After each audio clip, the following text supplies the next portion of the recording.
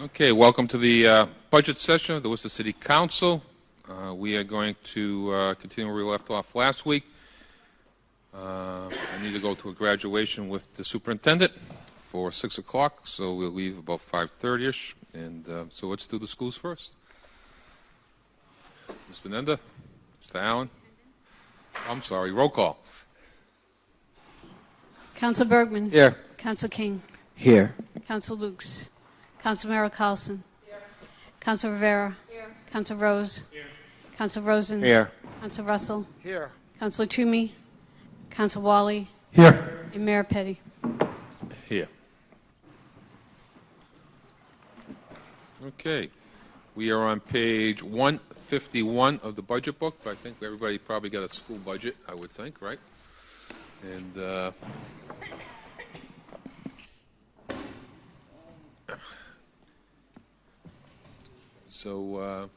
anyways, so now let's talk about the budget questions and making sure we answer those first this week.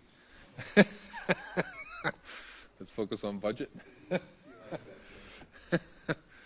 Okay. Any questions on the schools? Okay. How are we looking for teachers this year, Ms. Fernanda? I know that you were short a few teachers. You hired a number of teachers, though, at the same time. And at the same time, I think you hired about 18 teachers, and still short a few teachers, Mr. Allen? Mr. Chairman, we had to reallocate elementary positions into secondary because that's where the enrollment shift is occurring. But if the Senate budget is approved, we would, and we'll give a full report to the school committee and can share it. If the Senate number is approved, it's about $3.3 million more dollars in Chapter 78 for us. We would restore those elementary positions and add additional secondary positions to the budget as well. Okay. Ms. Benenda? One of the important parts is that we would also add the tutors back in for the elementary class sizes also. Okay. Maybe you can give Mr. Allen a quick little synopsis why we're short money this year between the some of the state budget changes that were caught was a surprise to us. But Mr. Chairman, the overall general fund budget is up just about 2%. So after we factor in our level service increases, we still have some needs within the budget. We are seeing enrollment increases at the secondary level, as I just mentioned. So new positions were added there. We have some contractual new positions for enrichment periods for the elementary level. But really the biggest driver that's affecting our budget is state funding, and not even talking about the Foundation Budget Review Commission's recommendation, which is really the long-term solution. The underfunding of the change in the way the state is providing funding for economically disadvantaged students shorted us about $2.5 million this year in the foundation budget. The underfunding of the charter school reimbursement and underfunding of circuit breaker combined, we're 55 fewer teaching positions in our budget because of that underfunding. So that's really has been the impact to us. The economically disadvantaged change started in the governor's budget, but that was a change that we were not anticipating early in the fall when we were doing early projections. we receive additional funding for the students that came from Puerto Rico for this budget here, for the upcoming budget. Through the chair, so our budget reflects an anticipation of $2 million for students that were displaced from Puerto Rico or the U.S. Virgin Islands. We've received the first payment of $633,000. We'll get two more payments, one at the end of the school year and one for those students that remain enrolled as of October 1, 2018. So we've estimated in total we'd receive $2 million for those students. Okay. Okay. Anybody else have any questions on the school budget? Council Rosen, followed by Council King. Rivera. Thank you, Mr. Chairman. Maybe we can get, through the chair to the superintendent, maybe an update on the lawsuit we have with other cities and towns against the state for inadequate funding of the Worcester Public Schools and others. We are on hold on that, so we'll give an answer sometime in June, I think. What's that? That's subject to executive session with the school committee. We're not there yet, so Okay, so you want me to scratch that? yeah, scratch that question. Okay, I'm going to try another one. Yeah. Through the chair to the superintendent, how was the fact of police officers in our public schools worked out? I know that was controversial several years ago, and I know several on the council here were strongly in favor of that, especially those of us who were former teachers and felt that that would bring only good and safety to the schools and no other issues. So how did that work? Superintendent? Through the chair to Councilor Rosen, that has been working out wonderfully. We really value the police officers that are in the school. They have the ones that are there, have, you know, special skills to work with our students. The students speak very positively about the police. If a police officer is, you know, absent or called to court for another reason, the students want to know where they are. And the next day they always say, hey, where were you yesterday? I missed you. So those conversations never would have happened before. And there were several students that share that they really would like to think about going into the police academy themselves. So the police officers are also serving as role models for our students. That's through the chair. That certainly is great to hear. Did the police officers in the schools, does that have any effect on the suspensions? I know there was some fears that police officers in the school were going to result in more suspensions. I never saw any correlation that way, but how did that work out? Through the chair to Councilor Rosen, there is no correlation to an increase in suspensions because of police officers in schools. Actually, we can show there's been less arrests. Okay. And through the chair to the superintendent, I had a good conversation with a couple of fairly prominent folks in the city of Worcester last week, and they brought up, and I remember dealing with this concern. I suppose we'll always have it when I was on the school committee, you know, decades ago. But that's our ability and success to recruit African American and Latino teachers. And I felt that Worcester Public Schools for years has been going out and, you know, trying our best to recruit folks to come into our classrooms, but every other city and town across the country is competing with us, of course, and, you know, sometimes maybe the pay scale might be better somewhere else. So is that something we've kept up with, and are we making any progress along those lines? Ms. Benenda? Through the chair to Councilor Rosen, that's actually one of the goals of the strategic plan that will be presented to the school committee on June 21st, is to really increase the number of minority teachers for our students. As far as our current workforce, we are still mostly white faculty.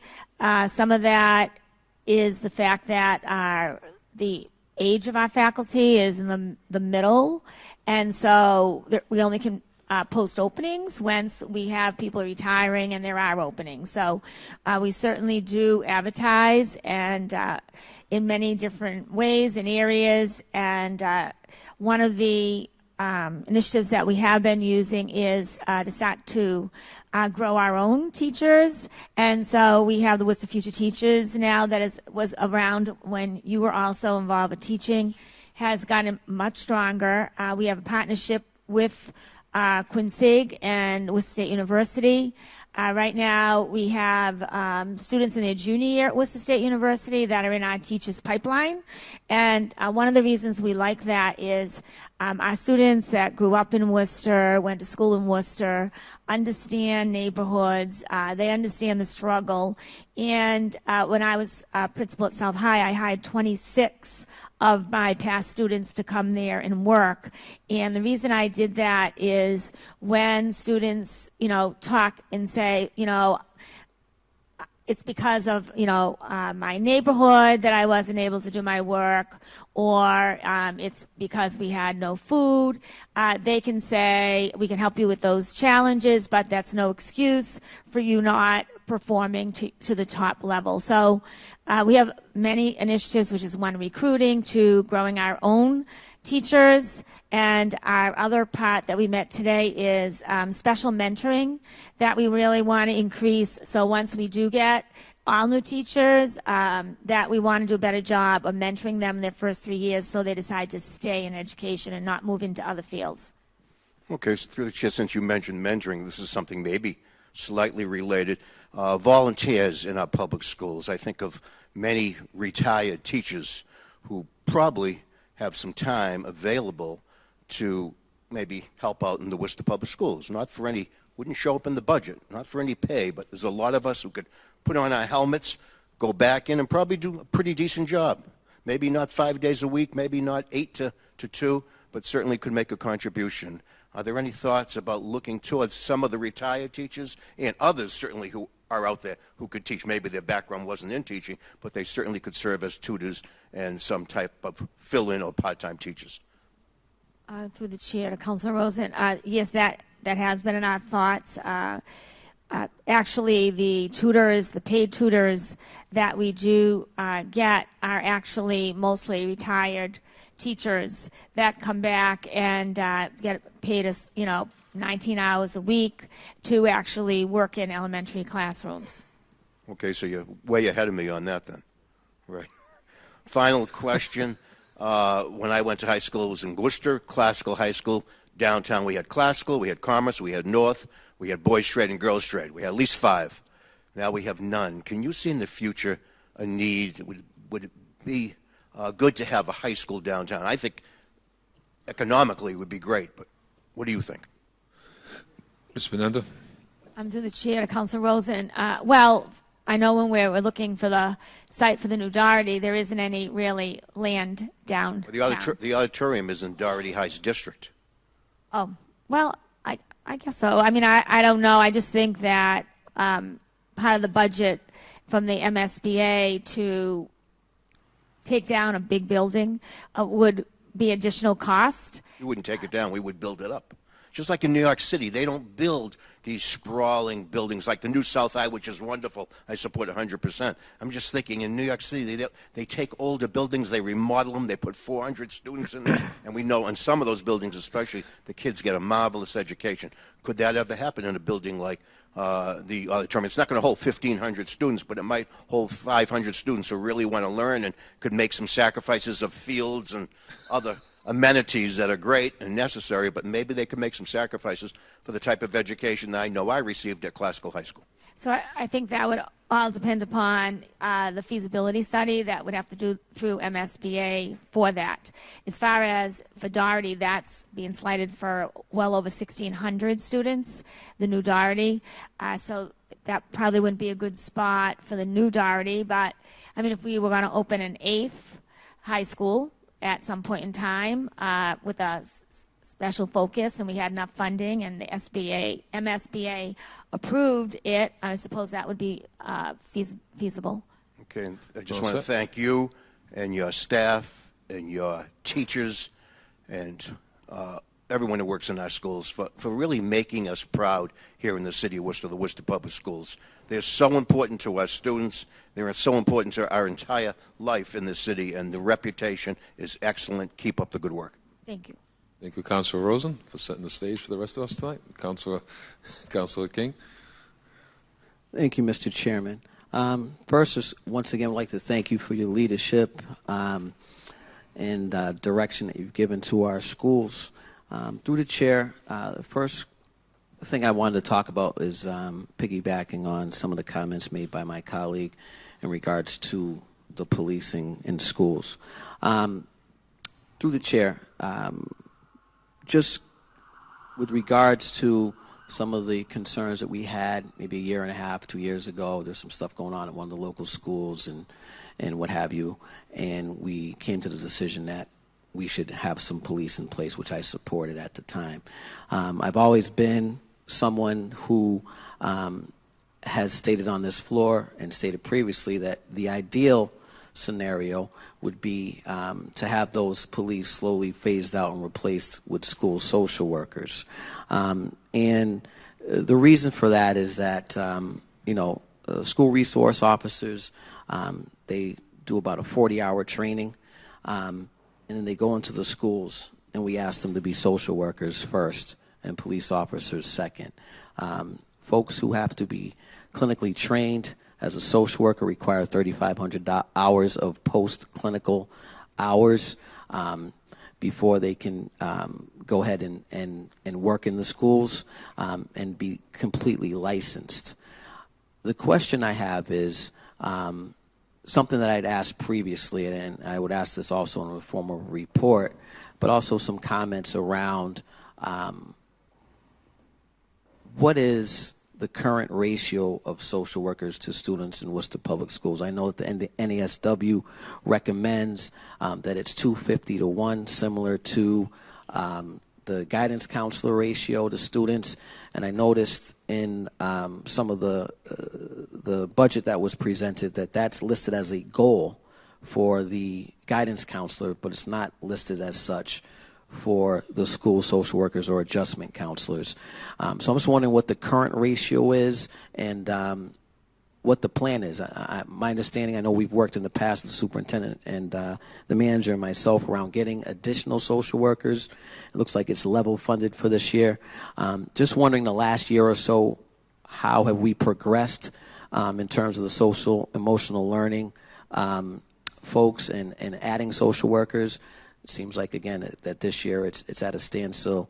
And what is the current ratio, and are we going to add that goal to this overall budget similar to the guidance counselor goal? Ms. Menendez? Through the chair. So I'm not a supporter of replacing police with social workers. I think that we definitely need police in the school, and police are not the same as a social worker.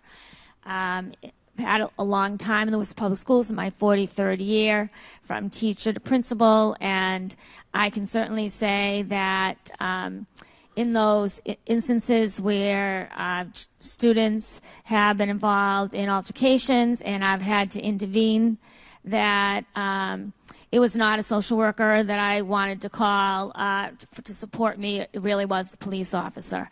And so they're needed in the schools, and those students that were involved in those altercations that I was involved with, I had a positive relationship with them. It had nothing to do with that. It had to do with situational anger that occurred over something usually that occurred outside the school. Saying that, the first call for me is making sure I have enough teachers to teach all the students that are in the classroom, and then school adjustment counselors, and not all of them are social workers.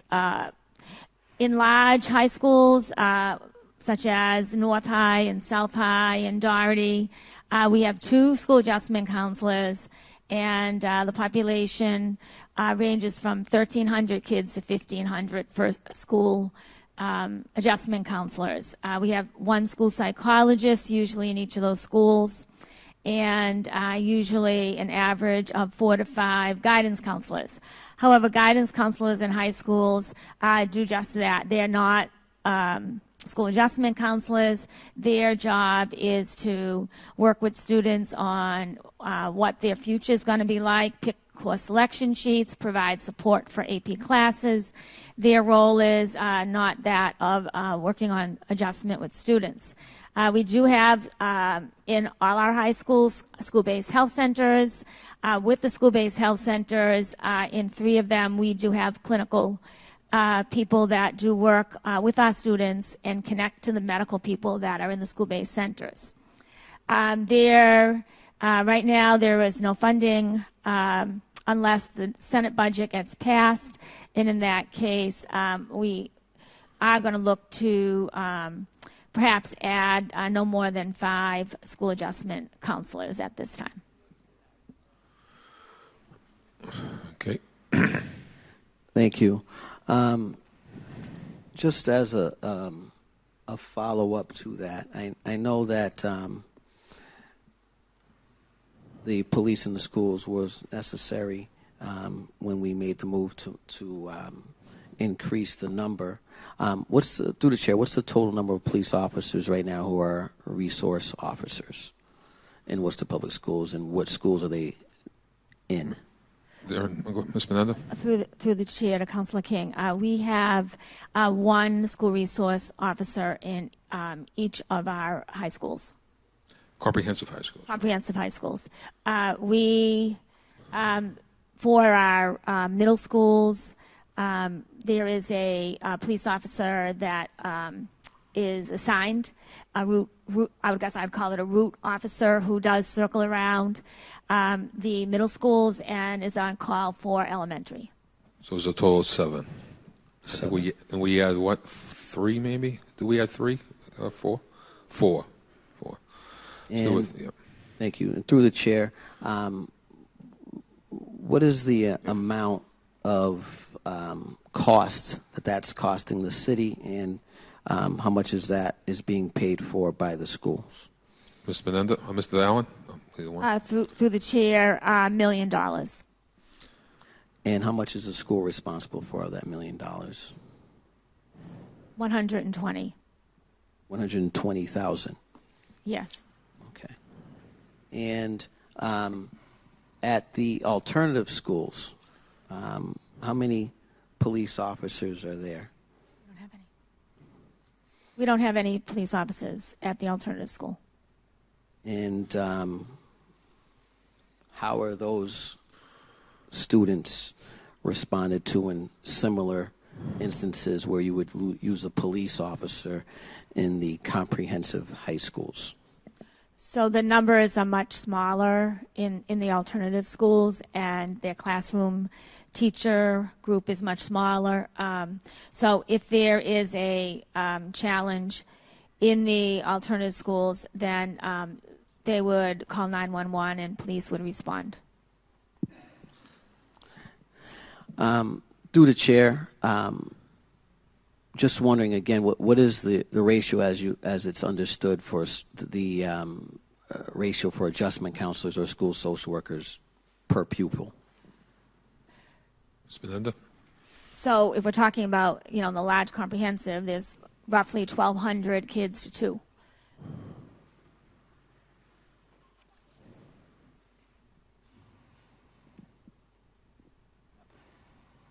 $1,200 to 2. 1,200 to 2. And my understanding is that the suggested ratio is 250 to 1. Is that accurate through the chair? Is that your understanding as well? Ms. Menendez?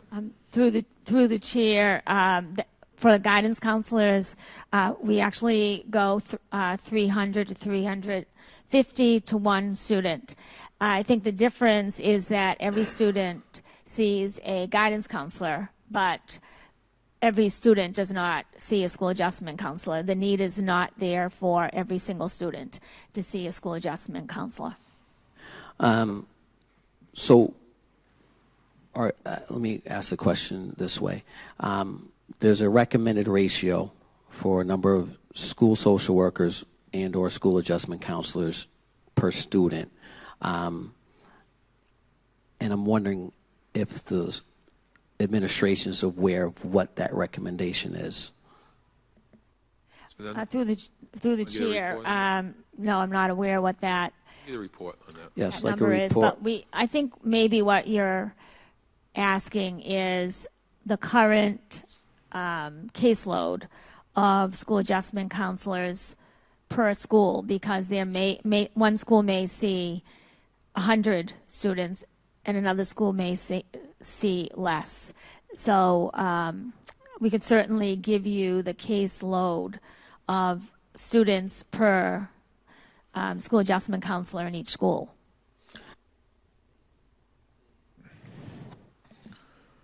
There we go. Thank you.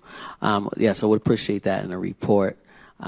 Also, just regarding police resource responses and arrests in Worcester Public Schools, how is that tracked? Ms. Menendez? Through the chair to Councilor King. Each time there is an arrest, the police do track the arrest, and Rob Zella, who is our Director of Safety, also tracks that.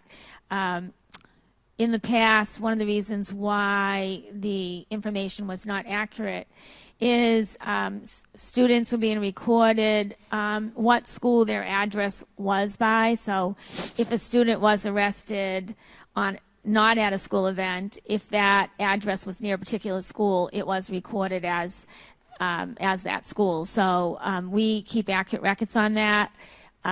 We submit them and discuss them monthly in the mayor and the city manager's youth violence group.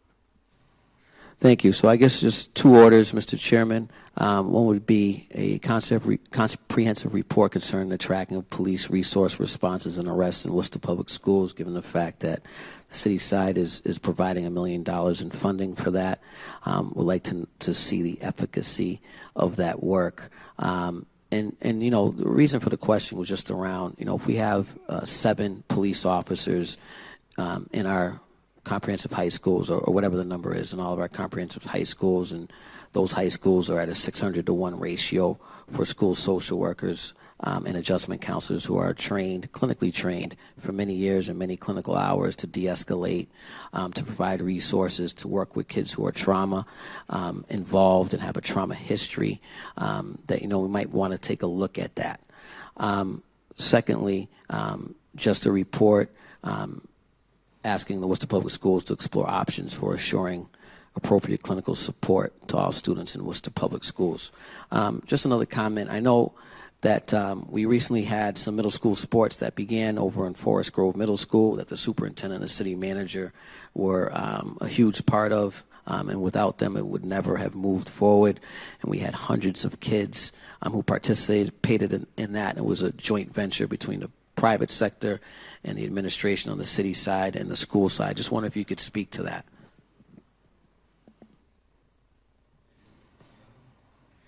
Through the chair to Councilor King, it's really been a great activity for students to have both basketball and softball, and also there is a private partnership that was established at Forest Grove also for field hockey that occurred in the fall. And the other great part of it is that was coordinated through Rec Worcester. And so Raquel Castro and her group did a great job of coordinating that and making the roles very well defined for all people that were involved. And it really was seamless. So thank you for that. Thank you. And a special, you know, kind of acknowledgement to the administration in regards to making sure that this effort, like you said, was cohesive. I know that there's been a lot of talk about making sure that the middle school sports isn't happening in pockets. Some of the concerns have been around the fact that, you know, certain sections of the city have access to certain sports where other sections don't, and some of that is impacted by socioeconomic status. And, you know, really looking forward to trying to figure out a way and have a commitment from all parties involved. And I know that the City Council has unanimously supported the venture that occurred and with the public-private partnership with the basketball program and with middle school sports in general.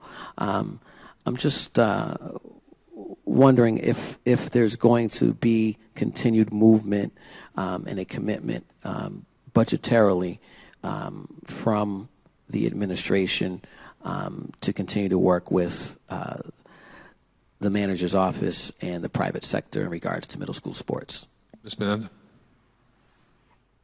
Yes, through the chair to Councilor King, actually,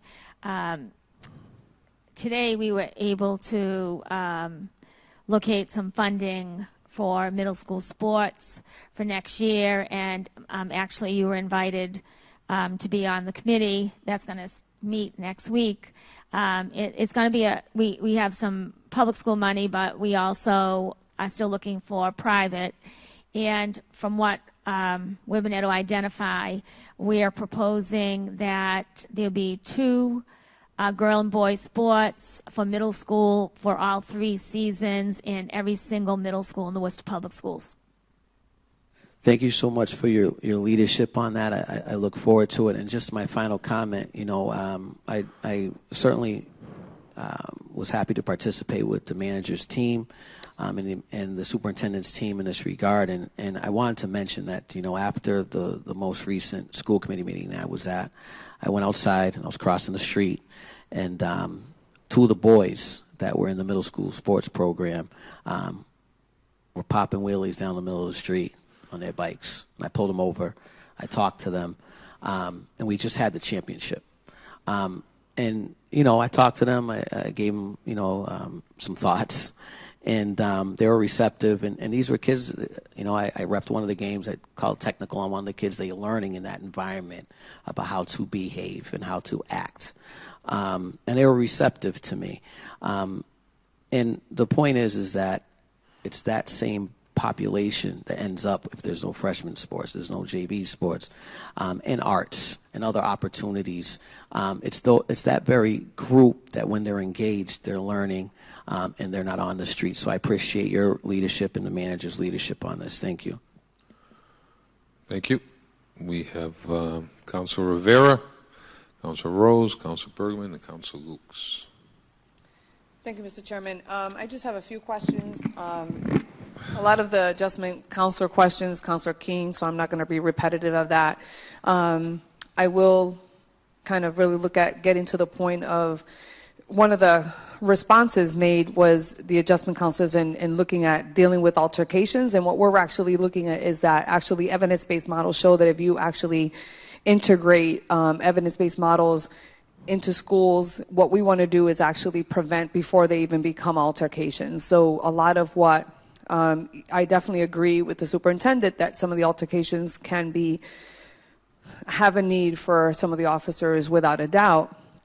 But what we're also talking about is that having these social workers and adjustment counselors actually, or mediators, or really looking at other evidence-based models such as restorative justice, conflict resolution, all of that studies have shown over and over and over again that what we're looking at is actually looking at the decrease before it even gets to that level of altercation. So yes, we can definitely look at the issue of like having to mediate when there's an altercation, but what we're trying to do is actually get to the point where we don't even have those altercations. So how are we really looking at that?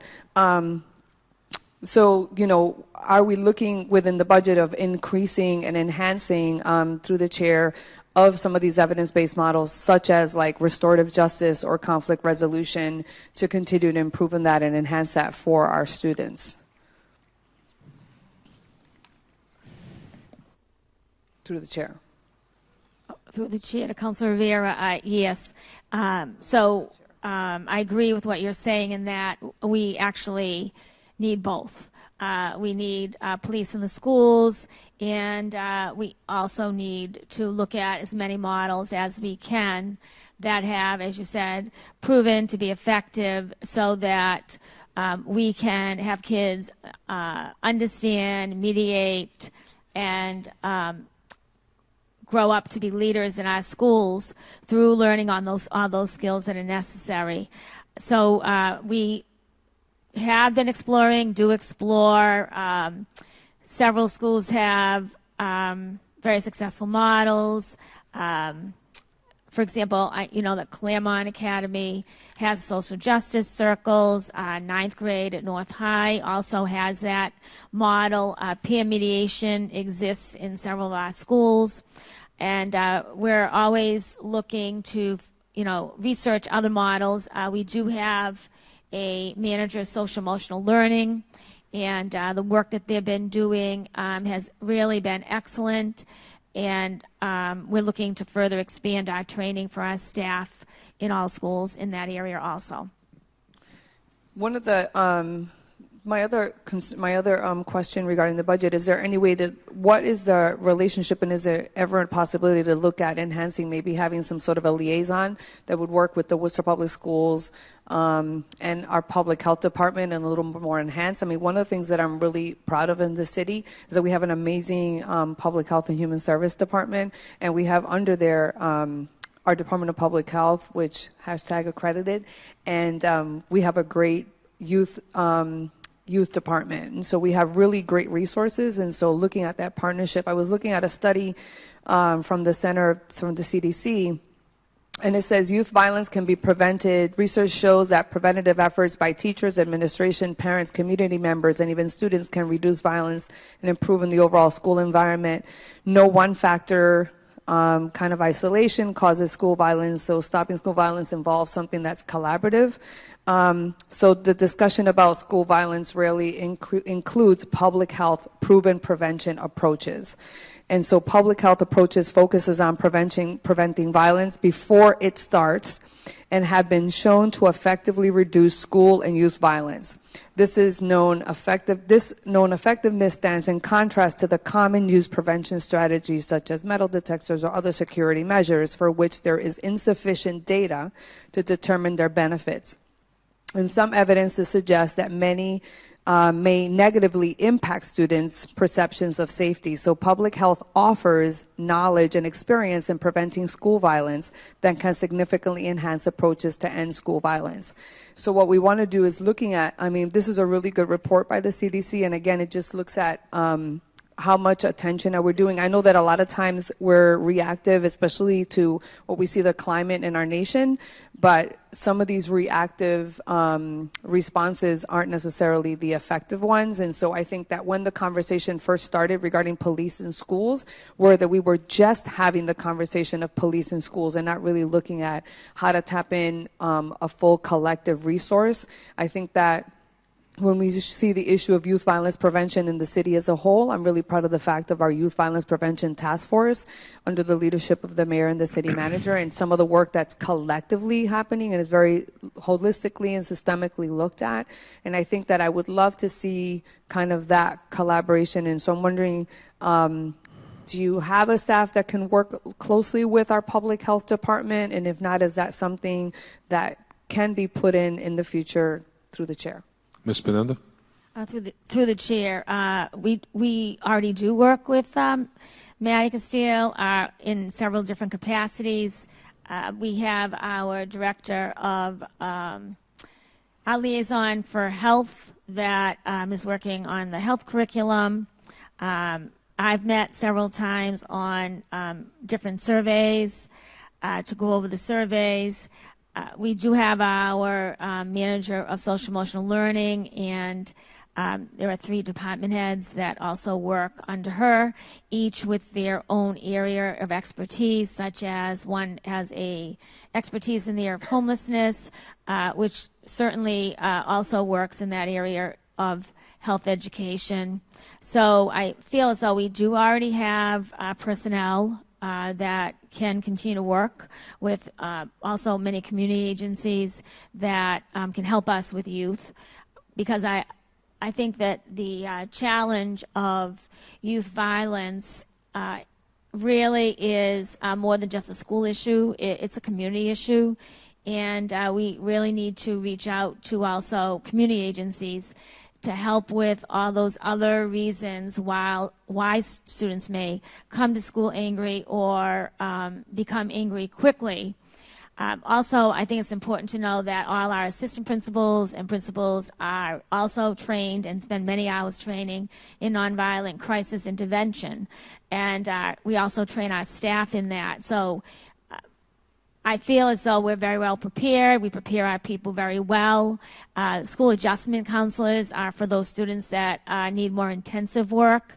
And we certainly do reach out to families and students and do what I consider provide adequate help in that area. Thank you. I think that's very helpful. One of the things I think, like I've said with police, that it's important that this definitely is a collaborative effort to deal with this, not just school alone, not just police alone, but how do we, how do we work collectively and collaboratively together to own the responsibility of our community and the youth and the children of our community. That being said, one of the concerns was, I know that was brought up in the community, was the funding that wasn't provided for some of the after-school programming, such as the Southeast Asian Coalition, the Worcester Refugee Program, the Latino Education Institute, and ACE. And it just kind of looking at, is that something that could be restored in the future? Because I think that they offer something that's very specific and unique to our community that sometimes often we don't have the capability, that we haven't had the capabilities of in the school and are trying to improve on, as I definitely understand. Wondering if I know this was something that wasn't this academic year. How are we looking at it in the future to be able to support some of these programs for after school? Ms. Menendez? To the the chair, chair. not at the levels in which they were supported before. We were actually not providing the services to the extent that we needed in the day program to our students. And so that is one of the reasons why some of that funding was had to be cut. We did, however, receive a refugee grant this year, and each of those service agencies did apply with an RFP, and they were each awarded funding to work with our refugee population on all those academic areas. And so one of the concerns was I think that there was some funding to help work with refugees, but not the students that came from Puerto Rico, because obviously they're not refugees, they're internally, but also have very similar cultural and linguistic needs. So I'm sure that that's probably because of the bureaucracy of the way the grant is, but that still proposes that you all have that need. Through the chair, how will you all be able to deal with that with these students? Through the chair, we're going to be using Worcester Public School personnel to deal with students, all students, including the students from Puerto Rico that need that extra support services. So we have some specific programs after school that are going to be within the schools, run by school personnel, that are going to be focusing on the areas of need. And just two final questions. First, I want to just say thank you for your department being at the table from day one regarding the students from Puerto Rico and dealing with the families that are evacuees. And so definitely wanted to highlight that. Your staff have been great being at the table, being responsive, and being able to respond. So I definitely want to be able to acknowledge that and give credit where credit is due. And I know on behalf of our community and the families, wanted to say thank you on that. I wanted to just have a quick question. I wouldn't believe I didn't advocate for some of the schools in my district regarding budget. One of the concerns for Claremont is that, Mr. Chairman, is that this is actually one of the, really good work on your leadership on your behalf and the great administration, and we definitely have seen some improvement. But part of the success of a school is also making sure that they have the correct resources. I know that there's some needs that are specific, and so looking at it in the budget is something that we can be looking at. One of them is really looking, we just had a resource meeting not too long ago. So Claremont has one AP. Looking at the number of other secondary schools, the average students to AP is 347 to 1. That means that Claremont should have 1.68 AP, which they don't currently have. If they cannot have a second AP, then what would be helpful is to have a lead teacher or an MCAS specialist. That would be really helpful. So kind of looking at maybe within the budget to be able to look at that. One of the MCAS... Ms. Menendez, answer that, or do you want to just get a report? Ms. Yes, Menendez? I was going to finish on that. Yes, but we yeah, would go not ahead. recommend, they don't have the numbers are too small there for an additional assistant principal. However, I do agree that they need an MCAS specialist there because with a principal and one assistant principal, the amount of work that has now come with all the testing is really tremendous. And I think it takes away from the principal and the assistant principal's ability to be in the classroom and to work with the staff and the students. So if we did receive that funding, if the Senate budget gets approved in the subcommittee and comes to us as we are hoping, that would be a commitment we would make for Claremont is to add an MCAS specialist there. That would be great. I know that would be really, really supportive because, they really need the support around these students. And I know that one of the things that they're also looking for is to have another adjustment counselor or a wraparound coordinator.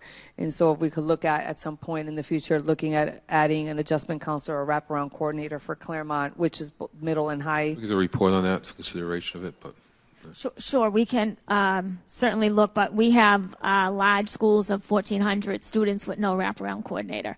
So those would probably receive our focus first before a school that has only 550 students receives a wraparound coordinator. So we would have to really look at that. We have, larger needs in larger schools, but we can certainly, not a wraparound coordinator, that would not be possible, but we could maybe look at half-time school adjustment or something along that line. Yes, I definitely, Mr. Chairman, I definitely can agree with that, and definitely the needs of the school, but definitely know the needs, and maybe looking at how we can share between University Park and Claremont even, and looking at that collaboration, or really looking at outside supports and how we can actually do that and being creative. I do not disagree, Mr. Chairman, with the superintendent on the needs for larger schools, but also know what the needs are for the schools within my district, meet frequently with them, and wouldn't be a district counselor wouldn't advocate for the needs of what we have for the schools in my district. Thank you very much. The last question just to consider is, is that as we look to increase the diversity in staffing, Mr. Chairman, one of the things that I know that we've talked about in meetings is also looking at supporting teachers of color within the system.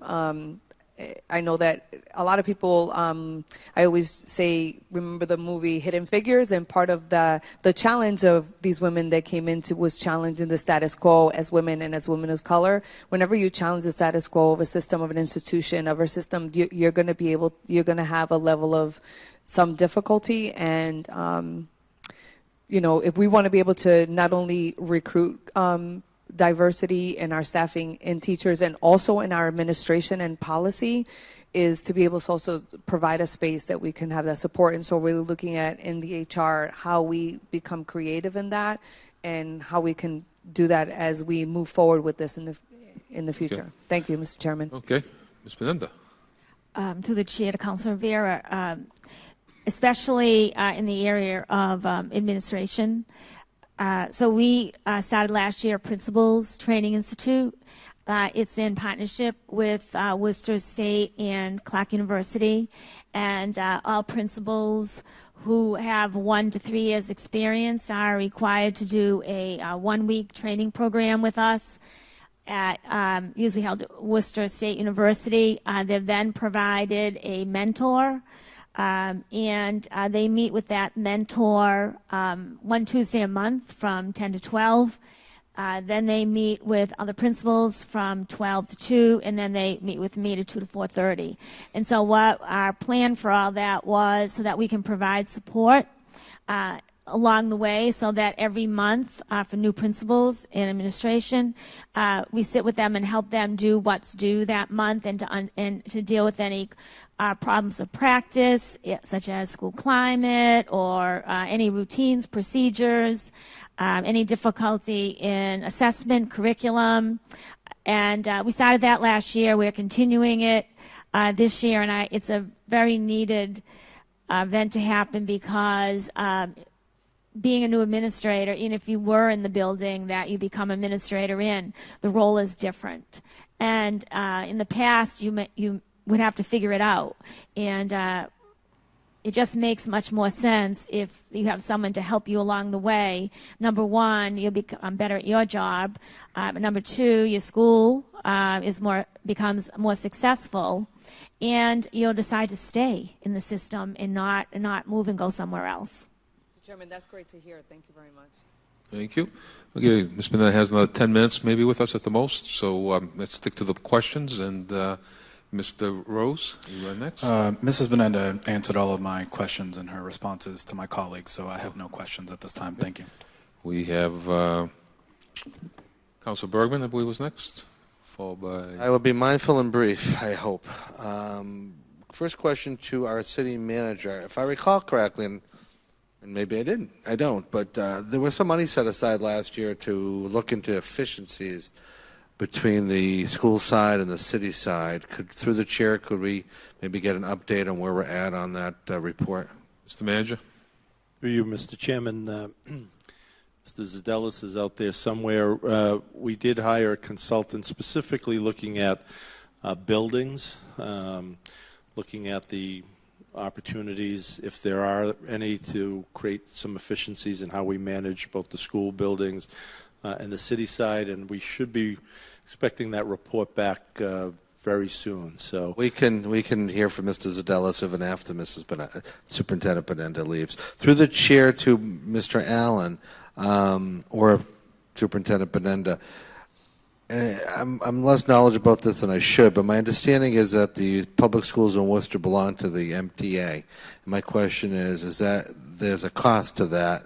So could you just discuss what benefits, the cost and the benefits that come out of that connection? Ms. Benenda?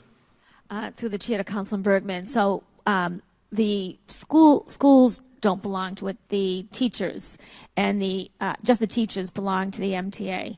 And they belong to the local union, the EAW, and the national, the NEA. So they pay dues. I think it's around $900 a year now. And basically what teachers receive is the right to have a lawyer, representation, if there are any problems with evaluations. They also bargain for their contracts. They make sure that the contract is followed, and they represent them if, for any reason, they're considered to violate any of the Worcester Public School rules. Okay. Thank you. Going back to a subject that was touched upon earlier, and that involves the police in the schools versus social workers or adjustment counselors. I guess I'm going to have more of a comment than a question, but hopefully a question will come out of the comments. I don't think anybody, I know myself, I certainly don't have any issue or feel any sort of negativity about seeing if social workers and or adjustment counselors could be added. I would, however, say to me it's not an either or. I think the police officers have worked well. I think one of the parts of the discussion that's been overlooked when we're talking about social workers or adjustment counselors in lieu of police, if that's where I think I'm reading between the lines, is that some of the safety issues in schools don't necessarily come about between conflicts between students. There could be an adult, heavens forbid, that walks in off the street who just lost custody of his child or had a fight with another teacher over a grade, and no adjustment counselor or social worker in the world is going to straighten that problem out, but a policeman might. And I not only applaud, but just want to be clear that if we can add social workers or adjustment counselors, great. But I don't want to be telling people who are deciding whether or not to send their kids to Worcester Public Schools, we've eliminated the police, but we've added social workers. I don't think that works. Okay. Thank you. We have Council Lukes, followed by Council Toomey. Wally is next after that. Through you, Mr. Chairman, to the superintendent, there is a process for strategic planning going on in your system. Do you anticipate any budgetary impact as a result of the strategic plan recommendations? And when do you think those will be enforced? I assume it's not going to be during this budget session. Ms. Benenda? Through the chair to Council Lukes. So the strategic plan, which was developed in partnership with the Worcester Public Schools, but through the community, will be presented. That plan will be presented to school committee on June 21st. It is my thought that perhaps what will happen is the school committee will accept the plan to review and send the plan to subcommittees to look at each of the areas. In the reason I like this particular strategic plan, and I was involved with the one in 1991, 92 also, and I like this plan better, is when we worked on the plan, we really wanted to make sure that this was a living document and that there were things in this plan that we could do right away, and then there were things that would require more funding. So in the strategic plan, two things were added. One, a money sign for those things that one money sign for those things we can do right now with our current budget, 2 money signs for something that would require more, and 3 that would require help from foundations or community agencies. Also matching that, we put stars in the book, so that in the plan, so that 1 star is low effort, 2 require a little more, and then 3 require a lot of effort. So the plan would not affect the budget this year. We will hopefully be able to implement it once the school committee approves it. So the plan is doable, but also has some lofty ideas that can be attained with more funding. And it's a 5-year plan now, so the hope is that at the end of 5 years, the foundation budget will be better addressed. If necessary, we do have our community partners that help develop the plan and are willing to go forward and help us for some of the funding. So I find it to be a strong strategic plan, not going to impact our budget this year. Many of the goals that are in the plan are already added as my goals this year that I presented to school committee in December.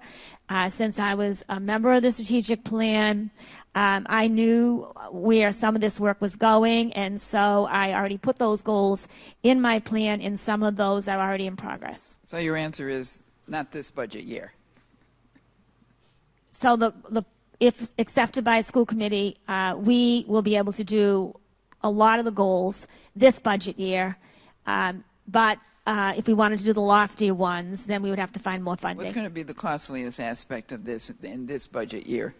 I think we can do most of the goals with a $1 sign on with the current budget.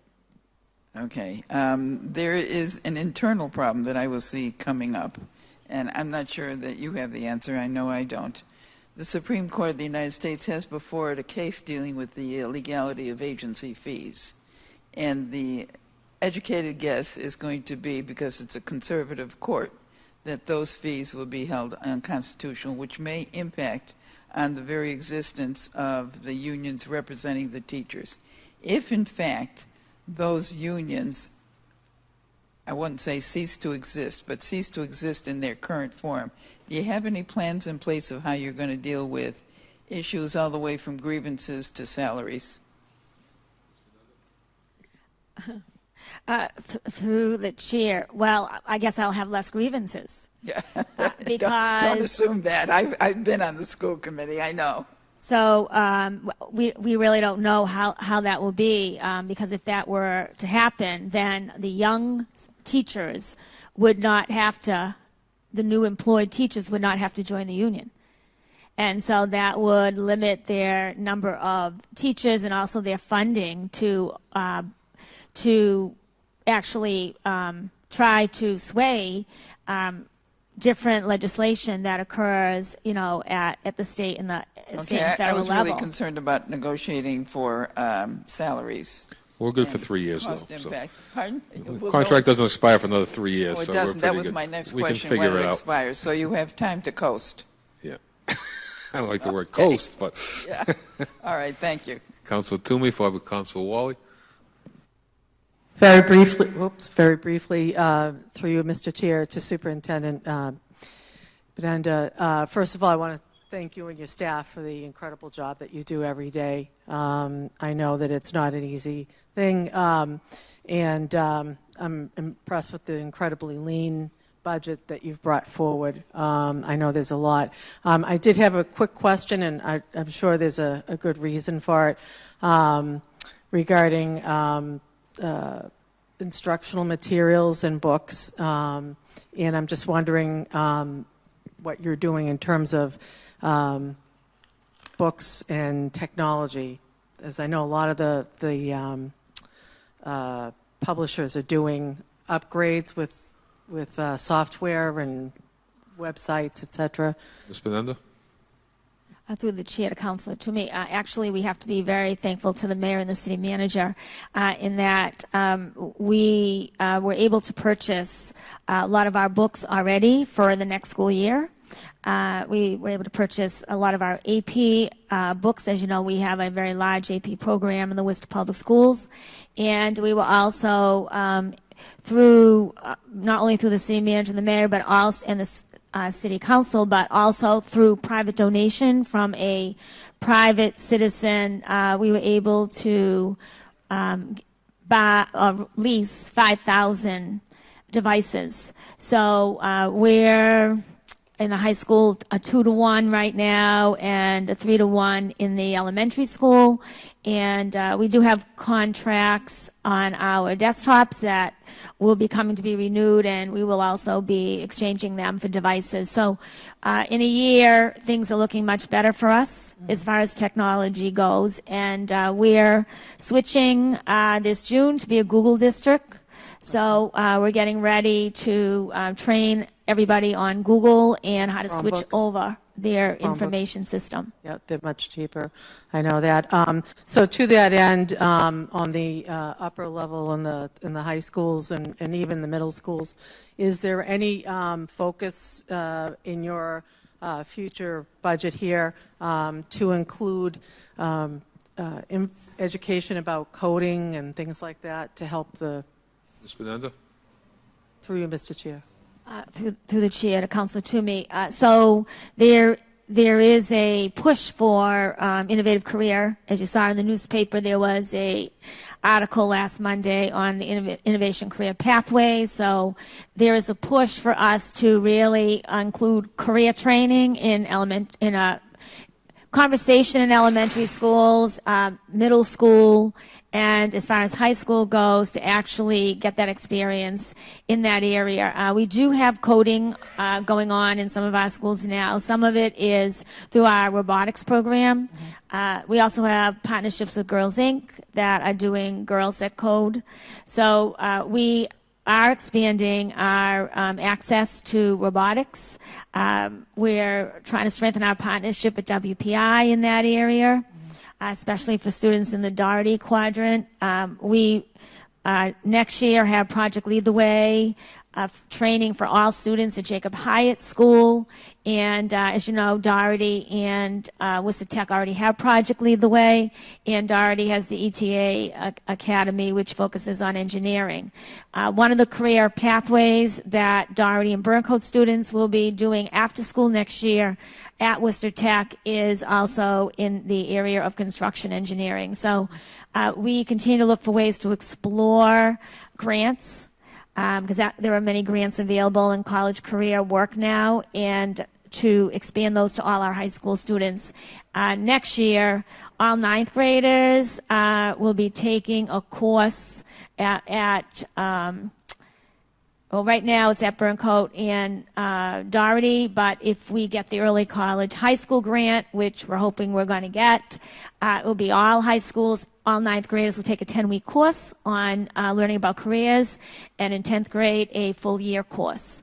And then starting in their junior years, we'll be able to take 15 college credit courses, and then hopefully we'll be on college campuses for their senior year.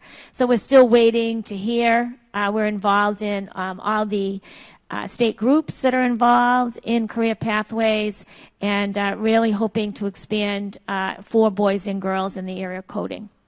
So, yep, I know she has to go, so that's fine. Mr. Wally? Thank you. Thank you, Mr. Mayor. Two quick questions through the chair to either the manager or Brian Allen.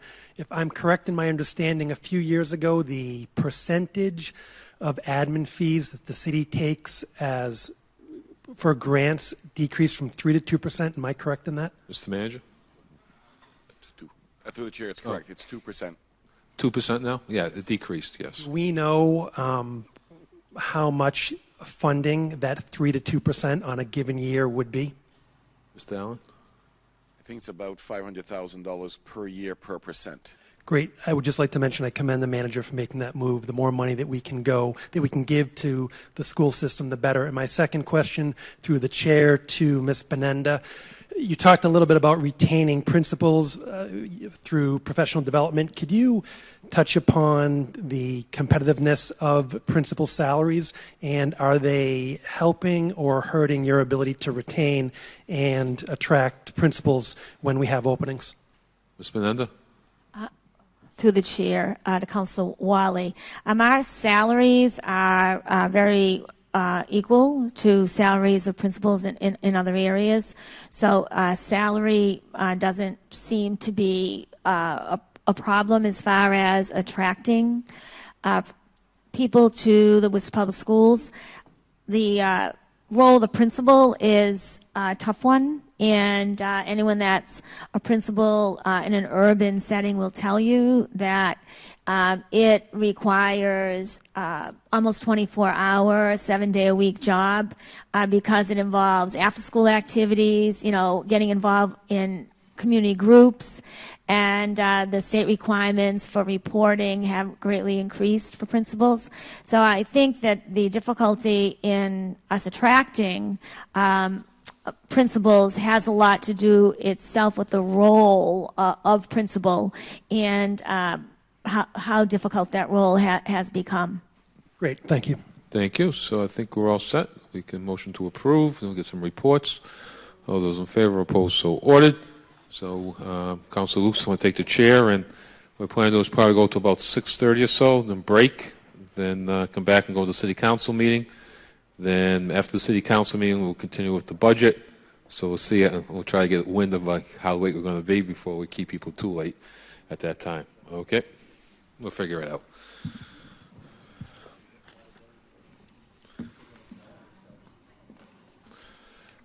Councilor Lukes?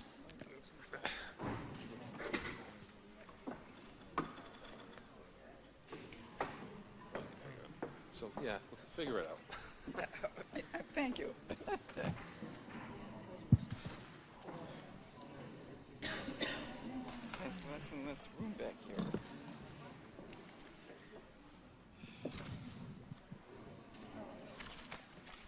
All right, the public library is next. Yep. Unless you want to do law department, because that was number one, and they took it out of order. Law department's Yep. next? Oh, Well, law department was first, but they took it out of order. And then we just did that. Okay, we'll move on. yeah, okay, I agree with that. Why don't we have everybody from the library approach the table? We'll take you next.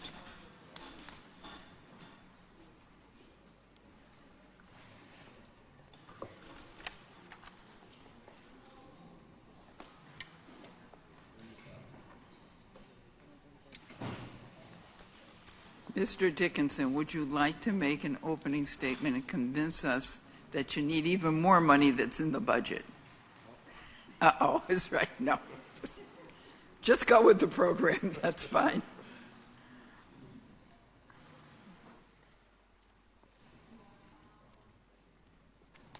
Is it working? It is now. Okay. Thank you very much. Yes, we have been working very hard at managing our funds this past fiscal year and looking at what our needs are in the upcoming fiscal year. The asks are, fairly nominal for the size library and the number of patrons that we serve every single year, with almost 750,000 visitors every year. What we are looking to provide in the upcoming fiscal year is continued exceptional services with close to 1 million circulating items every year. And we'd like to be able to continue that with the requests, particularly with the additional staffing requests. Thank you. I noticed that you had listed a new position dealing with security.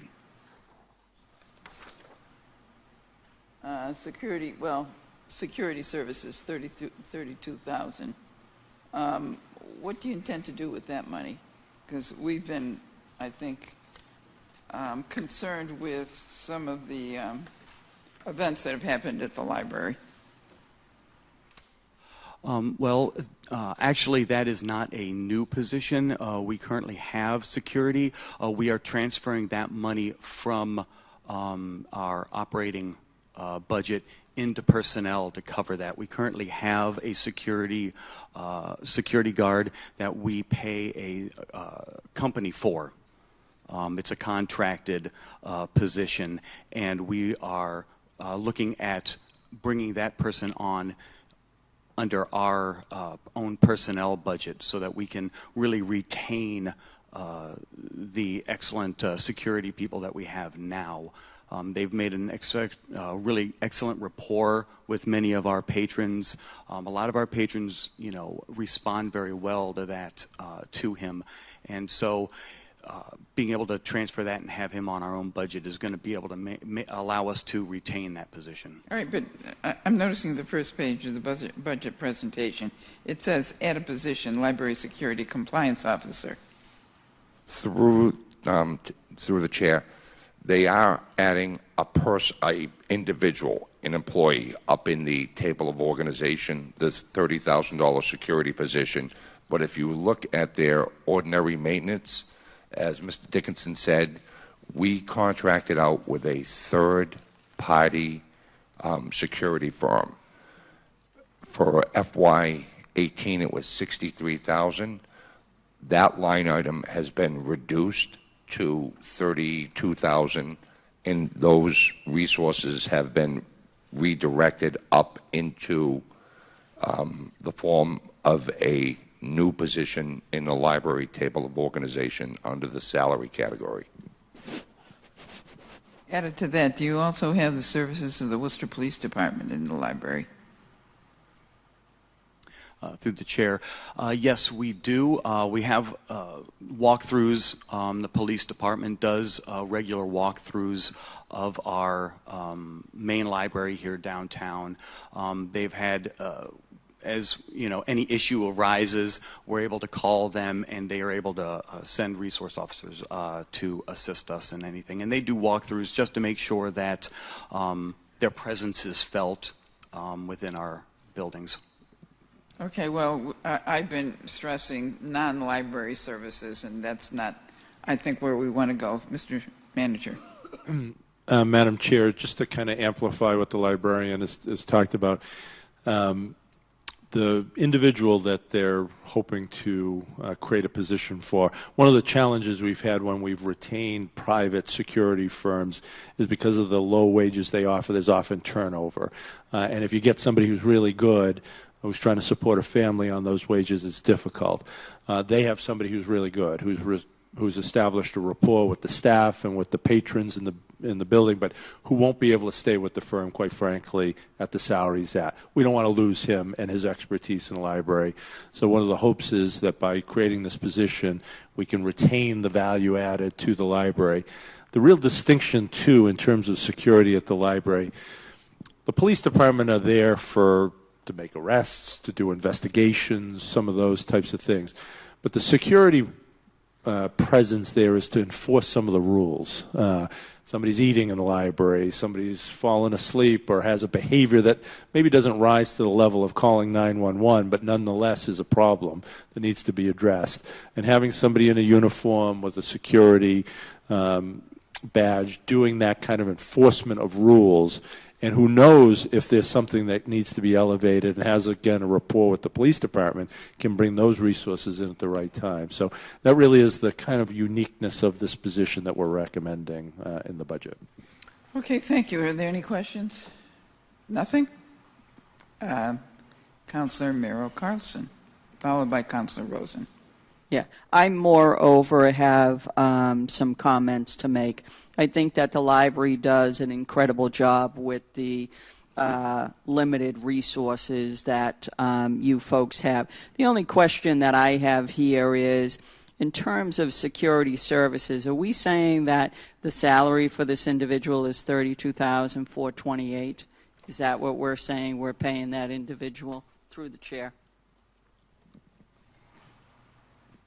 Mr. Dickinson. Through the chair, yes. That is the current salary that will be made available for that individual. Okay. And again, I think that this is really about complementing the police that we currently have downtown. Is that correct? Through the chair, yes, that is correct. Okay. Thank you. And again, I just want to say thank you for all that you guys do over there at the library. I think you do a phenomenal job with a pretty limited budget. Thank you. Thank you, Councilor Merrill Carlson. Before Councilor Rosen speaks, I'd like to recognize the manager again. Just to make it clear on one of the items, I know the $32,000 certainly sounds like a small salary, and it is, but it is a better salary than the individual's receiving. And then when you put on top of that the benefit package, it's significantly better than what this individual is getting before with the retirement benefit, paid vacation, other elements. So it's not the most attractive salary, but it's better than what they had. And then when you put into it the benefit package, it makes it a substantially more attractive than the current field that the individual is in. So I just want to make that point. That number usually is a third more than the base salary. Councilor Rosen. Thank you, Madam Chair. Through the chair to the head librarian, as I know you're aware, several weeks ago I questioned the upcoming expansion and remodeling of parts of the Worcester Public Library. And it wasn't because I'm anti-library. It wasn't because I'm anti-books or anti-reading or anti-children or anti-children's room, because I've heard all these things, right? But that's our job, to question expenditures. That's why we have a budget. That's why we do a budget. So I'm thrilled that the library is making some changes. I just question, since we do have a tight budget and we have so many expenses, is that, something we can afford at this time? So that was my motivation. Through the chair to Mr. Dickinson, I don't know much about libraries, certainly, but when I did talk about the expansion several weeks ago, I got a few contacts, emails, and calls from folks who knew a lot more about libraries, and they felt that maybe a children's room shouldn't go on the third floor. We should have a large enough children's room, be able to serve the kids and so on, but they felt maybe that wasn't the right location. I don't know if it is or not. I would have guessed, expanding it on the first floor would have been the way to go, but again, I'm not a librarian, so how can you educate the City Council on that children's room? Through the chair to Councilor Rosen, there are numerous examples of children's rooms, very, very successful children's rooms on upper floors of public libraries. The Boston Public Library is a prime example. Their children's room is on an upper floor, accessible by elevator. They have a line of families waiting to get up into their children's room. People will wait and they will clamor to get up into their children's room. Cambridge Public Library, similar situation. Their public library is on the second floor of their facility, and again, accessible by elevator.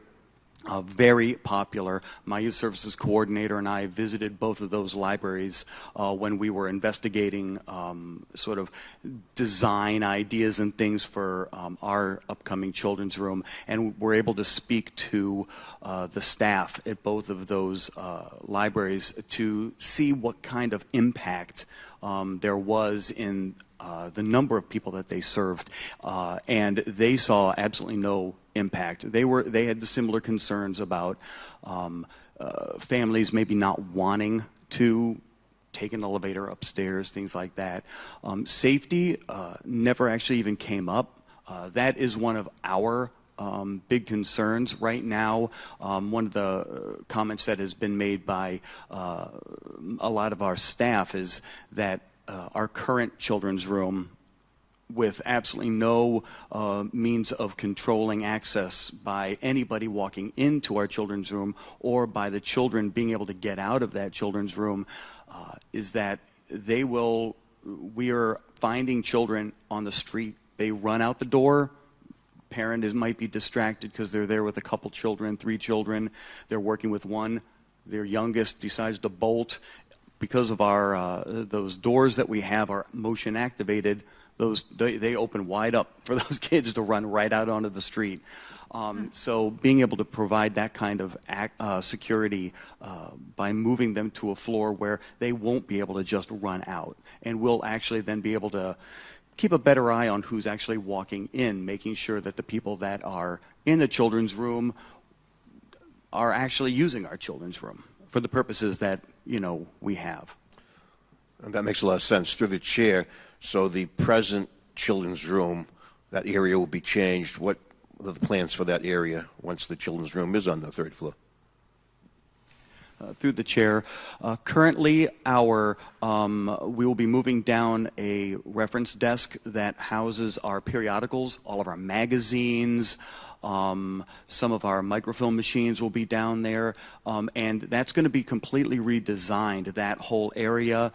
Not only for the new entrance, but also it will have reading rooms, quiet reading rooms for patrons who might want to walk in and just sit quietly and read without having to go up to our upper quiet floors. But it'll have a large service desk there as well.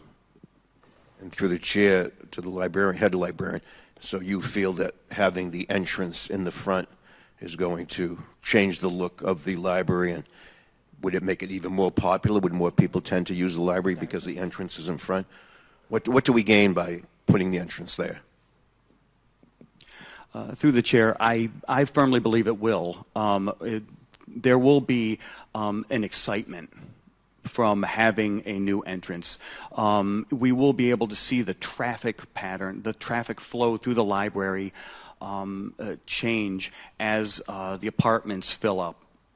Downtown, new developments, as the restaurants open up, the patrons that are in our library will have that means of going right out onto the common to go to those restaurants. The people that are at the restaurants will actually see that there is a library there and will see a door and will be able to cross the street and access the library, things that they didn't actually have before with an entrance down a sort of a dark covered walkway. So through the chair, people will be entering and exiting at that front. And am I right? They'll be exiting too. Okay, so yep. Would you agree with me that when they exit the library at the new entrance exit in front, it would be good of them to continue seeing the Notre Dame Church there? What do you think on that? That wasn't very subtle. Yeah. He's a librarian. He knows it all. He reads about churches and how they save them all across the world. You want to put a library annex there? Yeah, he maybe, if he wants to answer it. It is an attractive view outside of my office window. Okay. Thank you, and good job with the library. We appreciate it. Thank you, Councilor Rosen. Councilor Bergman.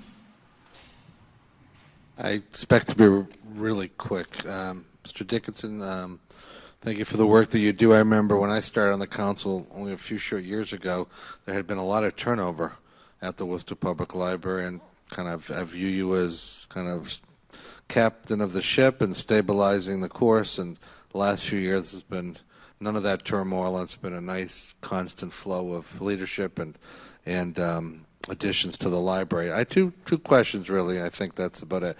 One is, I imagine it's challenging to try to reinvent what a library is in 2018. I remember going there, doing my projects at Doherty High School. I was all excited to get down there and find the information that I needed. And now, I'm sure a lot of young folks still do that, but I'm sure a lot of young folks stay home and get on the internet and do the same thing. So how do you redefine the purpose of the library in the next few years so that we continue to get more and more people using it?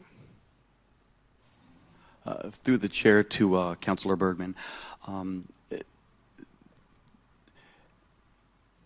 Identifying trends in library services is sort of one of the challenges and exciting aspects of being a public librarian. We see a constant change in how patrons, the public, uses the public library. Our staff recognize these and will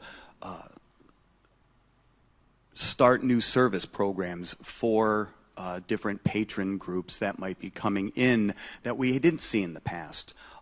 We have staff. We work much more closely with Health and Human Services, with developing more community outreach, with social service agencies, so that we look at what is our public needing out of a public library, and that's where we'll act. I mean, we will always have the books, we're always going to have the movies, computers, all of our sort of staple services remain, and what we look at is, who's coming into the library now and what are they asking us for?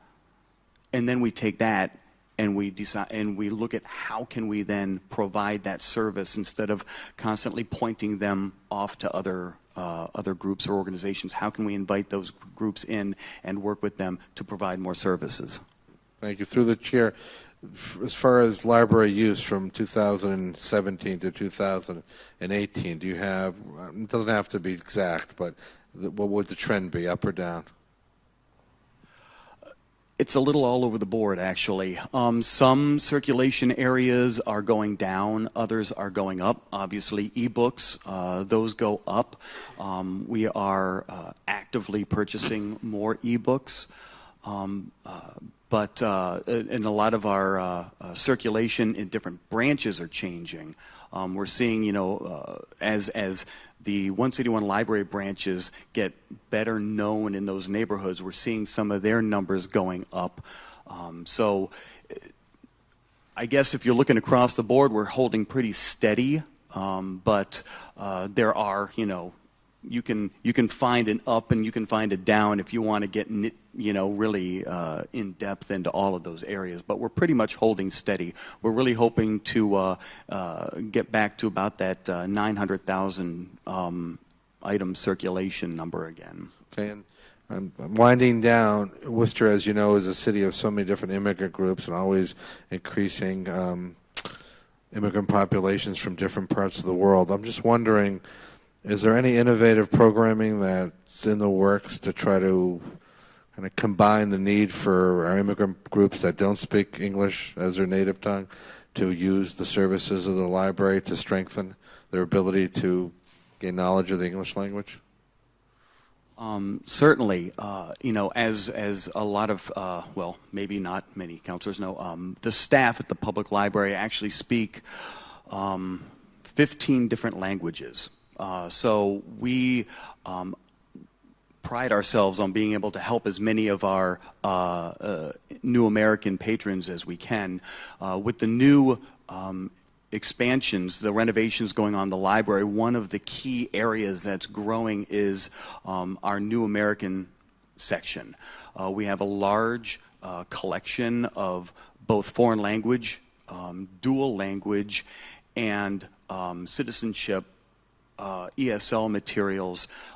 In the new renovations, that section is actually growing, and we're actually having a small conference area built so that my staff who work specifically with the immigrant populations will be able to work more one-on-one with them to help them learn their, take the tests for citizenship, connect them with the literacy volunteers for ESL, and any other services that they may need. And through the chair, how do you get that information or availability out to the pockets of immigrant communities that we have? I would assume, by the very nature of English not being a native language of some, it's hard to market that. So, through the chair, is there any plan on how to do that? Well, certainly having a very robust marketing materials. The library tends to be the first place that immigrant populations go in a city. That's where they begin their journey to learn English, where they begin their journey to naturalization. So having a wealth of materials in a multitude of languages to assist them to hand out to them, to provide them the knowledge to know what's coming up, to know when those classes are. It helps having the literacy volunteers in the building that we can connect them directly with English language classes, conversation circles, so they can meet with other immigrants. They don't need to speak the same language, but they begin those. And I appreciate that. I guess my last comment would be that it's probably not, you probably don't have the resources for that, but I was more interested in the ability of the library to go into those communities to let the folks know what's available at the library as opposed to those folks coming into the library. But we can have that conversation. I'm sure there are resources that could be put in play to help that. So thank you. Thank you for all you do. I love the library. I know it was established in 1859. It was established only a few years after the Boston Public Library, and Worcester's got a great history of a free and public library, and I've certainly utilized it, and my children have, and I hope many generations to come will continue to utilize it. So thank you for all you do. Thank you, Councilor Bergman. Councilor Rivera. Yeah, so I just wanted to just mention a couple things. I think that one of the things that I feel the library has always has, number one, I think really welcoming staff, and I get to hear this from the community. A lot of people in my district really utilize the library, and I think it's also, I feel like a very welcoming space. So that position regarding the security and the explanation that the city manager gave makes complete sense, because it's kind of the culture that you've all been creating at the library, and so I really want to commend that. And I think it takes really good leadership on that, and I really want to be able to, I think when, it's been a conscious effort, and I really want to appreciate that. I also think I really want to thank the city manager, because many years ago was on a, longer than I care to admit, part of the, even before Save Our Pool, so that'll date me a little bit, is we were really looking at, with Worcester Interfaith created a neighborhood agenda, and that was at the time that we were losing all the branch libraries, and so really looking at the One City, One Library, but also how you've been creative in looking at outside funding. The Libby bus is something that the communities in my neighborhood really love. The building, being able to appreciate not only children and young people, but also the elderly and how it goes to the towers. It's really kind of really all around. So I really want to be able to commend that. The Branch Library at Goddard has, the accessibility that it has and the usage, which has been great. And I know for me, when I go to the neighborhood meetings, I promote the library quite often, because I think it's definitely a gem. Is something I fought for many years ago through the neighborhood agenda, and really glad to be able to see its support. So I really want to commend the administration for their commitment in doing this. I think it's definitely important. I utilized it with my kids when they were little, and I also want to say that in the refugee and immigrant community, I feel that that's one of the things that they really find that space as a safe space. As you know, I work a lot with refugee and immigrant population here in the city of Worcester. I know that the youth, many of them, as they were coming, the unaccompanied refugee minors, they were coming to that youth space where they didn't have, and I think that was really important. So I think definitely the environment, I want to say, has, I hear really a lot of good positive feedback, so I want to make sure that you all know that, and want to really definitely commend the city manager, because I think when it comes to the library, you've done a phenomenal job, and so and every year when you think it's been good, you've tend to, you've won up again on the library. So I'm interested to see what's coming up. But definitely support this new position, and it makes complete sense because it really ties into the culture and then the environment that they are creating and that they've established at the library. Thank you. Thank you, Councilor Rivera. I was going to call you Councilor. It's a demotion, I think. Mr. Manager. Thank you, Madam Chair. I think when Councilor Rivera said, can't wait to see what I had next, I think the folks from the library almost gasped because they're worried about what we have next, too. But we really have expanded the footprint and the reach of the library. If you think about it, maybe 5 years ago, there were no One City, One Libraries in the neighborhoods. There were no mobile libraries. Now we have 2. We have 4 branch libraries. We've put money into the branch at Francis Perkins and some of the improvements that we've talked about as part of the library project. Conference space, huge demand. they will tell you that there are often occasions we turn community groups away from the Worcester Public Library because there's not enough community meeting space available. And we're going to get an additional community room as part of this project that will be in the front ellipse area that overlooks the common. It'll be a very beautiful space and a very desirable space, I think, for community groups. So that's another benefit, as well as, you know, the more secure children's area. The children's area is going to be a real destination area, and it's going to be designed specifically with the idea of recreating Worcester. So there are going to be elements there where there's going to be performance areas, and you could do puppet shows or, you know, readings that are going to look like you're walking, the kids are walking over a bridge at Elm Park to get to that area. There are going to be areas, reading nooks, that are going to be areas that are recreating rockets to commemorate Dr. Goddard and the role that he played. So it's going to be a place where kids learn about their city and get excited about what their city has as elements. So this is going to be such a special project, and the number of people in the community. And I would just remind folks, I was at Gates Lane School today reading. They invited me to come and read. That library has had no new library books since 1995 when that school was open. We have no professional librarians at the elementary level in the Worcester Public Schools. We need a premier children's area to support the 26,000 kids in our Worcester Public Schools because we don't have those school-based libraries and professional librarians. So this is important that supports the Worcester Public Schools and the learning that's going on. So this really is, I think, a thoughtful strategy to support the entire learning efforts of our young people in the city of Worcester. Thank you, Madam Chair. Thank you, Mr. Manager. Seeing no other hands up, forgive my lack of etiquette. Who is sitting next to you? The chair. This is Sulma Rupert Silva, my, for lack of a better term, assistant director. Oh, well, welcome. The motion is to approve. All those in favor, opposed, so vote, and thank you for your presentations.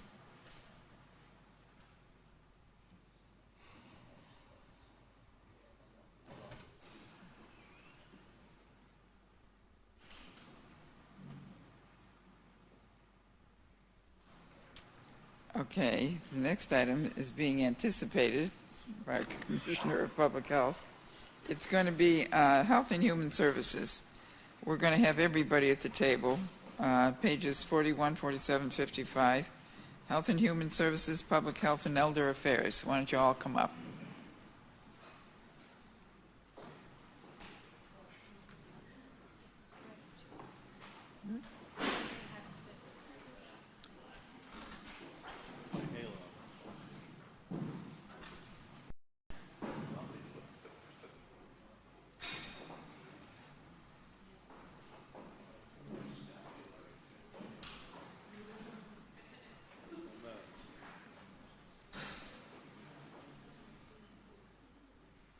Okay, there's safety in numbers, I think. Could we start with Dr. Castillo? And let's go around the table, identify ourselves, please. Through the chair, I'd like to introduce our incredible crew. I'm going to start with our senior center, which is Amy Waters. Next to her is Ed O'Connor, the head of the VSO. Next is Human Rights and Disability, Jana Turchak. Next is our amazing youth department with Raquel Corzini Castro. Did I say that right? Or Castro Corzini.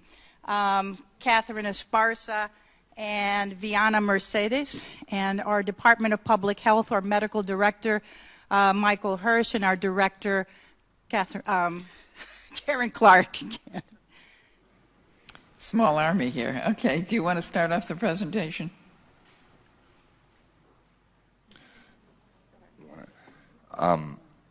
Madam Chair, the first section that you have in front of you is the Department of HHS. The major change that you'll see in this this particular budget is we have rolled in Recreation Worcester, which was formerly fully funded through state grants and donations.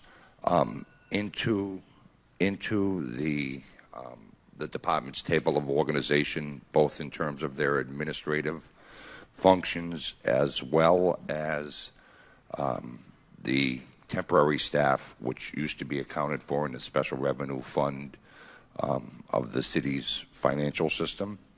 We've additionally increased one position in the table of organization of HHS in an administrative position to assist Dr. Castile in the coordination of all the activities between all of her divisions and including coordinating with the Worcester Public Schools.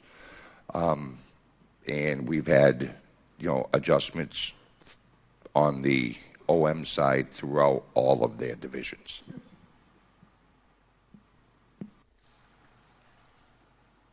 Okay. Any questions? Councilor Rivera, followed by Councilor King. So, of course, everyone knows I'm a huge fan of the Public Health and Human Services Department. I want to really thank the administration, the city manager, understanding, a lot of what Public Health was doing with the number of grants that they were doing, and it almost looks like they were really talk about feeding the thousands with the fish and the bread, And so I really want to commend the department with all the work. But we know that grants terminate after a while. But when we think about being able to fund, I know that I was a little nervous about understanding this when we were talking about budget at the beginning of the year, and I really want to appreciate the administration looking at funding these. And I know that when we look at people get nervous and tax levy money, but the reality is that public health and human services, as you can see from around this table, is crucial within our city, with our city administration, within our city population, within our city as a whole. When we look at a lot of the things that we were talking about regarding public safety, that shows through the chair to the city manager, it shows your commitment to young people, and the results are in. We're not 100%, and one life is still one too many, but still we're looking at so many things, and the stories you hear from Rec Worcester and some of the youth.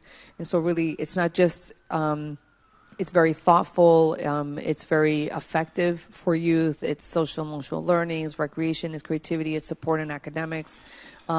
I really appreciate the fact that the staffing is very reflective to what the city looks like, which is great.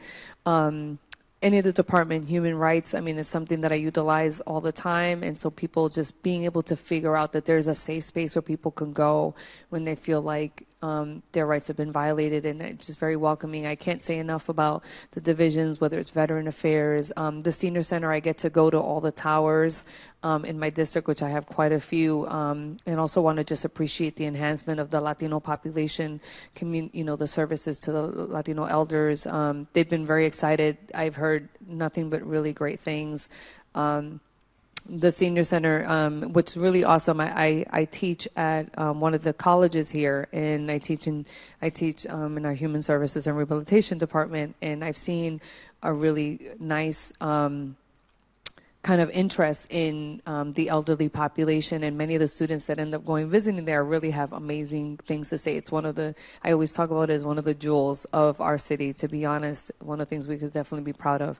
So I feel that, I know when we look at this budget, we're seeing money funded from tax levy that we hadn't seen before, but it's because of the grants. But right now, as those grants terminate, in order to do effectively the work, and we're seeing the results in the city. What we're seeing regarding public safety and some of the needs doesn't happen alone. It happens by this collaborative effort, connecting whether it's Youth Violence Prevention Coalition, the Homelessness Task Force, issues in human rights, public health, all of this, working on the Mental Health Task Force, opiate, there's so many things really looking at the, I don't think people understand what happens regarding the support that veterans get through this office.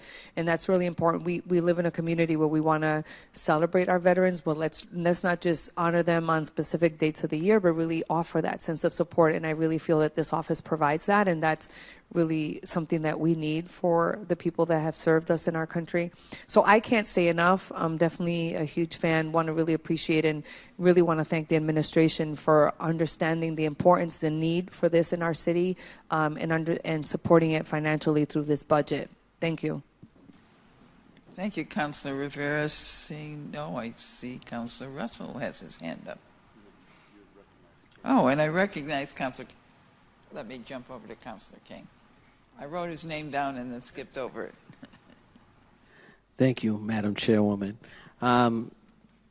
So, you know, I as well support the efforts of Dr. Castile and her team in making our city a better city. I wanted to begin by saying, you know, it looks like there's 18 positions and that the department has grown over, you know, time. And I think that speaks to the will of the council. I think that the fact that we are now incorporating Recreation Worcester into the budget by using some of our tax levy certainly speaks to the notion that budgets reflect values.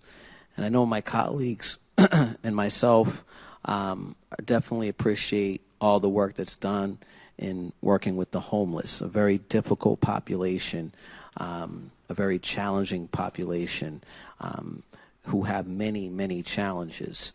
And, you know, Veterans Affairs, we just finished with Memorial Day. We know the importance of paying homage to our veterans and making sure that they have services and that we're paying back what they have given and sacrificed for us. I wanted to speak specifically on a couple of things. Once again, 18 positions. I hope that we continue to grow that department. And, you know, we talk about youth violence prevention. And when I think about that, I also think about Rec Worcester. And really kudos to Raquel Castro-Corazzini and her team. When you really think about it, you know, we've had children who've lacked accessibility to after-school programming. And with the schools being funded as they are, the administration, with the leadership of the city manager throughout his tenure, has made sure that these kids have opportunities, to make sure that they have a refuge in the city and a safe haven. And that speaks volumes for the administration. With specifics around the middle school sports programming that we had this year, Raquel with her team, including Catherine Esperanza, Elliot Rivera, Viviana Mercedes, you know, those guys rolled up their sleeves. They went to work with the school side, with the Superintendent Benenda's team, and really made a difference, as I stated earlier, you know, with kids who are out there doing the things that we are concerned about. You know, what better way to fill a void is by dedicating our team, because we know that those children are going to have an impact on where we go as a community, on an impact on our schools, and it provides great opportunities. You know, the only question I have is just around the homeless work that's being done. If you could kind of speak a little bit through the chair about the most recent direction that we're going in with regards to how we work with the homelessness through the chair.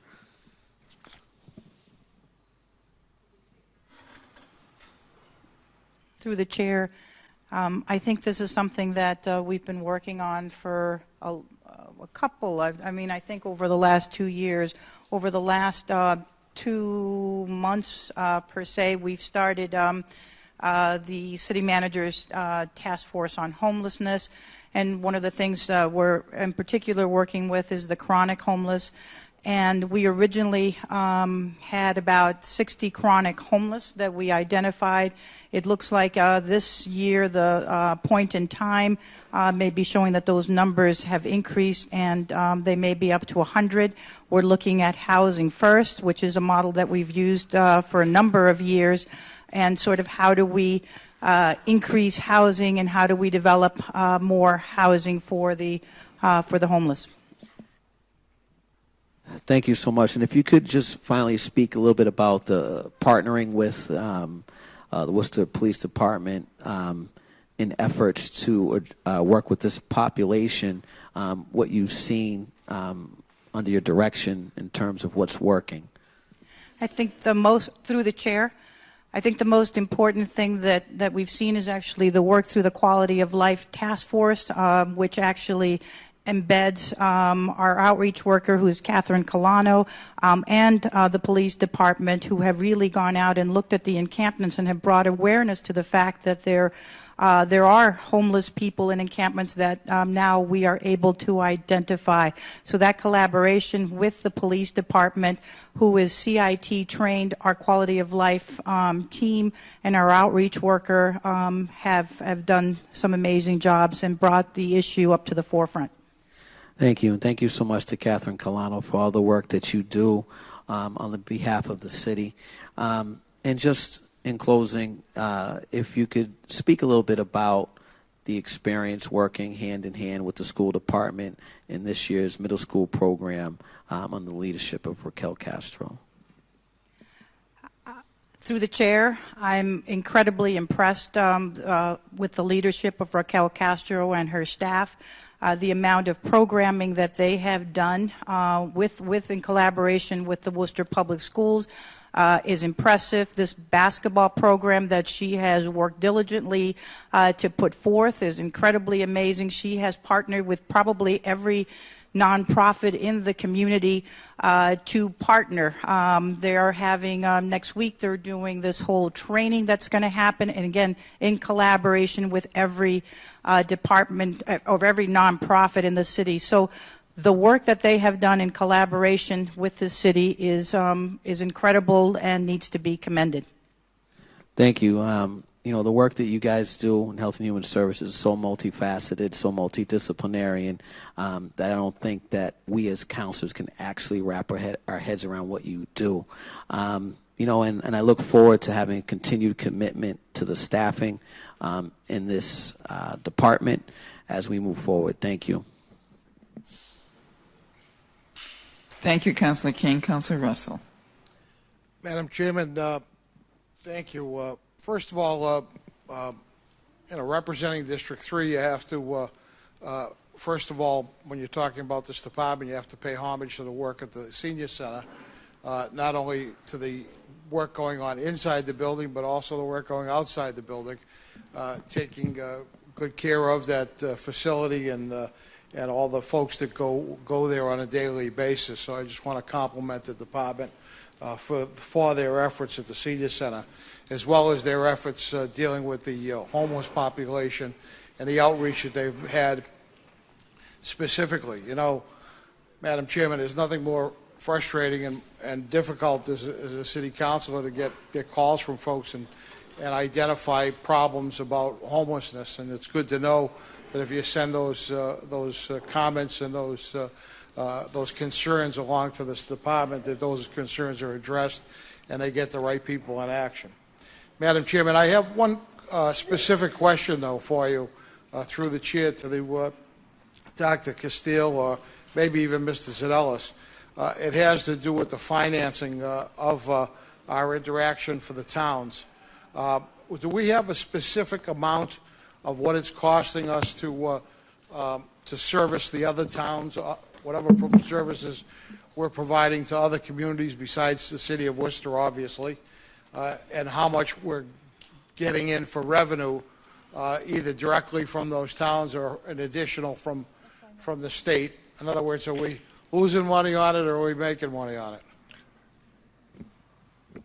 Through the chair to the counselor, it was never our intention to lose or make money. If nothing else, it's services being provided which should be paid for through the fees being assessed in the IMAs. So in terms of fiscal year 19, the IMAs total $456,000. Does that include the state portion too, or is that just as local? No, the bridge grant that we had with the state, I want to say, expired a couple years ago. I don't particularly remember the name of that one grant, but when they were trying to foster regionalizations, they offered an incentive, and Worcester availed itself to that. But that that particular grant has gone by the wayside, and all that the regionalization program is operating on is the funding through the IMA agreements. So, Madam Chairman, through you again, so what is it costing us and what is it bringing in? Through the chair to the counselor, it comes in two places. The salaries, as you can see, are $282,000 for regional public health, and then it layers over to their OM and their fringe benefits, but I believe it does pay for itself on a budgetary basis. So, well, maybe The IMAs. Maybe we could ask for a report, but just for, I'm sure that they probably have trouble keeping track of every percentage or every phone call they get on behalf of a town, but I'd like to see some kind of a report in the long run about what percentage of their activity in that office goes to the towns and what it's costing. Through the chair to the counselor, where the health department was very reliant on grants and regionalism, we actually have them on what would equate to a timesheet system similar to accounting firms and law firms. So we do track. All right, so maybe we could provide that report. Thank you. All right. On the motion for the report, all those in favor, opposed, so voted. We have everybody at the table here, but I can't let you go unless I hear something about our senior center, which I've lived through since it was a controversial item and a real question about whether we should even have it, and then the discussions about the building attached to the center and whether it should be raised, et cetera. So could you give us a quick snapshot of where we are and where we're going? Thank you, Madam Chair. Where we are is full up and very busy, active senior center with 250 people who come from other nations, speaking other language, participating regularly, along with thousands of others of seniors from across the city. We are blessed that our city manager and the city council have invested so much already into the building, and we're now looking at expansion, redoing the parking lot, raising the small Anderson building, and putting out an RFP for, we hope, elder housing or something compatible for the senior center for the vacant space. Economic Development Department is putting the final touches on a request for proposals for developers that should be out in June. And work has started on the parking lot, though you cannot see it yet. They've sonared to see what's underneath, et cetera, and we're looking forward to improvements. All right, thank you. We have two counselors that wanted to be recognized, who I guess I didn't see. Counselor Toomey, followed by Counselor Rose. Thank you, Madam Chair. The depth and breadth of the work that is done by all of you at this table is immense, and I don't know if people understand everything that you do, but you all touch almost every single person in this city in some way. And I think you do a remarkably incredible job. This past weekend, I was at almost every event that we had to honor those veterans that gave their ultimate sacrifice. And every event was done beautifully, very well organized. And so I want to say thank you to you for all the hard work that you've done. I've been at the table at the Mayor's Youth Violence Committee meetings. I've seen the work that's being done. And I know that there's a lot more we all have to do on that, but it's really incredible. And from the public health aspect of it, community health improvement program, I know we're working on that. Communicable disease management, I know there's been an increase in that. And I also understand that there are greater needs that are being asked of you, greater things being asked of you because of issues that the homeless population has created really serious public health issues and you're addressing all of those. So the regionalized public health services and then the senior center have had the opportunity to see the varied programming that's available there. And yet I still hear people say, I had no idea the city did that. So we need to tell the story more because you're doing incredible things and offering an awful lot. Is there any focus on PSAs this year? Through you, Madam Chair.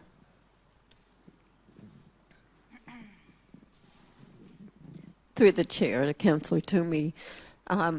We inform the media of almost everything that we do, that we want to get the word out, and we don't have control over how much actually gets printed, but we're very pleased with headlines like Time to Build on the success of the senior center, which we received recently from the Telegram. We also, though we have a very limited staff, we do outreach, and one of the things I'm really proud of is the outreach that we did earlier in the year for the Worcester Housing Authority residents.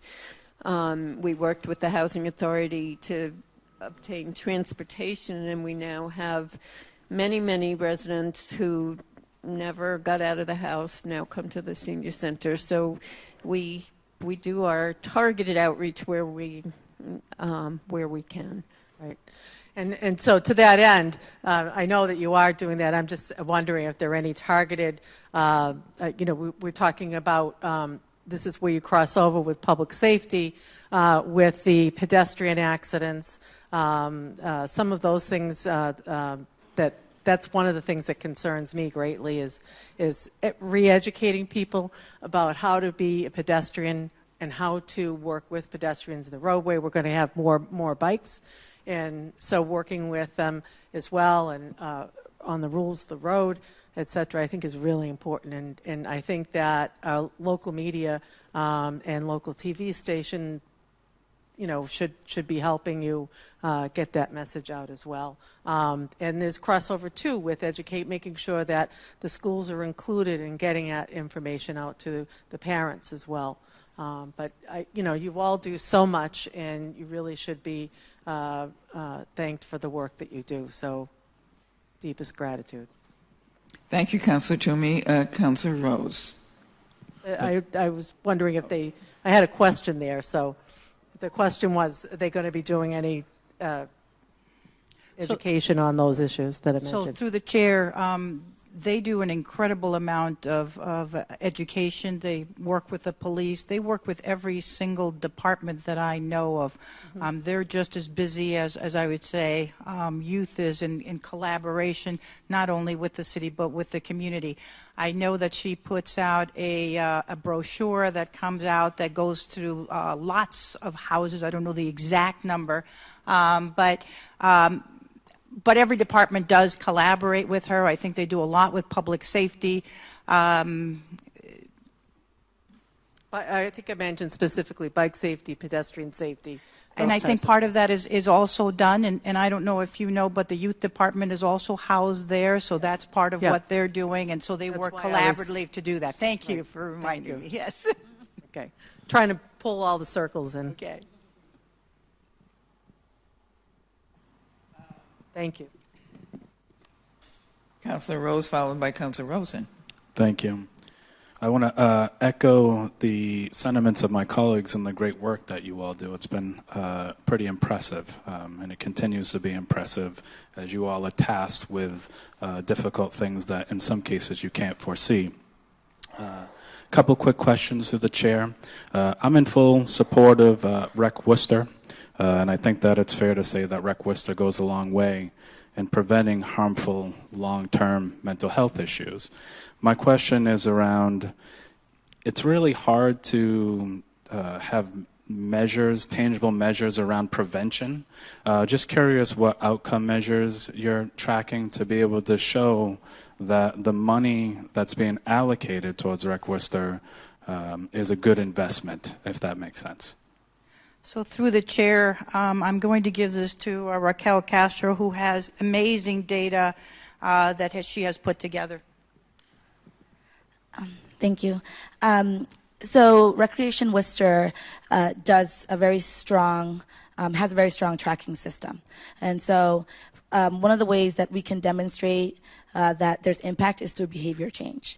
One of the things that we do, along with the very basics of collecting all the information of participation and engagement, is that now we can do tracking long term. And so what we can see is we can see numbers of young people that have been participating in the years they've been participating through collaboration with the Worcester Youth Violence Initiative. We've been able to overlap that with like behaviors around arrest rates, and then with the collaboration with the Worcester Public Schools, we've been able to then connect that to even further suspension rates. And so the end result is that we've won through the city manager's commitment to young people, we've been able to enter the schools, and that collaboration has allowed us to open up the amount of data that we can really see in the impact that we can have.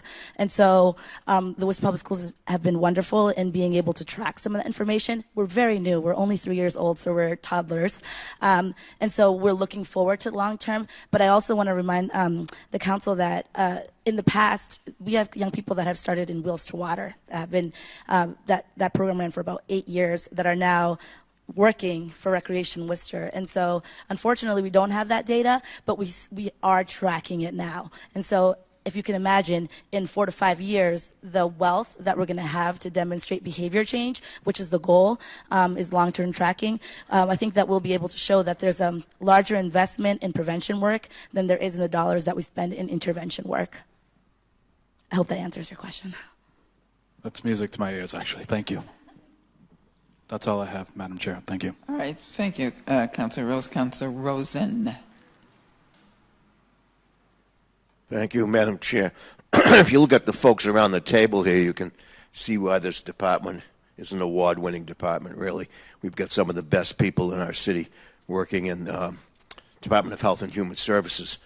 I do have one concern for Dr. Castile, one fear. Now, a lot of people confuse the Department of Health with the Board of Health. Am I right?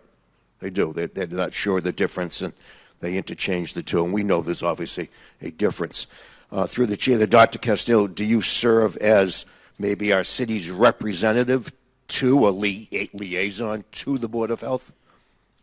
Through the chair, I am a representative, but the real leader with that is I was going to say Dr. Clark, but Director Clark is the leader of the Board of Health, and she's the one who arranges all of that and puts the agenda together. So she is the main focus of that. Okay, all right, that's good to know. And so you're kind of like our liaison. So they're not here at the table, so maybe I could ask you a question that deals with the Board of Health, and you'll be able to answer it. And here's my fear, because I've fought this several times in the city of Worcester, as some of my colleagues, and that's the fluoridation of the water in the city of Worcester. So I just want to know, is that coming up on the agenda of the Board of Health? Because I know you usually know these things in advance. When we talked about the partial ban on flavored tobacco, that had been discussed for at least a year. So I'm sure that this, if it's going to be brought forward by the Board of Health, there's been some discussion. So I'm not asking for your thoughts, and I'm just asking, is this something that we should expect, and I should gear up and put on my armor and get ready to fight the battle one more time that we fought in the 90s and we fought way back in the 50s? That's two of us. That's two of us. Hopefully there'll be more. But I know that's not the topic of discussion. I just want to know, is it coming so I can start the battle tonight when I get home and rev up the troops? This is very intense. Through the chair to the counselor, as the staff liaison to the Worcester Board of Health, I can share with you that they have gone through a rigorous process of prioritizing the different topics that they want to explore and different policy initiatives. About 3 years ago, they actually went through this process and are very concerned around the opioid epidemic, obviously tobacco use amongst youth and secondhand smoke issues in our community, mental health they're certainly concerned about, and also all of the things that are in our community health improvement plan. So fluoride has not been discussed to this point. That doesn't mean that it's not going to come before them at some point. They direct me on the topics that they're interested in, but in terms of overall priority areas and looking at position statements and policies, it's really focused on the community health improvement plan. Okay, through the chair to Ms. Clark, so you'll kind of inform the administration and obviously the council if it does come up. Through the chair to the counselor, yes, correct. Okay, thank you. Through the chair to any of the big three at the table here dealing with public health. Another concern I have, I see, as we all do, all these folks, especially children, riding OFO bikes. And 16 years of age and under, they're required by Massachusetts law, therefore Worcester law ordinance too, to wear a helmet. Now, none of them are. Well, I shouldn't say none. I haven't seen one yet, but I haven't seen everyone riding a bike. So I'll say most certainly aren't. They're ignoring the rule. OFO is. Now, some people would say, well, OFO makes them sign something, an app. I don't think children can sign away, or anyone can really sign away their rights in the future. But I'm not so concerned with liability. I'm concerned with health and safety of our children. That's the main thing. So I don't want to see an accident happen. I'd like to see people on bicycles, no matter if they're owned by OFO or another company, or they own the bikes on their own. Many bicyclists who own their own bikes are wearing helmets. None of the OFO riders seem to be. Maybe this is a problem only to Gary Rosen, or maybe the Department of Public Health sees the same issue. Do you see it as a problem? Through the chair. Through the chair, may I address Mr. Rosen? We, at the injury prevention program that I run out of UMass, we've been tracking this for 18 years now, and the helmet utilization rate in Worcester is somewhere around 20%. That is about 10% less than the state. Massachusetts has a very low overall use of helmets. This is a problem that seems to be fairly unique in New England, because Connecticut does better, and certainly New York State, some of the mid-Atlantic states do better.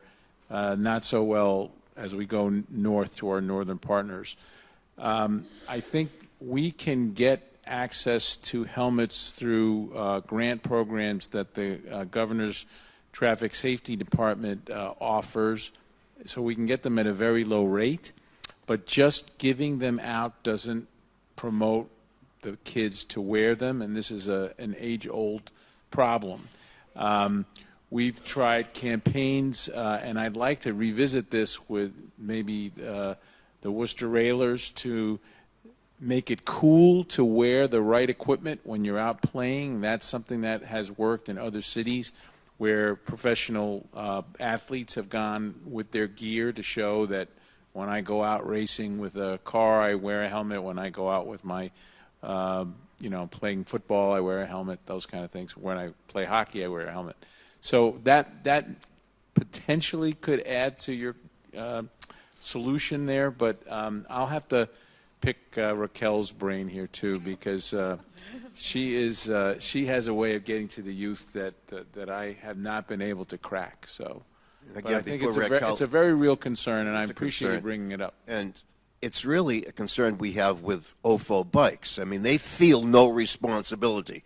I assume they'll feel some if a kid gets hurt, disabled, killed, lands on his head. And I say a child, it could be an adult, obviously. We don't want this to happen to anyone. So we have this law in Massachusetts, even though 20% only are abiding by it, we have it to save lives.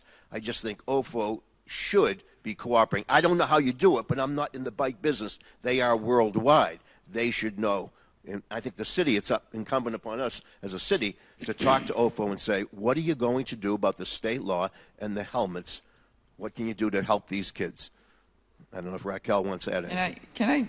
I'm going to cut you short. This is supposed to be a budget session.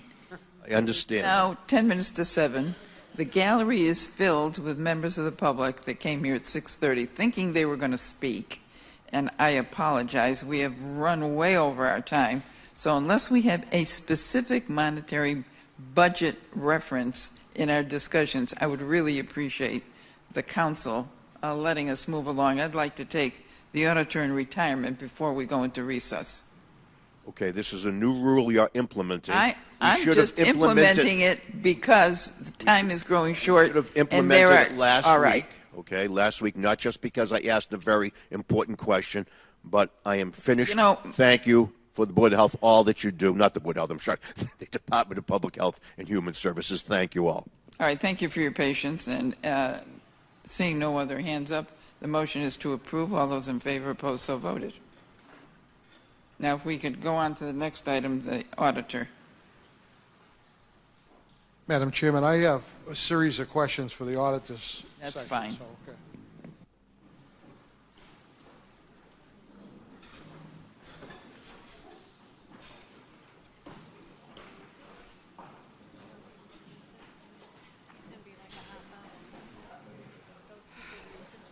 They're going to have to. We're not going to get out of here till 11 tonight.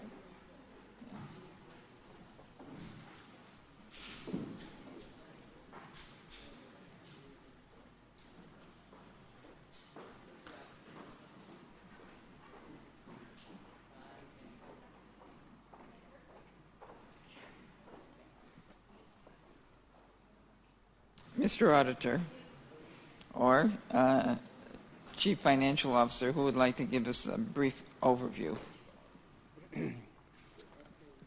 Thank you, Madam Chair.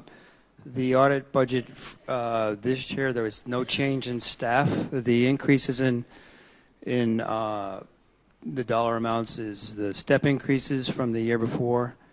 There are some changes in the classes. We've had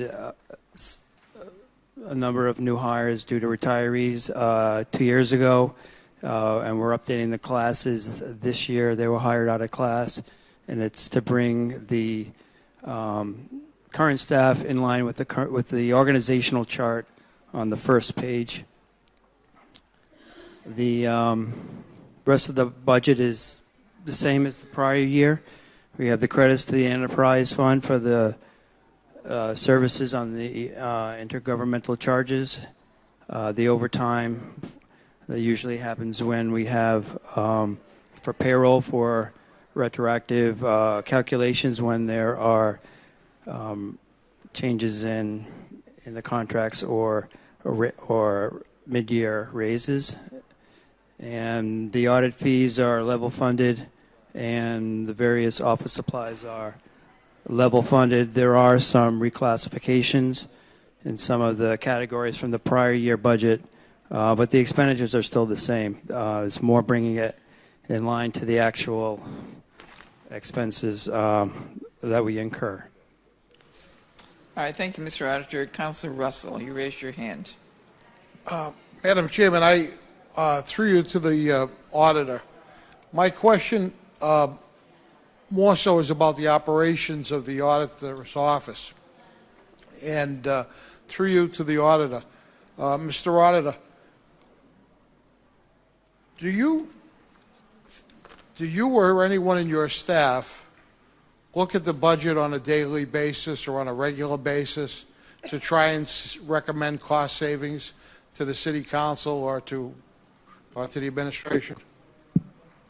Through the chair to the councilor, we look at the budget. I look at the budget on a regular basis, on a monthly basis, comparing it to the budget that was approved and any changes throughout the year, projecting it out to see if line items are going to come in under budget. I don't necessarily look for any changes or recommendations. That comes from the city managers and the administration's office. Okay. See, Madam Chairman, that's one reason why I had hoped that this item could be held to later on when we have a little bit of time and give folks a little bit of a chance to have a discussion about it. But my concern is quite frankly, after being on the city council now for 7 years and going through a series of these budgets, realizing that as you know, as a part-time city councilor, getting this double phone book, if you will, a week or so before we start budget hearings, without having the benefit of having some professional staff to assist us in that, on that level, kind of concerns me. You want And to make a something that motion to I'll- hold this, Councilor? Something, excuse me? You want to make a motion to hold this item? I think I would. I'd like to have this discussion just to throw out some ideas and to see if it's something maybe the auditor and the manager could work on, either whether it's for this budget or for future budgets. And just, I think that in the efforts of transparency, it might be a good idea to All hold right, the the motion is to hold. Well, I guess even in finance, you can do a motion under privilege. Let's move on to the retirement.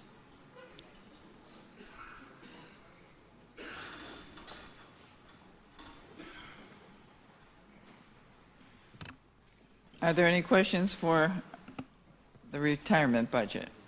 No questions? Motion is to move approval. Great presentation, Ms. Early. All right. Let me just announce to everybody in the audience that we will be taking a 15-minute break. We're going to go into recess. We have been meeting since 4:30 on the budget. We are not finished on the budget, but we will come back from recess and take the regular calendar so that anybody who wants to speak on an item on the calendar will be able to do that at this time. Motion for recess.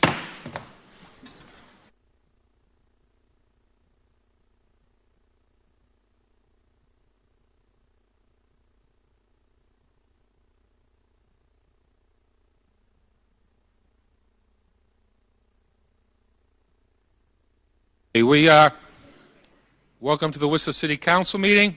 We have a busy night tonight, so we're going to start with the Pledge of Allegiance in the Star Spangled Banner, followed by the roll call. I pledge allegiance to the flag of the United States.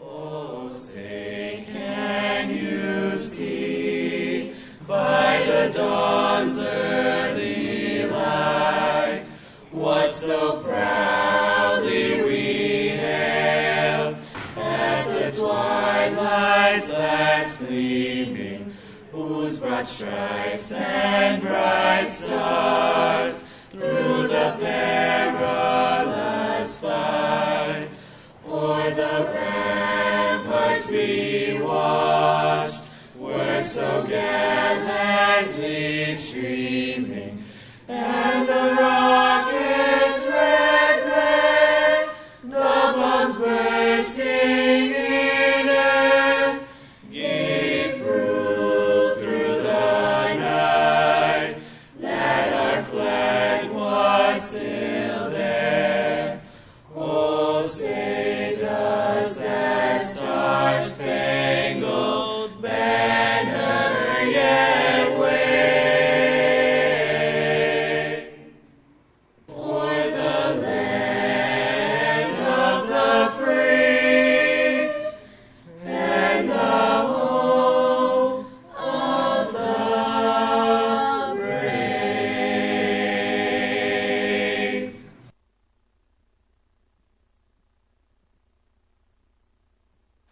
Okay, roll call.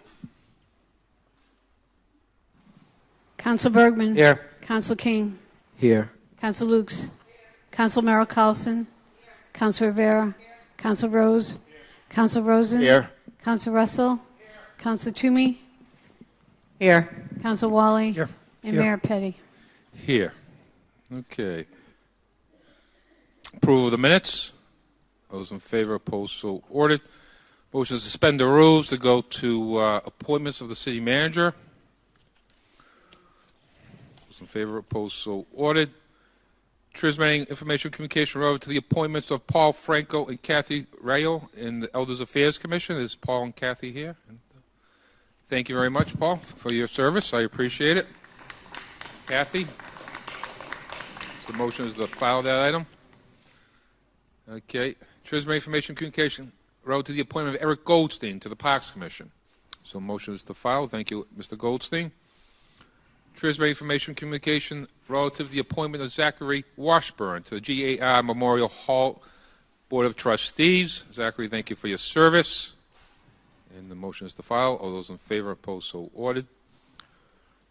Treasury Information Communication relative to the appointment of Amy Strzek to the Memorial Auditorium Board of Trustees. Amy, if you're here, thank you for your service. Motion is to file. And appointments. Recommend the appointment of Stephen Quist to the Cable Advisory Committee. Roll call. Council Bergman. Yes. Council King. Yes. Council Lukes. Council Merrill Carlson. Yes. Council Rivera. Yes. Council Rose. Yes. Council Rosen. Yes. Council Russell. Yes. Council Toomey. Yes. Council Wally. Yes. And Mayor Petty. Yes. Congratulations, Mr. Quist. Thank you. Recommend appointment of Priscilla Esselis to the Advisory Committee for Status of Women. Priscilla, are you here? And roll call. Council Bergman. Yes. Council King. Yes. Council Lukes. Council Merrill Carlson. Yes. Council Rivera. Yes. Council Rose. Yes. Council Rosen. Yes. Council Russell. Yes. Council Toomey. Yes. Council Wally. Yes. And Mayor Petty. Yes. Recommend the appointment of Devin Canton to the Conservation Commission. Devin, thank you for your service. I appreciate it. And you can clap. Roll call. Council Bergman. Yes. Council King. Yes. Council Lukes. Council Merrill Carlson. Yes. Council Rivera. Council Rose. Yes. Council Rosen. Yes. Council Russell. Yes. Council Toomey. Yes. Council Wally. Yes. And Mayor Petty. Yes. Recommend the appointment of Albert LaValle to the Planning Board. Albert, are you here? Roll call. Council Bergman. Yes. Council King. Yes. Council Lukes. Council Merrill Carlson. Yes. Council Rivera. Yes. Council Rose. Yes. Council Rosen. Yes. Council Russell. Yes. Council Toomey. Yes. Council Wally. Yes. And Mayor Petty. Yes. So we have a few groups here tonight, I think on Notre Dame and on Plumley Village. So what we'll do is opening up for public participation. I know we've heard a few people already, so it'll be less repetitive. It'll be great, but and make it quick, and we will allow you to speak. So we have the public participation may not speak for more than 2 minutes on any item appearing on the agenda. Okay. Then what we're going to do after that, after the public speaks, we'll go to the I think 6 or 7 items on the Notre Dame. Then we'll go to Councilor Rivera's order. Okay. Notre Dame first. No, you can speak anytime you want during this part. So you have 2 minutes. Okay. My name's Elias Soilis. I'm a resident of Worcester, Massachusetts. I'm speaking on 11G. I want to start by saying that I'm glad that UMass is in our community. They've been a great benefit in a lot of ways. But I'm confused and actually shocked by their decision to close the Plumley Village Clinic. It seems to me like it's a complete opposite to the vision that they've expressed, the values that they've talked about, and even their own roots and history in the city. They were part of the group that put together the CHIP plan, the 2016 CHIP plan. The goal is health equity, 3 core principles: invest first in community, empower or listen to, respect community voice, and limited gaps between services. The closing of this clinic is counter to all 3 of those and to the larger goal of health equity. It makes no sense to me. Under one of the subpoints, access to care, it talks about create a well-coordinated, respectful, culturally responsive environment. It encourages prevention of chronic disease, reduction of infant mortality, and access to quality comprehensive care for all. That clinic did all of that in extraordinary ways, and people have been greatly helped, blessed, cared for, and now they're scared, they're lost, they don't know how to proceed. And so I would I would add my ask to Councilor Rivera's 3 asks about putting some, coming before UMass, going to UMass saying, would you please help those folks navigate their way and gain real access to health care. The plan that they have so far issued is completely inadequate and not helpful at all. So I'd love to see UMass really step up to the plate on that. I know that the city has limited agency to influence UMass decisions, but limited power is not no power. So I would ask that you would really use whatever influence you have to ask them to come back to the table and work this out together. Thank you. Thank you. Idella Hazard, City of Worcester. It seems sometimes that this council is taking the funding away from the most vulnerable citizens of this city. Plumley Village has very low-income people there. And transportation seems like nothing to us. But for the residents of Plumley Village, just to get to a medical facility is sometimes a hardship. So having the clinic there means being examined, getting their baby examined, having an elderly person examined. So having it there is like the most important issue, just having it there to be examined. Now, another one that I have before my time is up is 7A, selling liens for elderly people who live in their property, occupied housing for elderly, selling their liens to a private company. They can take the lien at any time for whatever amount of money and take that house out from under an elderly person and make that elderly person homeless without any consideration.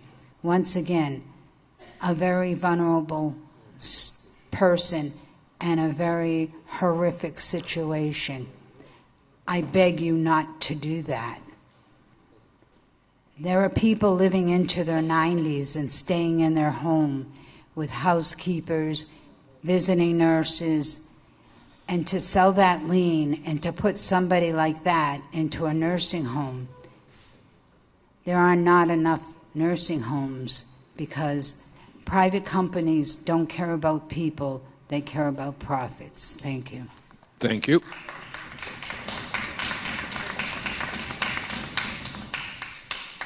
Anybody else would like to speak? Did your name and say your residence?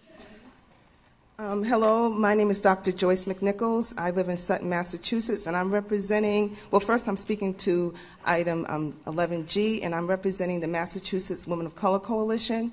And so we are here to support Councilor Saraya Rivera's requests.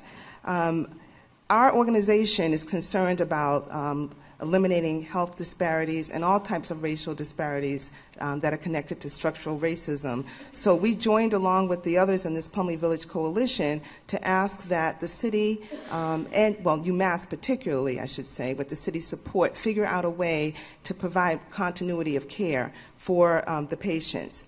Research continues to show that people of color experience worse health outcomes across a wide spectrum of diseases when compared to whites.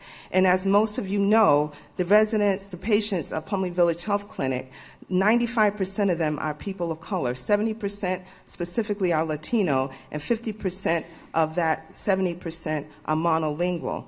And so those aspects of their experiences make it even more challenging for them to access care.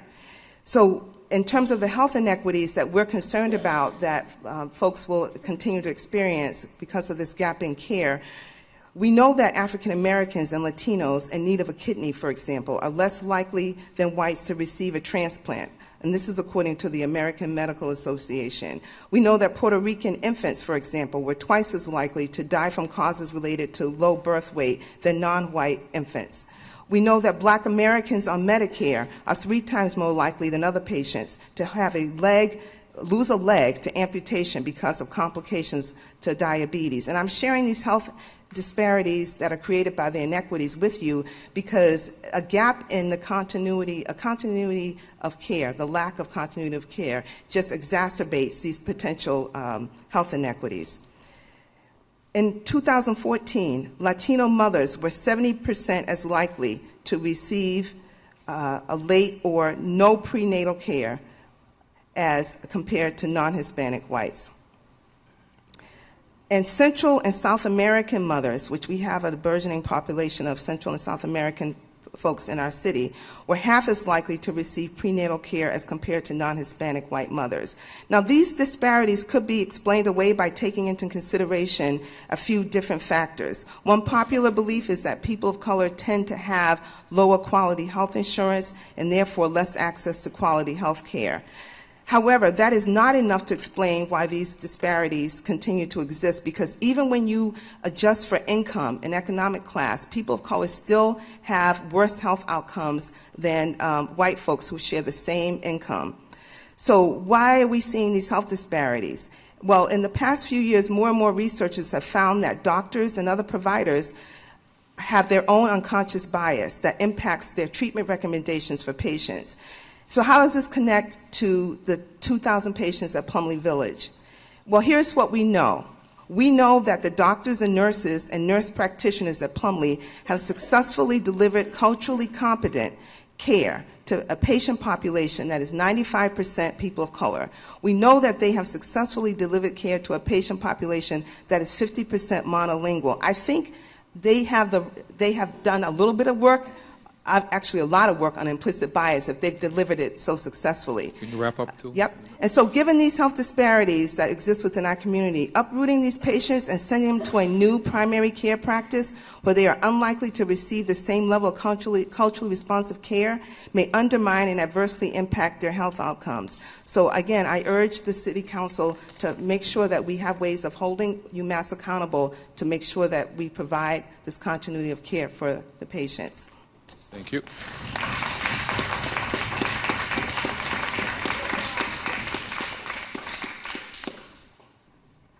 And we also have folks from Vernon Hill here who want to be more than welcome to speak too, anytime. Go ahead. Hello, my name is Lucelia de Jesus, and I'm the Community Engagement Coordinator at Plumley Village. I'm just here to briefly state that I feel that this health clinic is a very big loss to the community. Instead of growing a health clinic where more patients are being seen, lots of people have wanted to go to this clinic and weren't able to because it was too small. So actually what was needed was a bigger facility as opposed to, one that's going to be closed down. So I think it's important. I'm really glad to hear that, this is going to be brought up as a public health issue to address the needs of the so many folks that will be left, with a gap in health services. The health inequity is very clear here, so I'm really hoping that something will be done about that. The things that others have said before me, I think it's very important in terms of the health inequities, and having a neighborhood clinic is really, really important. So that I think there should be more of those health clinics that are neighborhood clinics where there's a family style, family feeling to it. So that is what I'm here to express today. Thank you.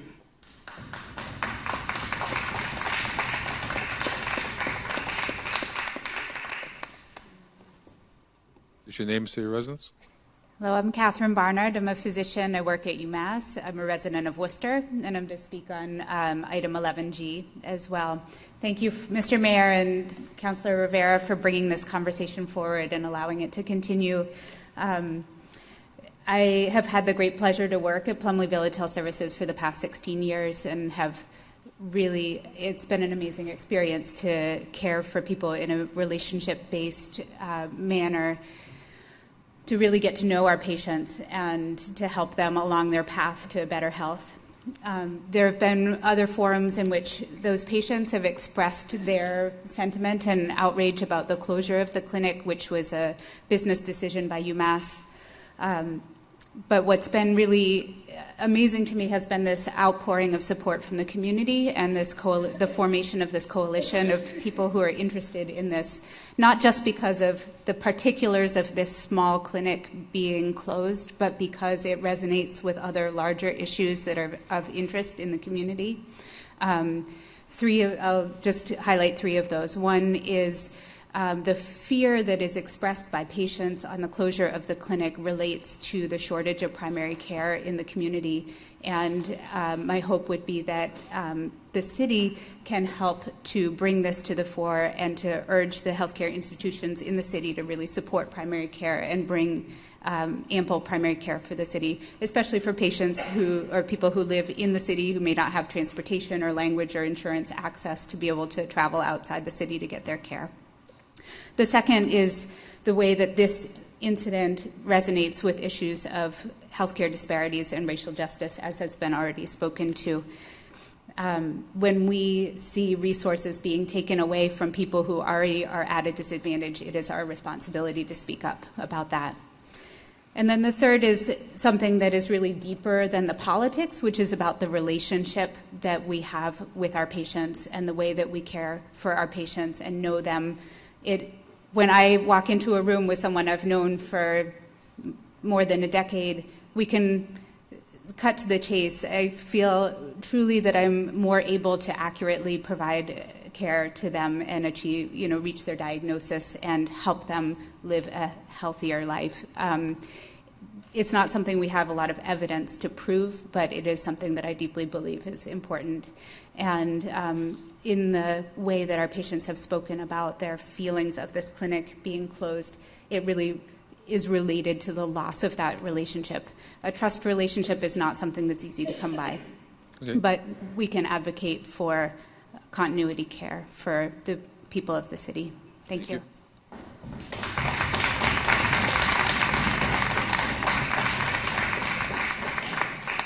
Your name and city of residence?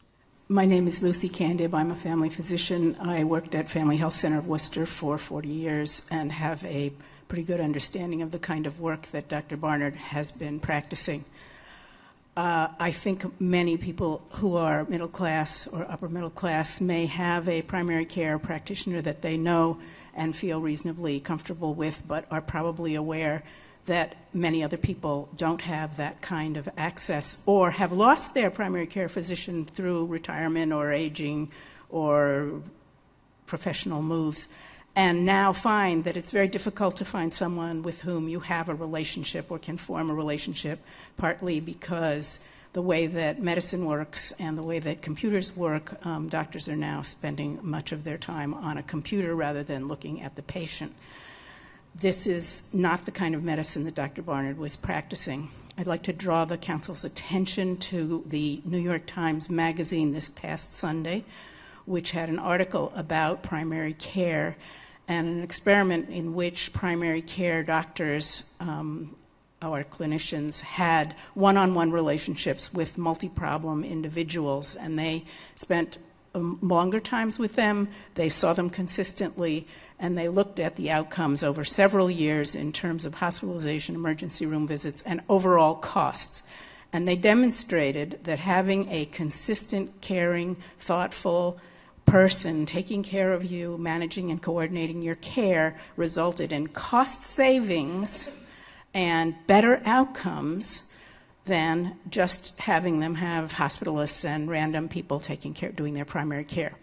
This is important because UMass is supposed to care about cost, but the costs that they care about are the costs to them as an institution, not the costs of medical care that people are experiencing or the outcomes that people are having when they don't get primary care.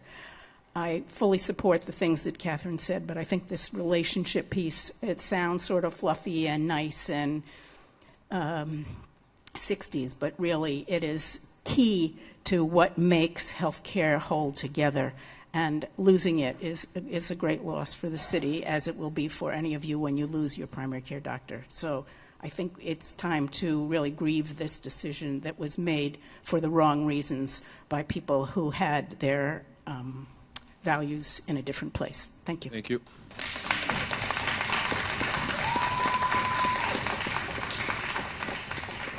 What's your name and city of residence? Good evening. My name is Ruth, and I'm from Worcester. Ruth Buenas Rodriguez. noches. I would like to make a recommendation to this council. Someone sent me a report that came out. The worst states for Latino to live in. Guess which one was number one? It hurt me. Massachusetts is number one. And guess what? We have the worst employment rate, worst health service. And in terms of education, the highest, dropout, and we look at what's happening in our public school where Latino students are being suspended and expelled, 85% higher than white students for committing similar infractions. And instead of counseling, these students are going straight to prison. And instead of counseling in the schools where our children go to, and, mental health, there's policing. I think we really have some serious discussion to have about what is happening in our community. I taught kindergarten, and let me tell you, the most important thing for my students when I was teaching was for them to come healthy, their hearing. This is so important for children to be healthy when they start their schooling. Lucky I worked when Worcester had local health care, and this is when Plumlee came up. So the children that I got, I know they were getting the service. I can't believe that 2018 we are talking about taking away a service that has been so much needed for our community. And all I can say, let's not pattern what the head of the HUD said, which I thought it was unbelievable. He said that the governor should not make life so easy for people living on housing. Is that what we're doing to our community in Plumlee Village? Thank you.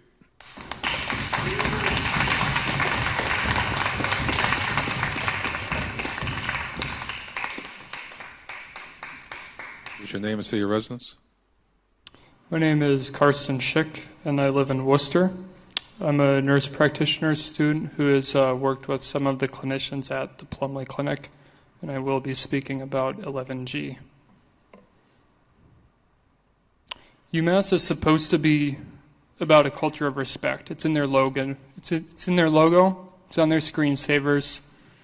It's supposed to be in their mission statement. Most of the time, it's in their money as well, and where they put it. But where is the respect in this action, which I believe was quoted by a notable individual at the head of the organization as the right choice?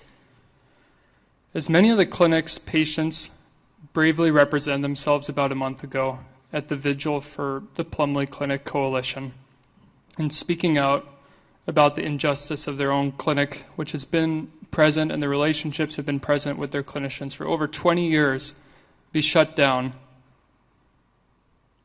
It's easy to watch and just see people listen, but think that this is just something that's going to be forgotten. And these people were brave enough to come out in a pouring rainstorm, lots of them that don't speak English, to speak out about the fact that they know that they're trying to be swept under the rug. The fiscal claims that UMass had are inane. All I have to do is just read Clive's article that he posted about a month and a half ago in the Worcester Business Journal. The relationship and personal aspect of this is far more cutting, which is the fact that it is difficult for these patients to establish a trusting relationship with their providers, not just because of the language. There's lots of research that shows what socioeconomic barriers to health are, and many of these patients have them. Simply giving them a letter and telling them good luck to try to go to one of these other clinics, which is under the Community Health Improvement Plan, is really a half measure in trying to help out these patients after closing their family. And I think it's the responsibility of UMass, which is bound under the CHIP plan, to do a little bit better, to just try to at least find them a new family if they've made the choice to break up this one. Thank you. Thank you.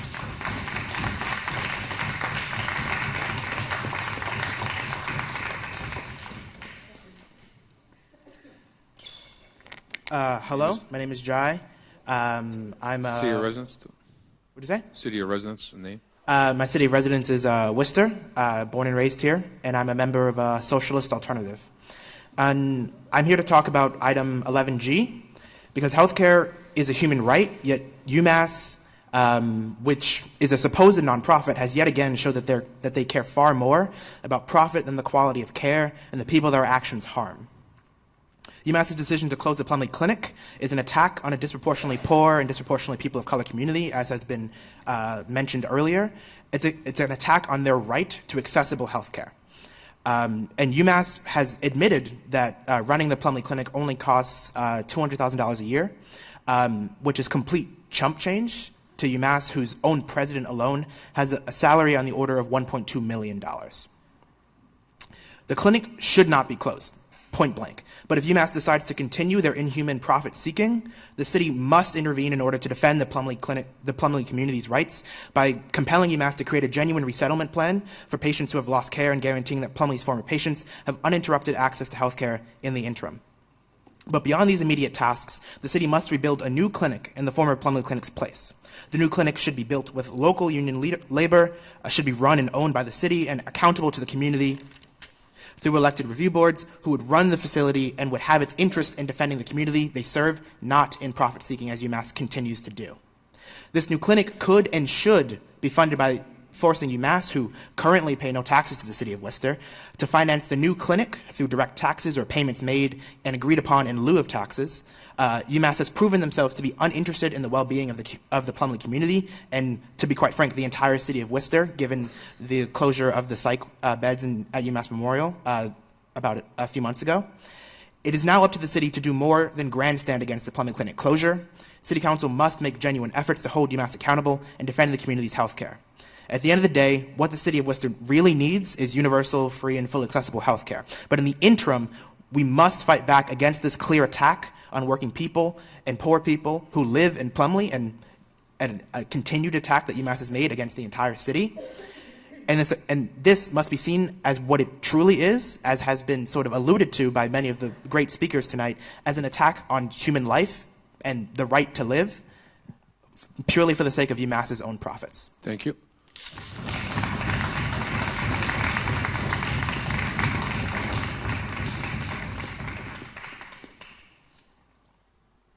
State Representative.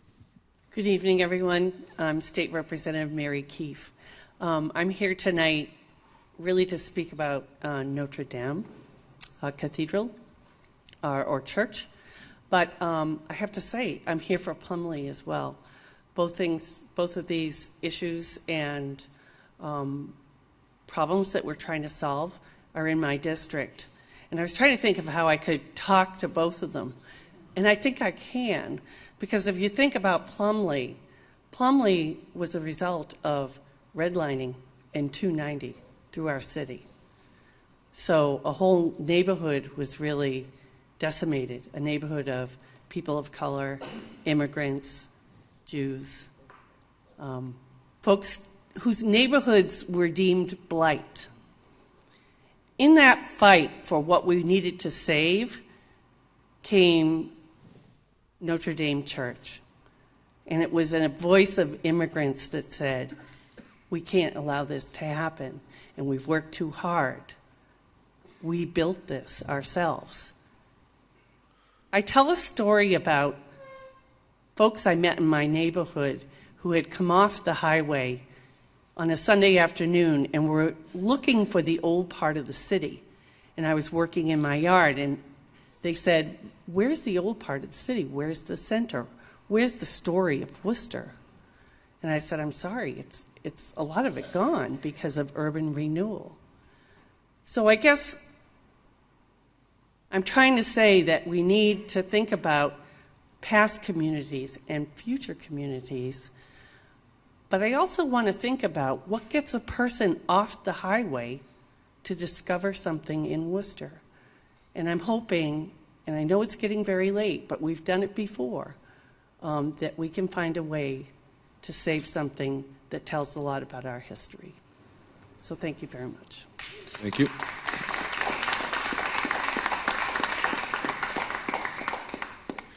Okay, seeing nobody else. Oh. What's your name and city of residence? Terry Kelly. See this? People before profits. UMass in 2009, the state of Massachusetts received, what, $7 trillion, $7 trillion for medical. From that point in time, I saw UMass like triple. I call UMass the city within the city. For them to take the clinic away, they have money. They don't pay taxes. This is craziness. And as far as a clinic, I see all these like little clinics popping up, and I had a situation. I went, instead of going to the emergency room, I figured I'd go to a clinic, save some money. And I went to the clinic, and they say, "Your insurance, we don't accept it." I was like, "Oh, great. So where do I go?" They told me halfway across Worcester.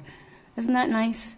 So what are you going to do with these people in Plumley Village? They have to go halfway across Worcester to be seen because the insurance doesn't they don't accept the insurance. And this was on Shrewsbury Street. They won't accept my insurance. That's nice. I just think it's horrible. It's a clinic and won't accept an insurance. That's a problem. You know, Obamacare, everybody gets insurance, but if you got insurance, you can't go to certain places. You can't be seen. You have to go across the city to be seen. That's nice. Then I also want to talk about the liens.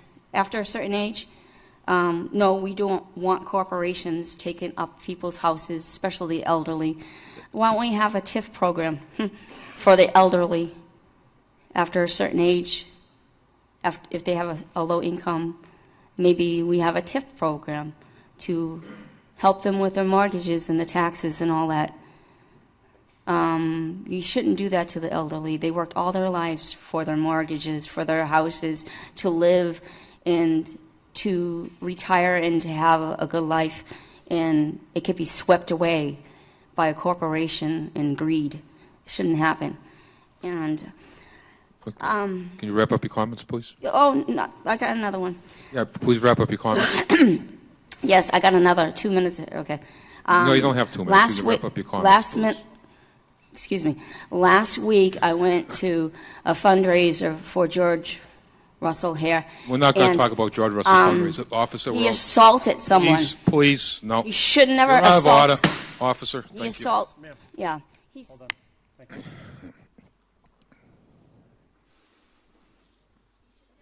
Please. I'm very respectful to you. Show the same respect to this body. Okay.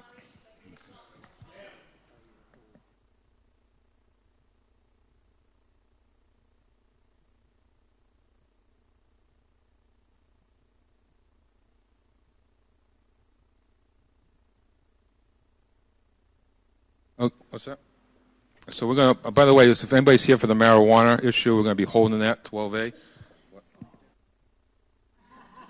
No, that's not. Sorry, I was joking. And before I go on, I just want to stick up for Councilor Russell. Councilor Russell is a gentleman. He's an honorable person. And that's all I have to say. Thank you. Okay. We might disagree a lot, but he's an honorable person. Go ahead, sir. Your name and city of residence? Yes, my name is Calvin Feliciano. I live on Sunderland Road in Worcester. I'm here to speak partially on Order 10A. I'm usually pretty happy. I'm a little sad right now because for several reasons. One, that vulnerable people are losing their health care for $200,000, and at the same time, we're going to be investing $1 million into policing in schools. sounds really crazy to me. I'm sad because I was just part of a statewide effort called Jobs Not Jails, where we work to address mass incarceration, and our state rep, Mary Keefe, was a champion on that, and we were looking to address mass incarceration and to reinvest some of those savings into communities. And then here it looks like we are going backwards and empowering the school. Well, to me, very respectfully, it looks like we're going backwards and empowering the school to prison pipeline at that exact same time.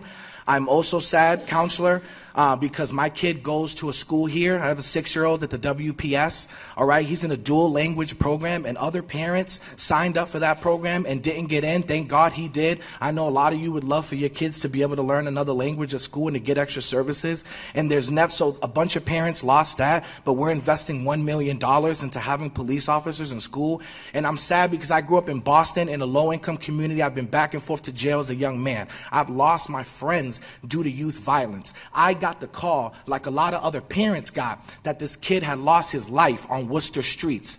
I'm on a group chat with a couple dozen parents right now, and people are saying that they talked to a guidance counselor at the school and that they said that nothing is getting done today because of the trauma that the kids are going through. And then here we are talking about $1 million to have police officers in school to further that trauma and to further the school to prison pipeline, and not to have social workers who can actually deal with the trauma that these kids are feeling on a daily basis. All of this hurts, and I hope that you will do the right thing and step in here for vulnerable people losing their health insurance for $200,000, and for kids like me who could be in our schools that need help, that are going through trauma, that are losing friends to gun violence. I don't know if anybody's dealt with that, but it is not fun. And instead investing in social workers and in actual services for our kids in our schools. Thank you. Thank you very much.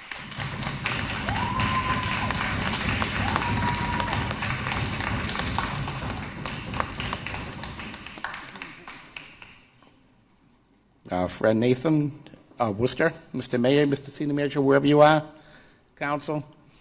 UMass Memorial, they are $1 billion plus entity between the salaries and supplies. It's well over $1 billion, probably closer to $2 billion. $200,000? Let's stop the dog and pony show, UMass. Find the money. Hey, you have Thank it. You. Okay.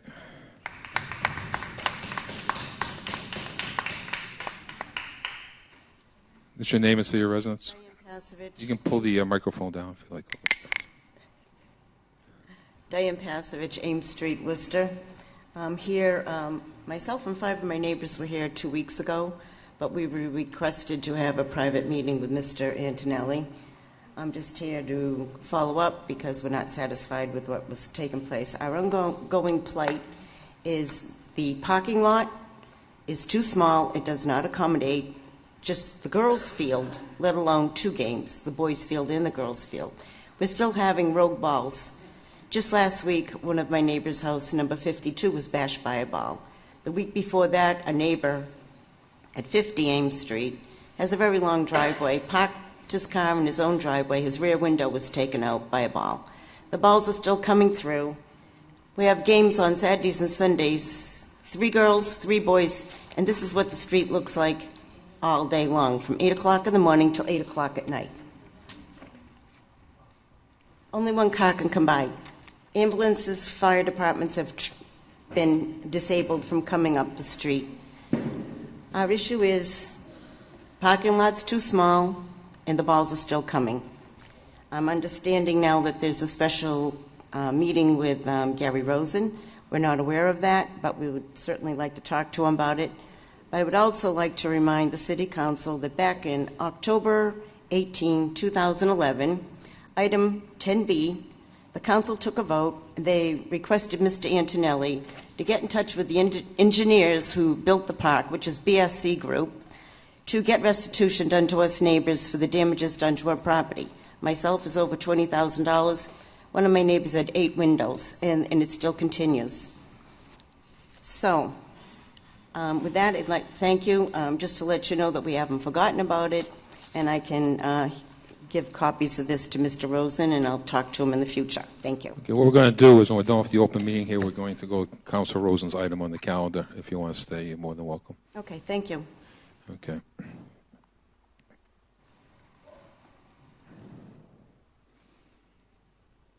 Name and city of residence and item number. Amy Robinson, and I live in Worcester, Massachusetts. I just want to thank you, Mr. Mayor, for giving us the time to speak. I am speaking on 11G. And myself and my 4 children have been patients of Plumley Village for over 16 years. My youngest child with special needs, and the care that we've received there is just phenomenal. I myself have also worked at UMass and also work in the healthcare field, and I plead that UMass is held accountable in a way that they are able to help the transition of the patients that we're all facing, feeling really that we're being displaced out of our primary care and our health care that we've known for a long time. And I can't really speak better than who have already come up here to say their words, but I just wanted to also just drive home the importance of the fact that all of the patients that are at Plumley, there's a trusting relationship. A lot of us have been long-term patients, and to sort of feel as though we're displaced and on our own, essentially, to find a new home for our health care has been very disheartening. And I do believe that UMass has a larger responsibility at hand in order to help that continuity of care amongst the patients that now need to find a new home. Thank you.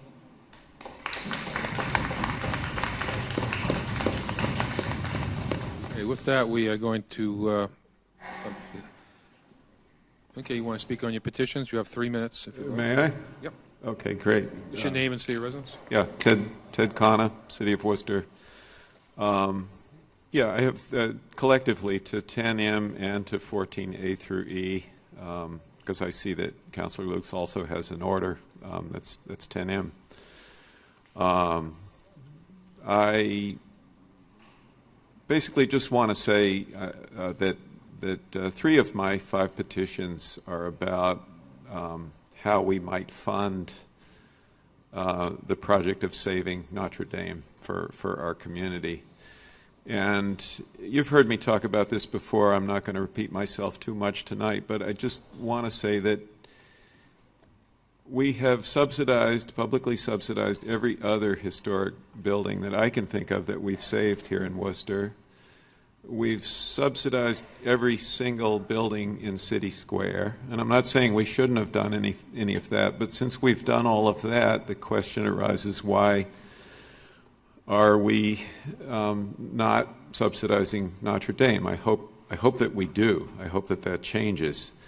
But it is true, and I understand this, that this is a challenging building. And, compare it to Union Station.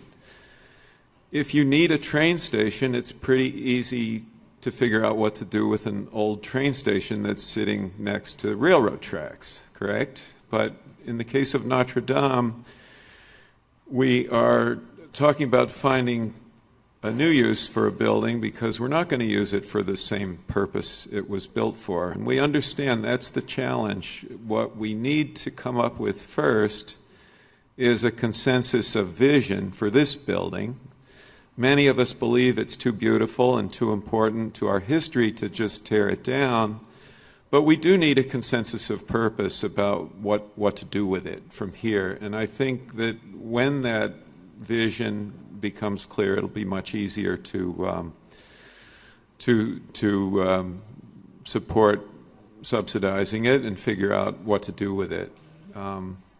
And so in talking about vision, I talked to a lot of people about this building, and one of the things we realized is that many of the artists among us are visionaries, and that artists also have an appreciation for what's beautiful and what we ought to care about. So the Save Notre Dame Alliance has teamed up with the city's leading arts organizations, Arts Worcester, the Sprinkler Factory, the Worcester Center for Crafts, WICN is helping us to put together an online art exhibition. I sent all of you an email earlier today with a link in it. You can go online right now, and don't do it while you're supposed to be paying attention to us, but But you can go online and look at the art that people have submitted. It's ongoing. We keep adding to it right now. The last time I looked, we had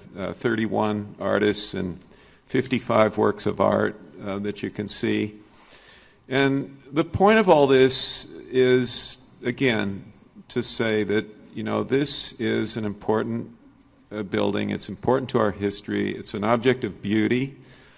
And it would be a great loss to downtown if we don't figure out how to save it. And we remain optimistic and ready and willing to help. Thank you. Thank you. Okay. So we're going to go to Councilor Rosen and Councilor Russell's item. Ms. Hart, do you want to speak? This will be the last speaker. Ms. Hart? Joe Hart-Rister. Well, I'm sort of irritated about all of this Notre Dame business because everybody's in little counts and they're not connecting with anyone. So how do we know what other plans are set up? I myself have produced plans about 3 different times. Roughly the same plan. I mean, just adding to it or expanding it or, changing it.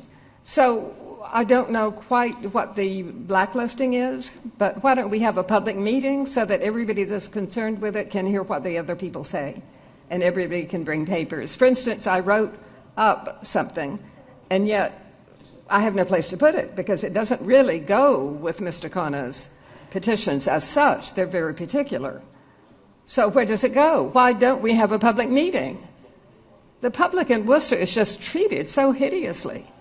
There's no place to go. There's no anything.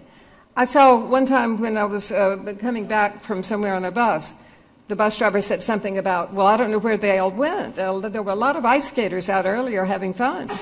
And I said, well, the city can't bear for people in Worcester to have fun. There's no place for it. And that's really pretty true. So I'm aiming for a social place, which can be modified for a great variety of uses. It will make money. People will have also somewhere to go. We will not bother the building except for just installing an outdoor elevator. I'm not an artist as such, but I am a Capricorn, which sees before and after and during. So I think everybody should sort of consider this. It will not bother the church. The church will still stay there. People will go and come. They will actually meet other people in Worcester, which is a phenomenon. It does not happen. This is the most segregated city I've ever seen. And it's segregated more by income, not by race. People do not like each other. Pedestrians are hit basically because cars can't stand them because they're in their way. I think you should consider all of these things because it has to do, in a sense, with what you're going to do with this one building. We've never been informed about what Hanover wants to do. And then I read in Worcester Magazine that Hanover is willing to sell it, but that never came up before. The last I heard was Hanover didn't want to sell it. Well, I'll wrap them up if you can have a public meeting because it's ridiculous. What are you going to do with my 4 pages right now? There's no place for it. And You can send it to the clerk. And where's she going to put them? Because I don't have a petition. Okay, we're done. Thank you. What? The clerk will take it. Madam Clerk, can you grab that? Well, I want to know where they're going to be put She's because gonna make I don't copies. have a petition. She's going to make copies and give it to the council. There you go. Well, that's not what I want. I wanted it published on your city's website. Okay. What's that? Made part of the record? And she'll put it on the record then. Part of the record where? The minutes. So we'll put that in the minutes of the meeting, so it will be published. Okay, we're closing this part of the meeting. We're moving on. We have Councilor Rosen and Councilor Russell request that the Standing Committee on Youth, Parks, and Recreation meet to discuss additional steps that can and must be taken for baseball field at Vernon Hill Park to prevent foul balls from striking damage to homes and park cars and neighbors on adjacent Ames Street. And Diane, I think when you said Councilor Rosen was having a meeting, I think he's referring to his Parks and Recreation meeting, so which will be a public meeting. You can say if I'm wrong, but you're not right. Do we have to vote to take this off the table, or just discuss? No, this is on the privilege. Okay. Yep. Thank you, Mr. Chairman. I was made aware by some of the residents of Ames Street a few weeks ago that there were issues remaining at Vernon Hill. Several years ago, the home plate in the ball field was changed, and these are the intermediate league aged ball players, so they can pretty much hit that ball. And we used to have balls going out onto Vernon Street, so to prevent that, they changed the structure of the field. And that was probably about 6 or 7 years ago. Evidently, we put up huge netting so foul balls would not go over to Ames Street, but they continue to do so. A foul ball recently broke a windshield of a car. A foul ball also broke a window. I think an elderly woman was in the bathroom. It broke the window. The balls are going into the yards there. Kids, others are chasing the balls going onto private property. So it does remain a problem. As we heard tonight, there seem to be some other issues. I filed this order co-sponsored with Councilor Russell, District 3, and it was mainly because of the foul ball issue. But the Youth Parks and Recreation Committee has not scheduled a public meeting on this yet, because it is still on the City Council agenda. I filed it 2 weeks ago. It was held, okay, until this council releases it and votes it tonight and sends it to my committee. Then I will have a public hearing. We'll have the Parks Department there. We'll have folks from the baseball league there. We'll have the neighbors there, and we'll discuss the issues, not only maybe the foul balls and the damage they're doing, but some of the parking issues, and see what we can do. I know the administration, the Parks Department commissioner, has met with some of the folks. They did that here at City Hall a few weeks ago. I don't know what came out of that meeting, but certainly we'll invite all the people, all the parties involved. We'll have a public hearing, and we'll do everything we can to retain the baseball there, obviously. We don't want to change anyone's schedule. We don't want to close the fields down. We just want the neighborhood protected, the folks on Ames Street protected from the foul balls in the parking situation. Thank you, Mr. Chairman. Councilor Russell. Mr. Chairman, I remember way back when I first got elected in 2012, first took office in 2012. This was a very controversial issue, and then Manager O'Brien and Commissioner Moylan basically took down the operation of the field, stopped the teams from using it at that time because they had to address the issue. To be honest with you, I had hoped that the issue was addressed with the high fencing, the netting, if you will, that goes up as high as a telephone pole. Recently, though, there were some trees that were taken away from the area, and I think there seems to be a little bit of a communication breakdown between the neighbors, because the neighbors, quite honestly, are so fed up with the situation that they're not calling these in to the 929-1300 number, so therefore we don't have a record of those foul balls, so our Parks Department doesn't have an issue to address.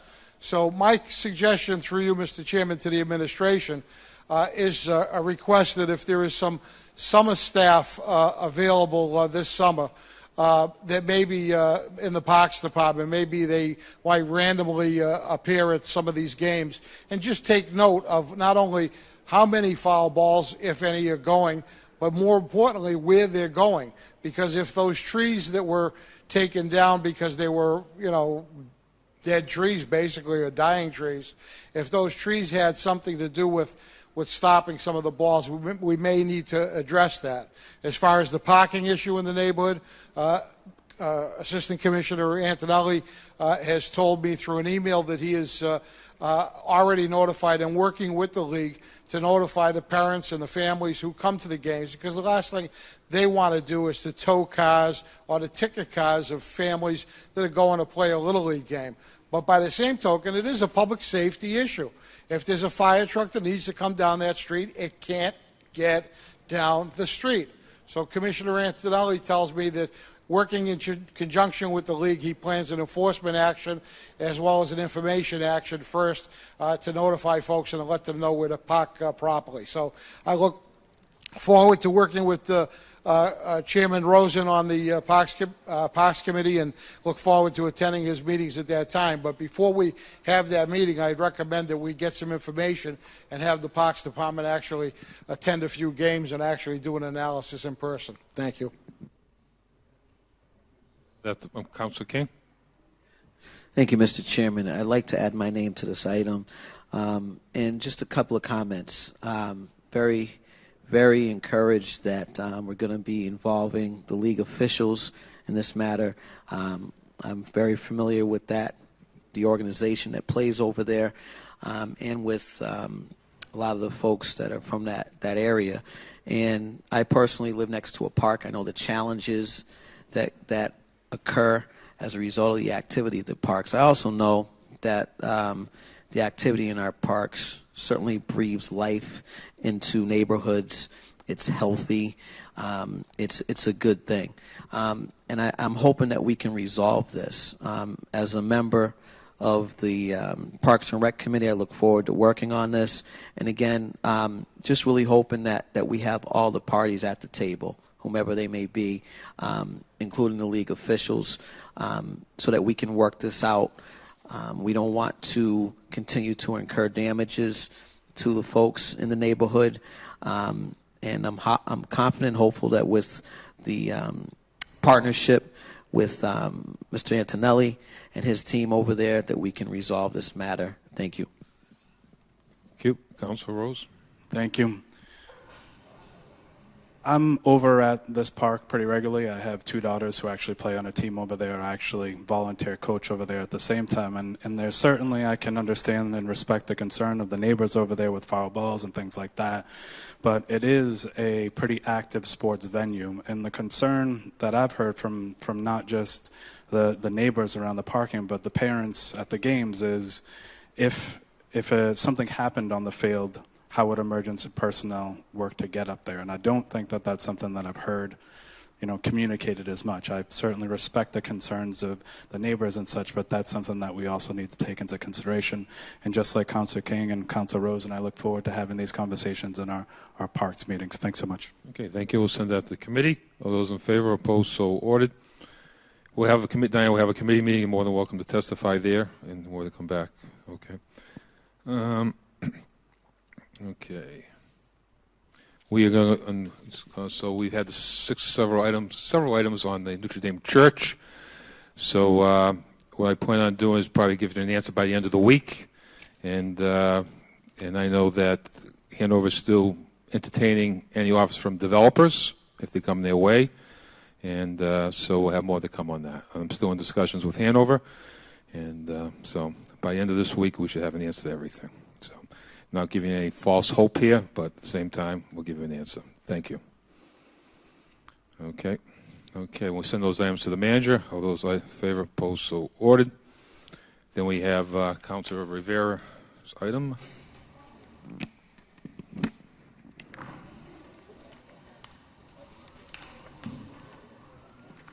What number is that one?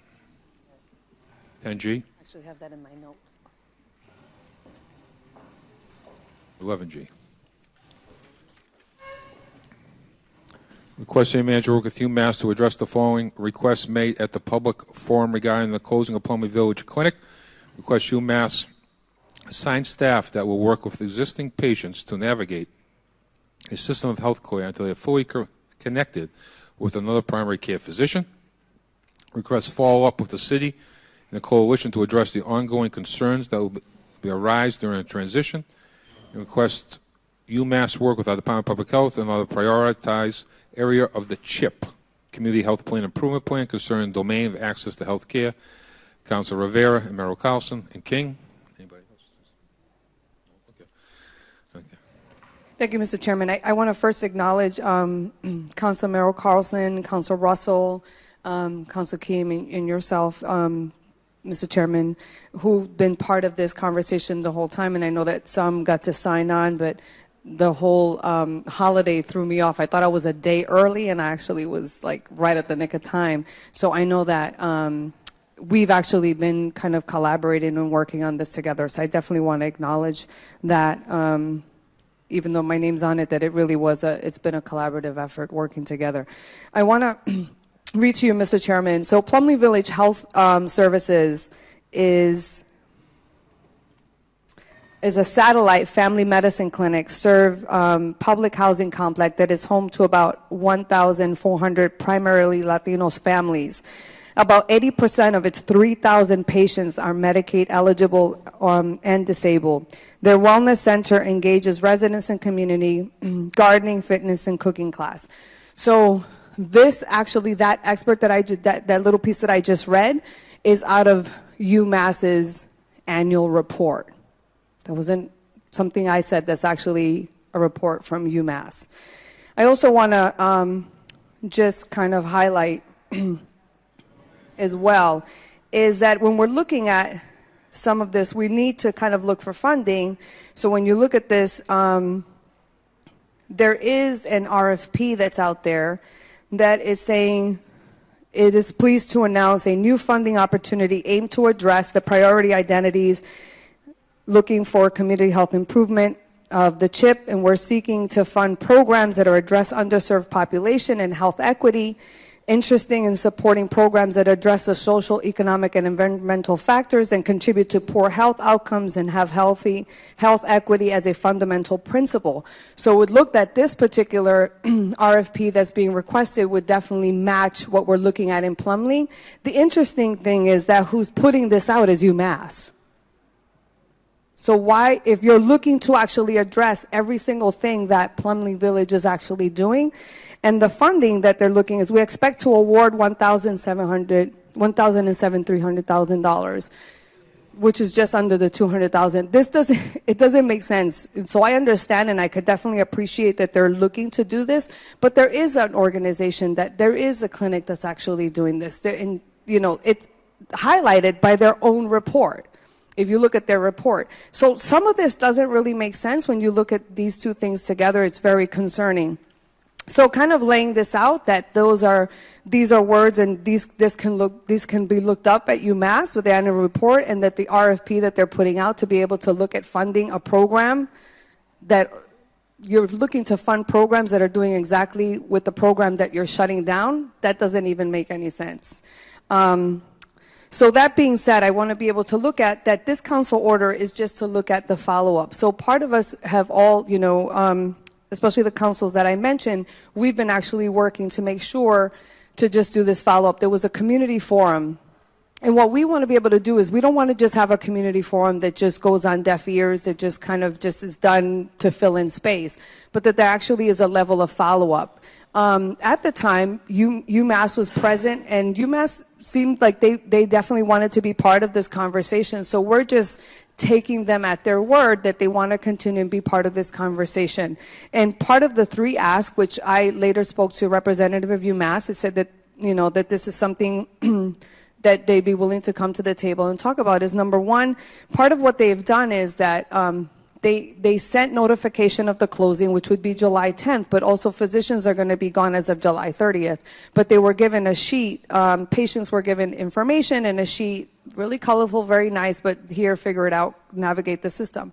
That doesn't particularly work. So ask number one is looking at having some sort of a patient navigator, someone that's assigned that could actually make sure that each and every one of these patients are assigned a primary care physician.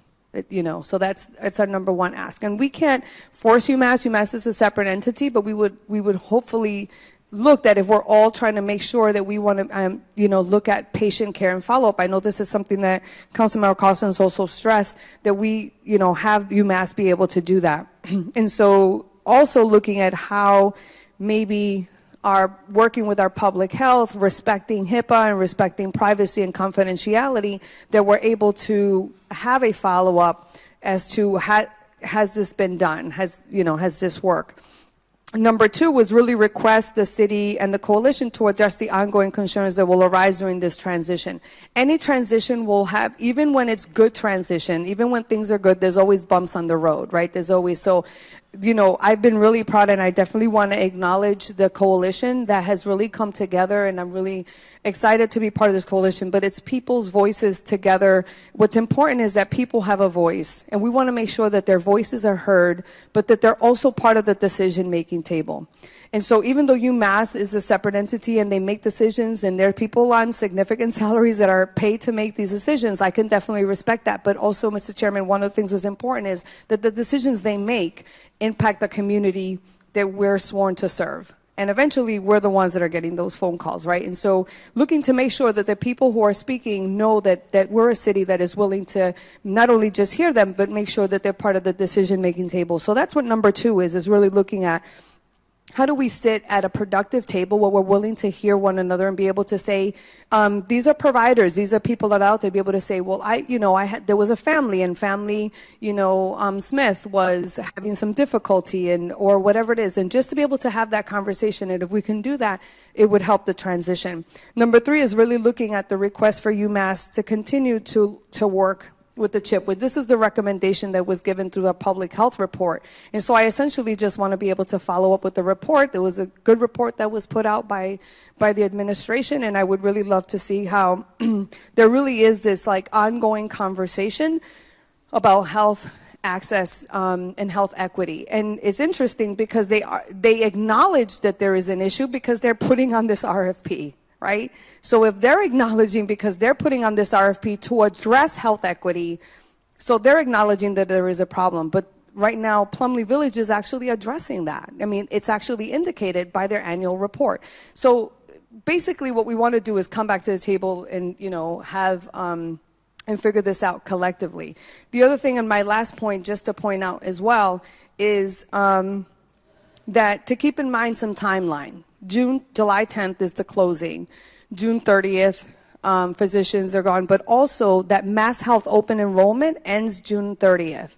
Now, during the time that there's the open enrollment, patients that are navigating the system to switch clinic have an opportunity to be able to pick which clinic they can be able to go to, being that there's availability. Once that enrollment is closed, they don't get to pick, and then it becomes chosen for them, and so pending where they are, that could be very complicated in regards to location, in regards to culture, in regards to linguistic abilities. So there's definitely, the clock is ticking, and that's really important. Like I said, they've been handed a piece of paper, but that definitely, there's a lot of variables and navigating a system. And actually, there are people that have already started calling, and also providers and people that are working with this population that have tried to make some phone calls, and that actually there isn't really availability for primary care physicians. There's a shortage. And we saw this even as we were navigating for patients that were evacuees from Puerto Rico, that we were seeing this. So when you think about this, I would really appreciate the administration to maybe try to bring UMass to the table and maybe help facilitate a meeting with the coalition. And then also trying to look at these timelines, because again, this can cause a public health crisis. We're looking at a significant amount of patients. The numbers, not just indicated by what we're saying, but also the numbers that they're providing on their report. So essentially, if we can look at these 3 asks, this is just looking at how to move forward, not leaving something. We don't just want to have a forum because we want to, criticize UMass or have this, we want to be able to have solutions. And so these 3 asks are really addressing how to move forward. It was brought up at the forum, and just to follow up and moving this forward. Ultimately, these patients need health care access. And so what are we going to do? And so I would hope that the administration can maybe, I know that during the budget's been really busy, but maybe during this time that we can take through our public health and maybe have a meeting sooner rather than later, just because as we look at the timeline. And I don't know if something that we can just send to to the administration.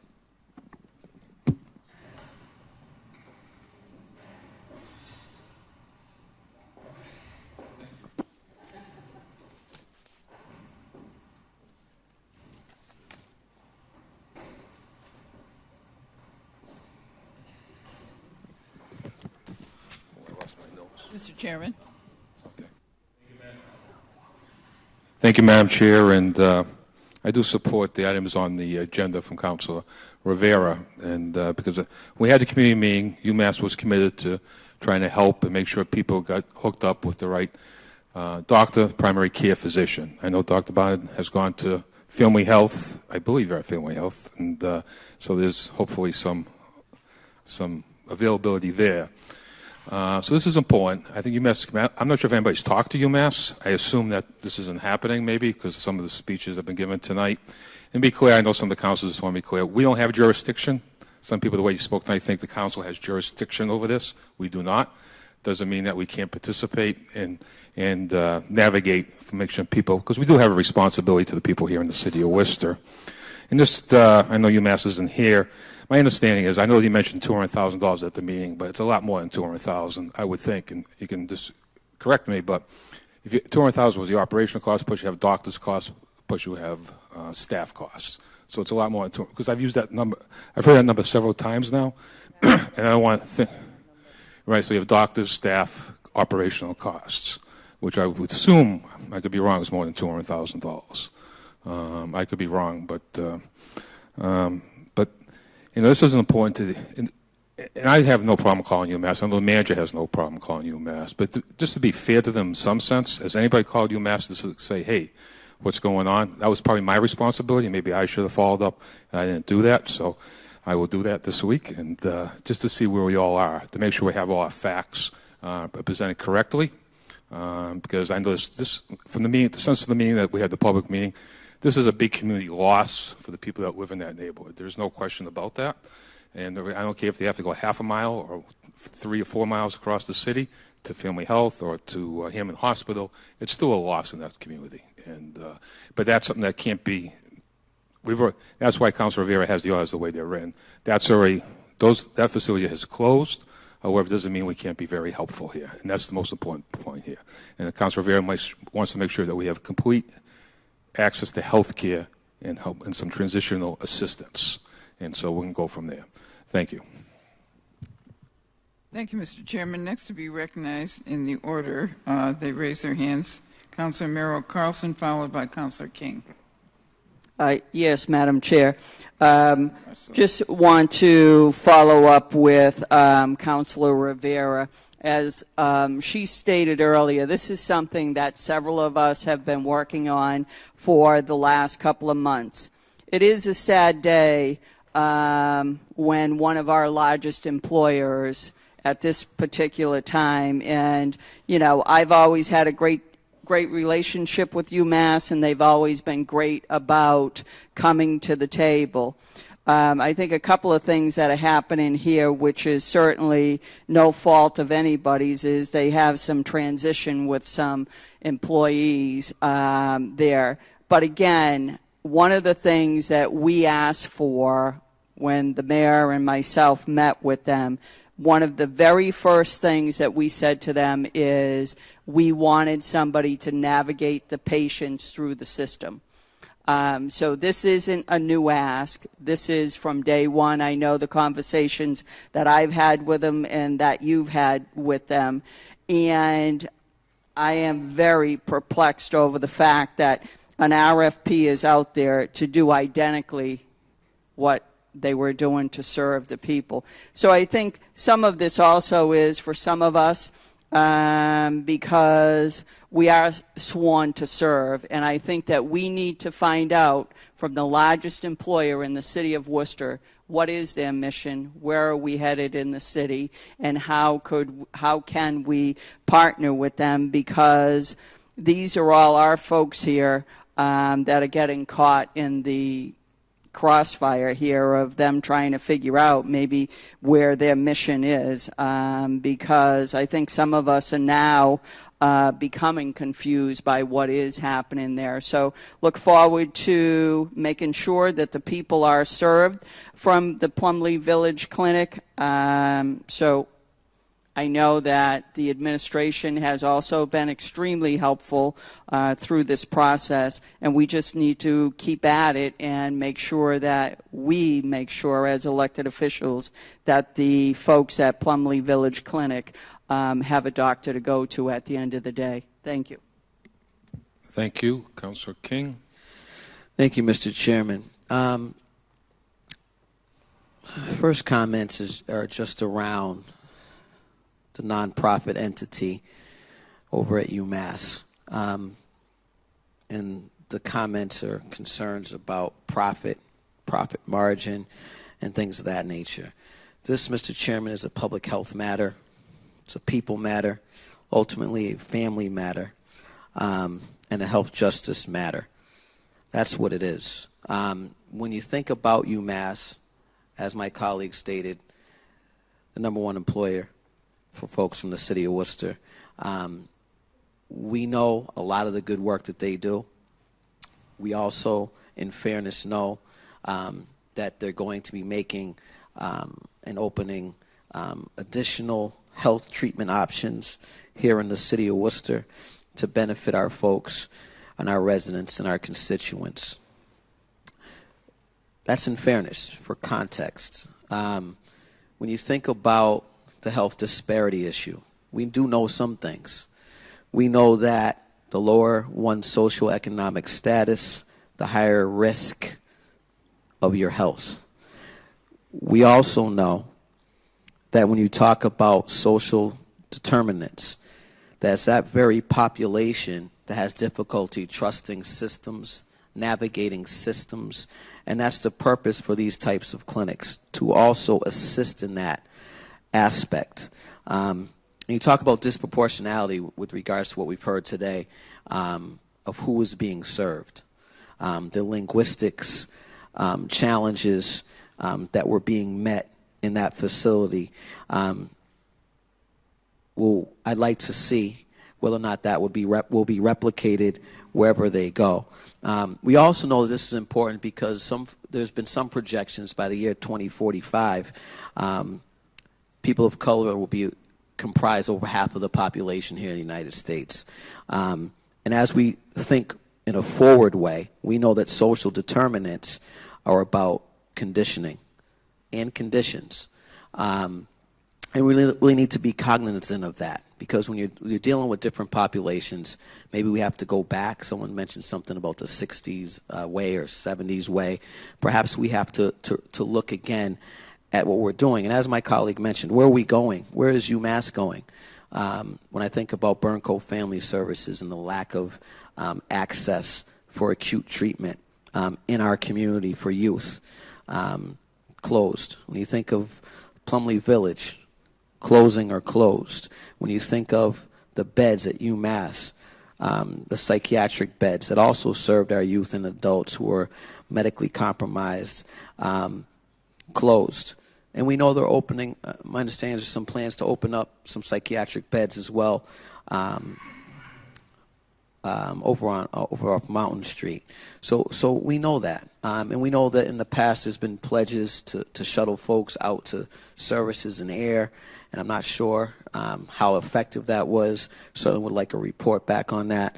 But I'm happy to be part of a body that's going to ask UMass to do their duty as a nonprofit and ensure that these folks are connected.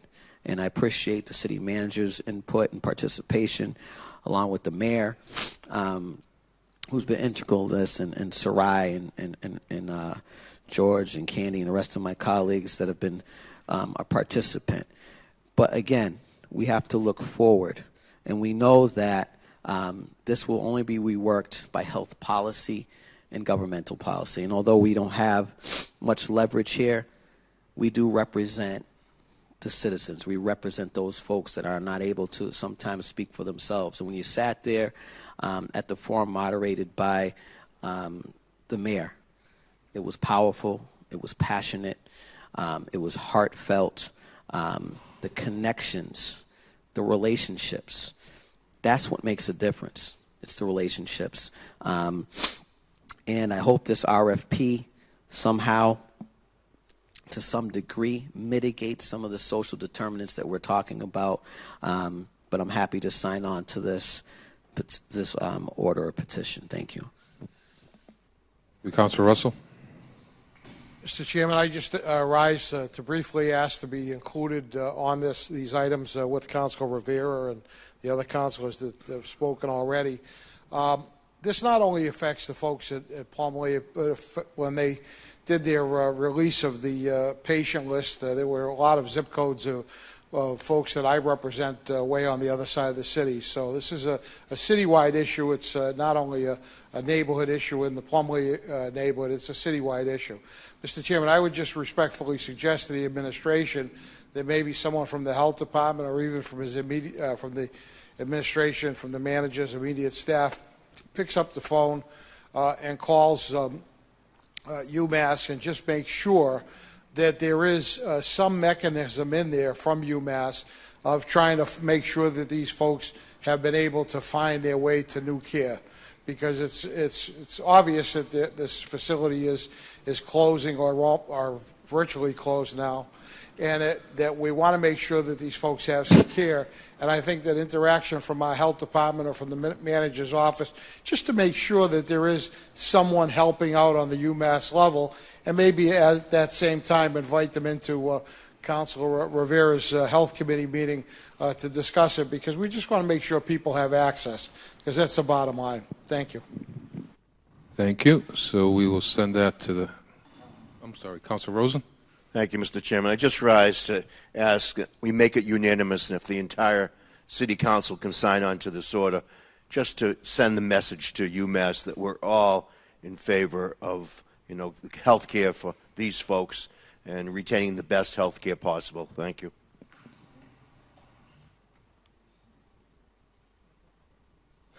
Okay.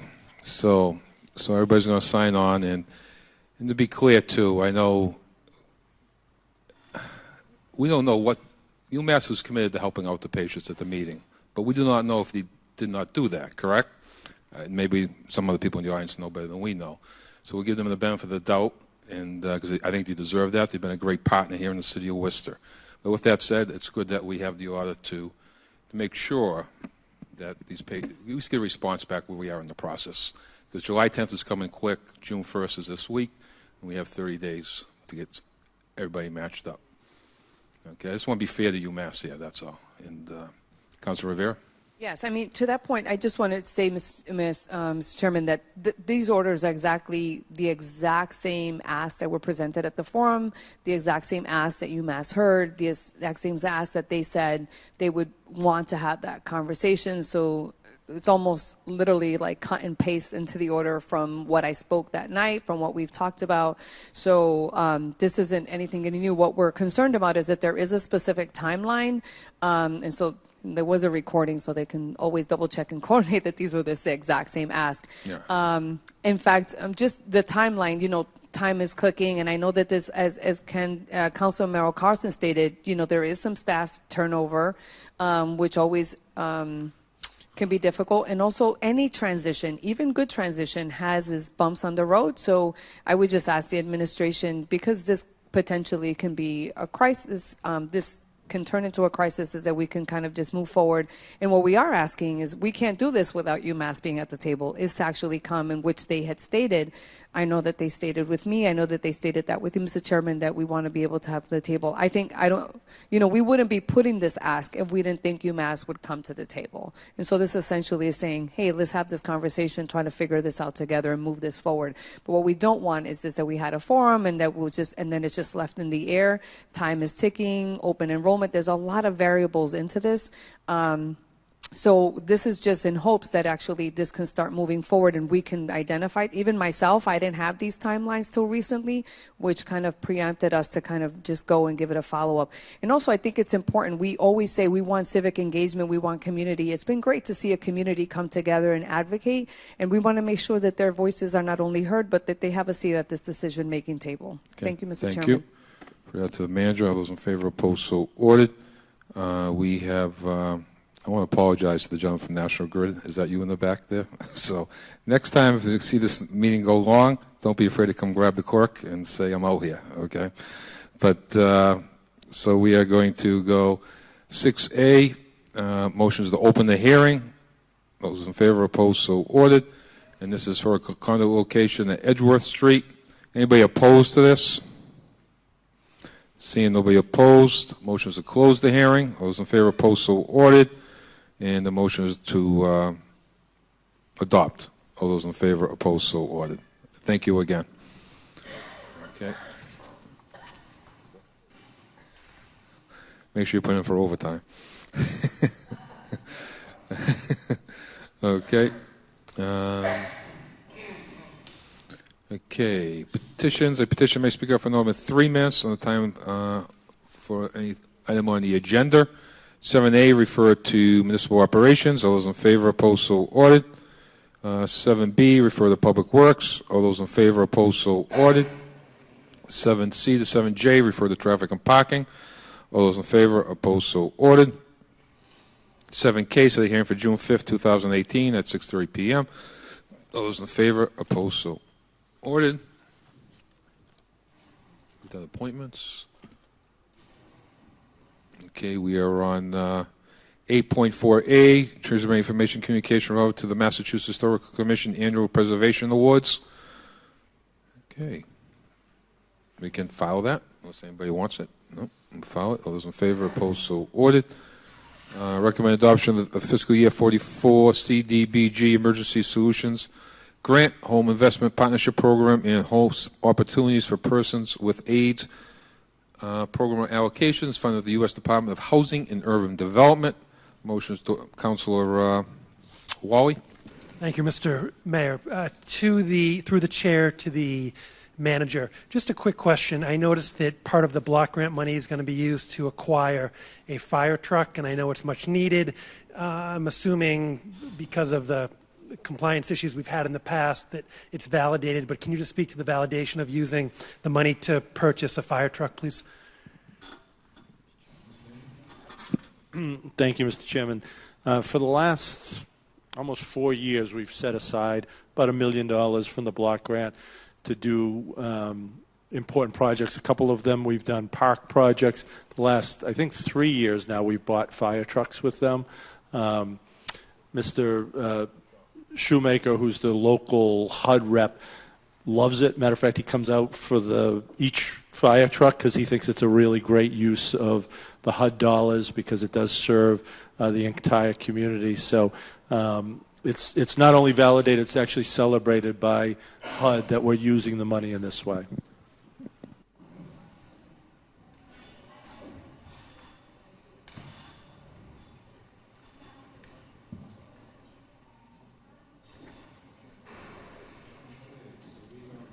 To Health and Human, what's that, Public Health, right? Yeah, Public Health. All those in favor. So, Councilor Rivera, you have a hearing on that then? Okay. I think there's a timetable involved there somewhere. So the clerk will make sure that's scheduled. All those in favor, opposed, so ordered. Recommend adoption of the order taken of the watershed land acquisition of Viner property. So we are going to do a roll call. Okay. Roll call. Council Bergman. Yes. Council King. Yes. Council Lukes. Yes. Council Merrill Carlson. Yes. Council Rivera. Yes. Council Rose. Yes. Council Rosen. Yes. Council Russell. Yes. Council Toomey. Yes. Council Wally. Yes. And Mayor Petty. Motion to reconsider. Consideration. Roll call.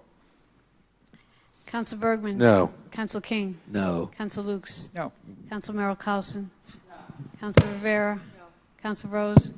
Council Rosen. No. Council Russell. No. Council Toomey. No.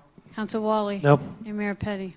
No. Transmit information communication relative to the construction progress report for the month ending April 2018 for the Public Works. All those in favor, opposed, so ordered.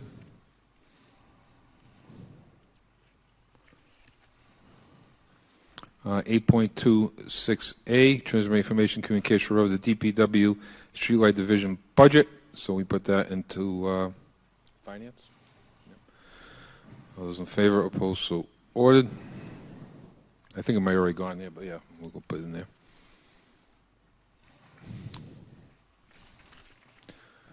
A, recommend $3,945 be transferred from account citywide capital equipment to other affairs equipment. Roll call. That is item 8.31A. Mr. Chairman? I'm probably doing so. Councilor Russell?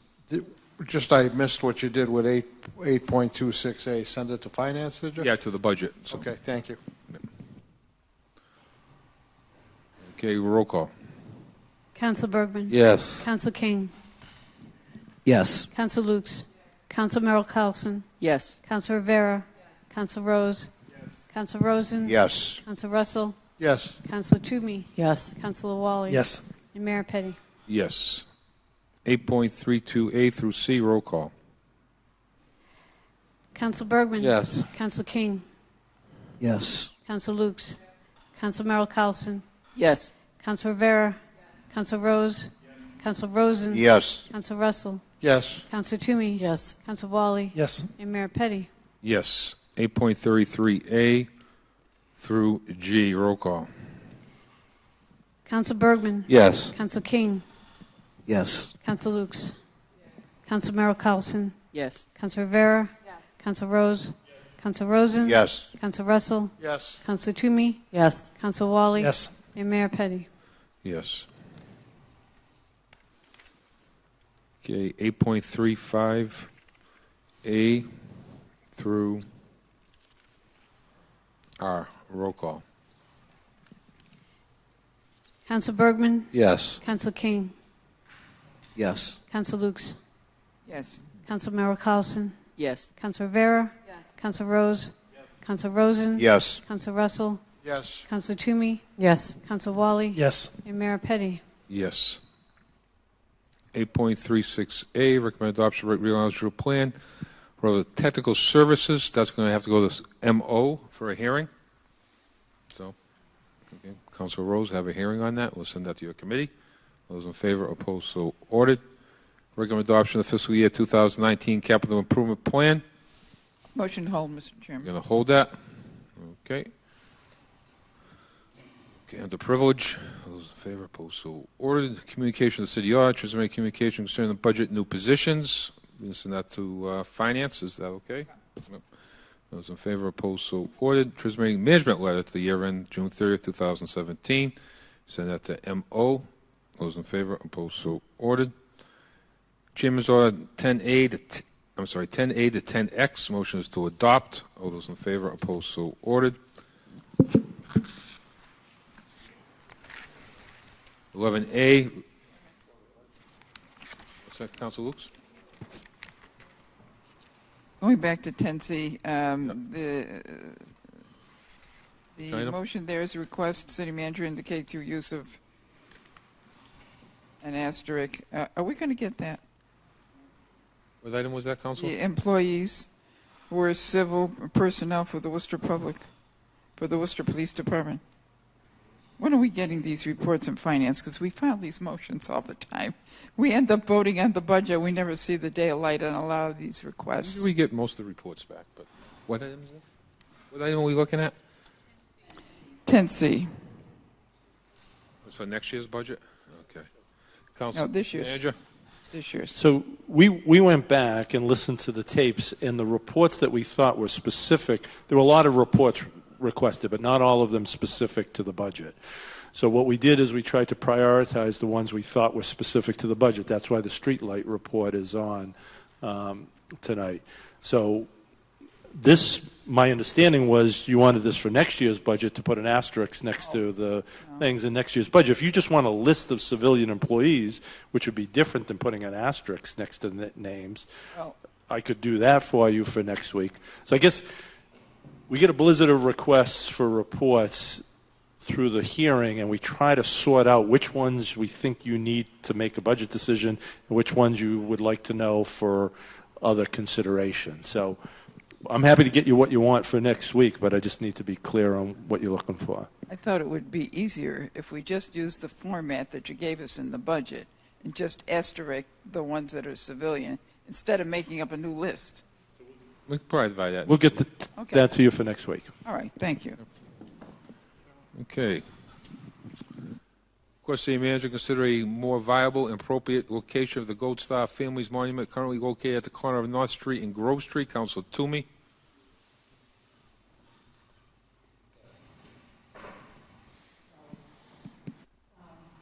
Mr. Chair, it's my understanding that the property that's adjacent to is going to be undergoing some construction, number one. And number two, as you know, and several of my colleagues attended many events throughout this past Memorial Day weekend, and this really is a beautiful monument for the Gold Star families, and really is not in a prominent place. And so I'm asking that we take that, find a more appropriate spot for it to be seen, and therefore also preserve it from any potential impact from construction or whatever. It really should be in a more appropriate place. especially where it's the Gold Star family's Gold Star Boulevard was named for it, and it's on Grove Street as opposed to Gold Star. It'd be great if we could combine that with the other monuments that are there. Okay. Thank Senator you. to the manager. All those in favor, opposed, so ordered. Request city manager provide information previously requested regarding funds received from CSX and where those funds are to be utilized as per the MOU and CSX. Councilor Russell, Merrill Carlson. Mr. Chairman, as it reads to the manager, but if he could put this on the top of the blizzard and try to make sure it blows back into to the council before we go into our summer schedule. Thank you. Those in favor, opposed, so ordered. Request the manager provide an update to the efforts to reduce truck traffic in city streets and reduce truck drivers on I-290 and to the CSX. As it reads, we're going to send that to the manager. Request the manager requests the Board of Health to take steps to protect city bicyclists by educating and encouraging them to abide by the city's laws, requiring any person 16 years of age or younger riding the bicycle to wear a properly fitted helmet. The board's efforts should also target bike-sharing companies like Awful and that ignored such laws. Councilor Rosen and Bergman. As it reads. Okay, you get a star. Those in favor, opposed, so ordered. Request that the manager consider establishing the annual sidewalk poetry project where selected poetry of local poets is imprinted into fresh concrete of new sidewalks in the area of public buildings such as public library, city hall, schools, and playgrounds. Oh, Councilor Lukes.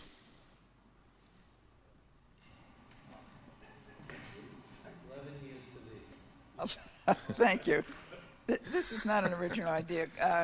Cambridge has been doing this for the last 4 years.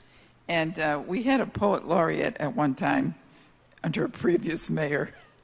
And when I was holding that office, I thought we needed to recognize the fact that we have a very active poet community. And so Gertrude Halstead was named the poet laureate. She was a survivor of the Holocaust. She was a published poet. And we haven't been able to do anything since then in terms of recognizing the fact that we have a lot of creative people in this city that may not be defined as artists or defined as poets. So looking around the city, given the fact that we're constructing sidewalks all over the place, maybe we can get the Department of Public Works, Public Library, and some of our poets in the city to try to develop a process, not a complicated one, having poets submit what they think would be appropriate and then having a judgment. And in Cambridge, they only do about 4 or 5 a year. So there is some expense attached, but it's certainly a way of recognizing the fact that we have a very creative community here that needs recognition and hasn't always gotten it. So I'll refer that to the city manager. Okay, those in favor, opposed, so ordered. Request city manager provide cleanup of the waste caused from illegal dumping in the vicinity of the Millbrook Street at the on-ramps of I-290 and I-190. Council Merrill Carlson. As it reads. Wish we can catch some of these people, you know.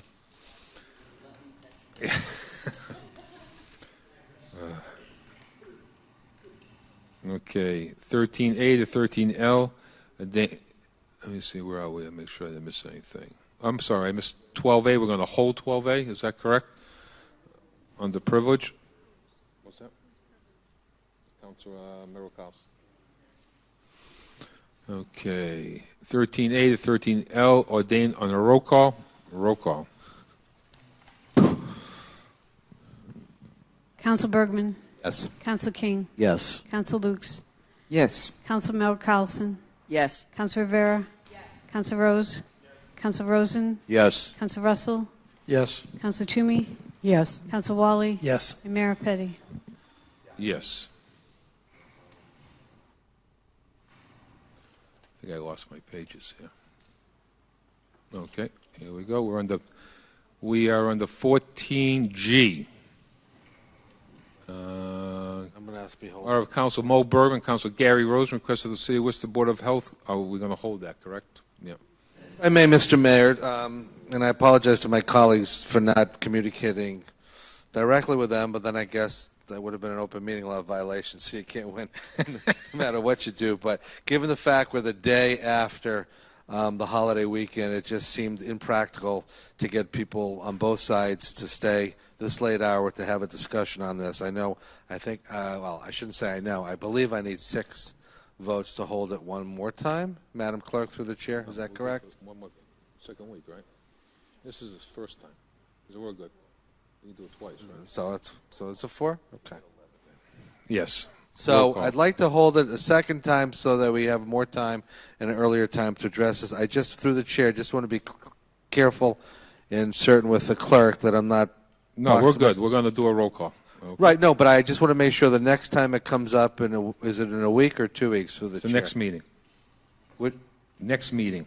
Which will be next week. Correct. June 5th. And then we don't need any votes to take it off the table. I can just ask. Correct. So procedurally, I feel fine. Okay, roll call. Thank you. Council Bergman. Yes. Council King. Yes. Council Yes. Lukes. Council Merrill Carlson. Yes. Council Rivera. Yes. Council Rose. Yes. Council Rosen. Yes. Council Russell. Yes. Council Toomey. Yes. Council Wally. Yes. And Mayor Petty.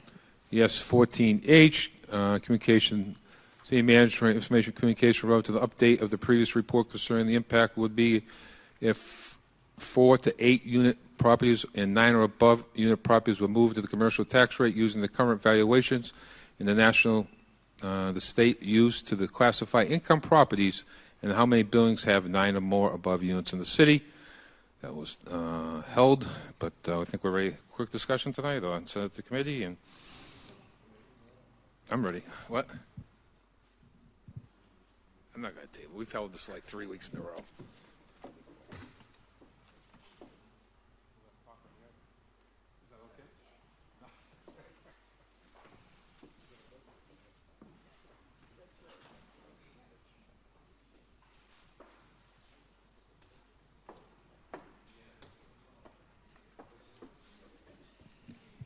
Mr. Chairman.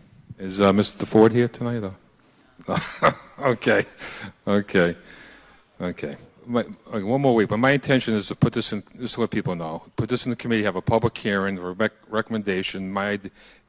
Just to let people know, I really believe, and some have 5 or more units, and maybe some people believe 9 or more. You're a business, and maybe you should be assessed at that level. I know we had this discussion before, but to be fair, we should have a public hearing on it and have people come in and testify. And some other items on that report, we'll send that report back to that committee of MO, and we'll talk about maybe adding the penny sales tax, and maybe we'll pick 3 or 4 items to bring back to this council and to move it forward to the state legislature over the next month or so. Okay? Thank you. Just a clarification, Mr. Chairman. If, in fact, you want to attach an amendment to this, making it a commercial endeavor to be taxed as a commercial endeavor, don't we need state legislation for that purpose? All right. You have to go through a whole process. Okay. All right. And it's not going to happen on this council, though. We may make a recommendation, a resolution, but all right. Home rule. It's a home rule petition. I think there's some pressure if this council wants it. I think there's been a number of home rule petitions that the legislature has taken up on certain items similar to this, and so we'll see how it goes. We'll work it the next couple months. Thank you. All right, thank you. Does anybody else want to be heard on this item? Taken into effect is 9:15. We've been sitting here since 4:30. Councilor Russell. Madam Chairman, just a question. Maybe the law department can address it at a later date, but I was just wondering if it belongs in MO because it's obviously a municipal operation. But if it's a legislative affairs, does it belong in the Legislative Affairs and Rules Committee? Just a question. Well, it's been in MO, so that's where it's going to go back to MO. So I think Council was the chair, correct? Maybe send to one and then to the other if this goes forward? It's going to go to MO for it. Well, we can have that discussion next week anyway. So motion is to table it? Yes. Okay, need a roll call? No. So we're going to table it since this is the 4th time we've held it. Okay, let's move on. Okay. Maybe Mr. Ford will be here next week. Okay. We're going to go on to, that's it. So, you want to do the budget real quick? We have some people waiting here, and it's only I was right. 9:15. I called it without the budget, though. There are some people who are waiting. So since Mr. Stearns, I wasn't here earlier, so we are. Is the auditor still has to be heard? Okay. What items do we have to do? Which ones? Where are we? Oh, yeah, we are adjourned from the meeting. All those in favor, opposed, so ordered. Motions go back into budget. All those in favor, opposed, so ordered. This is what we got left right here? Okay. City Auditor, page 17. Okay.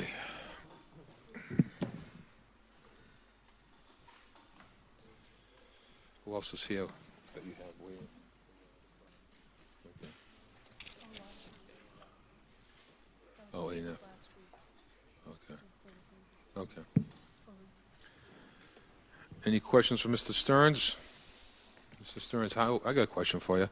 How are we staffed, and are we adequately staffed to do the job that you need to do to monitor the city departments and report back to the city council? We're fully staffed. We've been fully staffed for 2 years. We had a number of retirees, and so the new people that came on board are fully trained, and they're doing a great job. Okay. Any questions, anybody? Or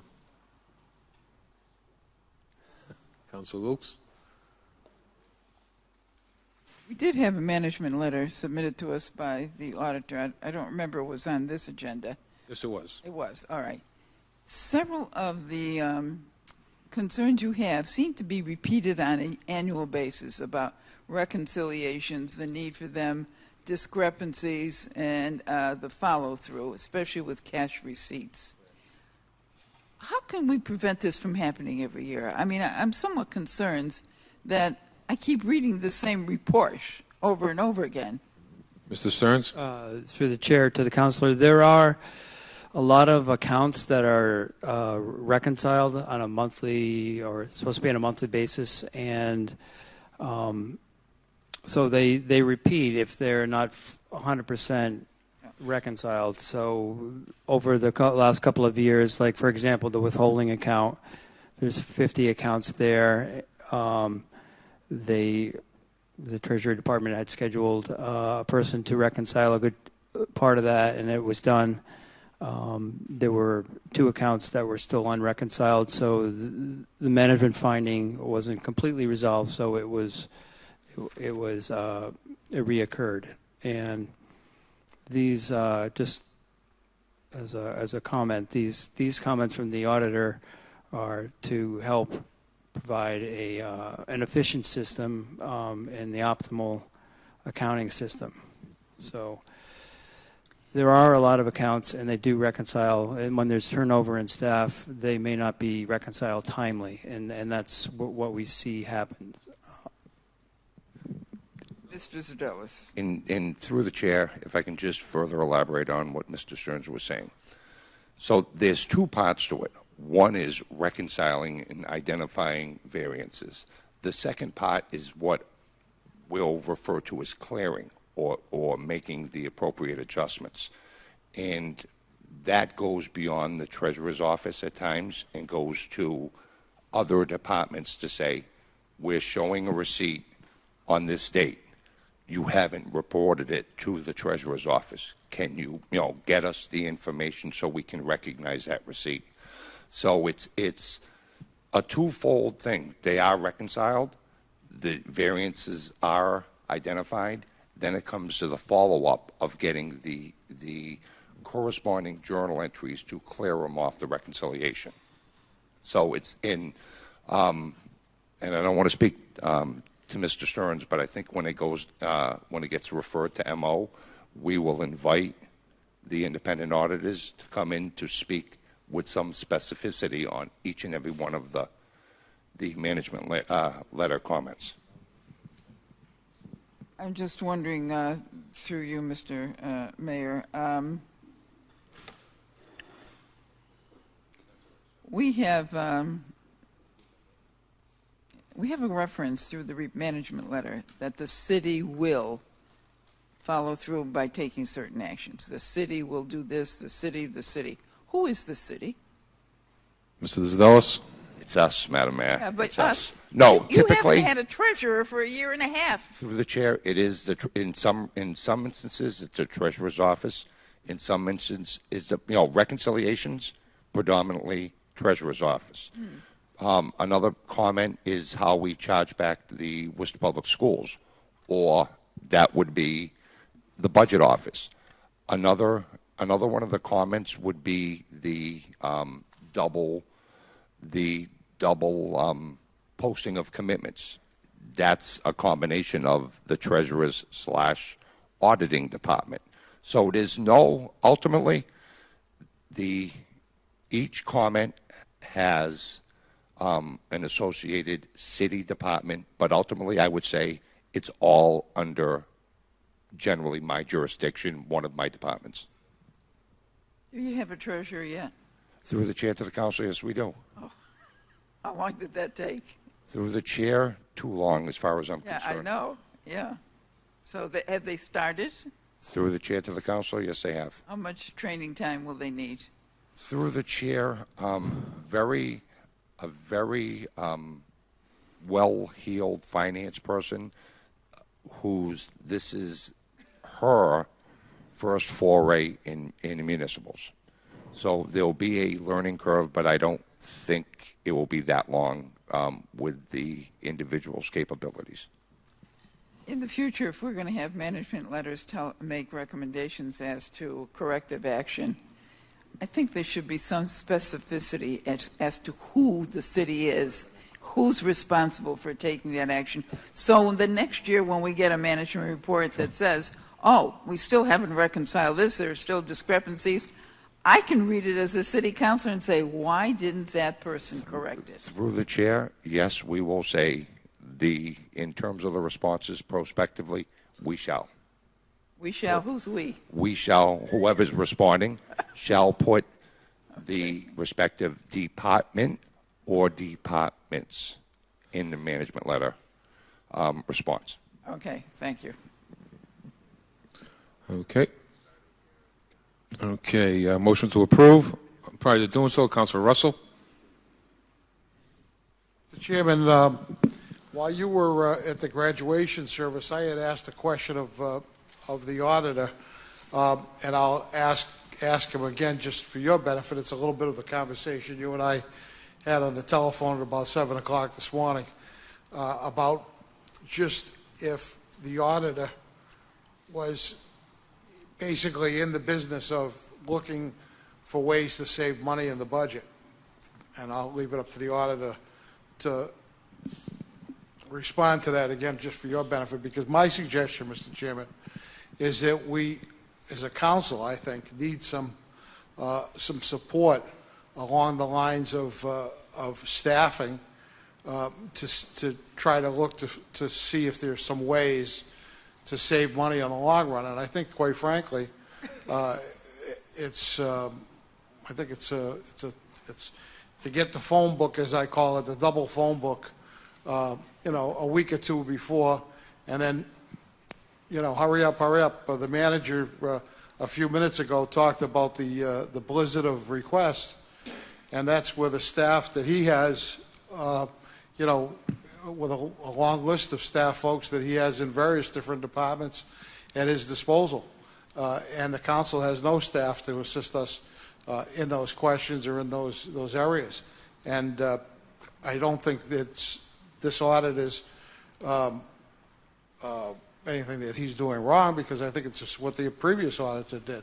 But I just wonder if the auditor's role should be expanded to include, or maybe a council staff person in a future budget, or maybe even in this budget for the next fiscal year. Should have some staff, some support to work on these kinds of things on our behalf, Mr. Chairman. Well, in the past, what we've done, and Councilor Hooks can testify, I know when Councilor Cooney was here and other councils, they would use the city council and ask for reports from the city auditor. The city auditor would generate a report back to the council if there's any concerns that you would have. And because Mr. Stearns answered tonight that he's fully staffed, he probably has the staff to do If you have a question, we can go through the council, we send it to the auditor, and it's worked pretty well in the past.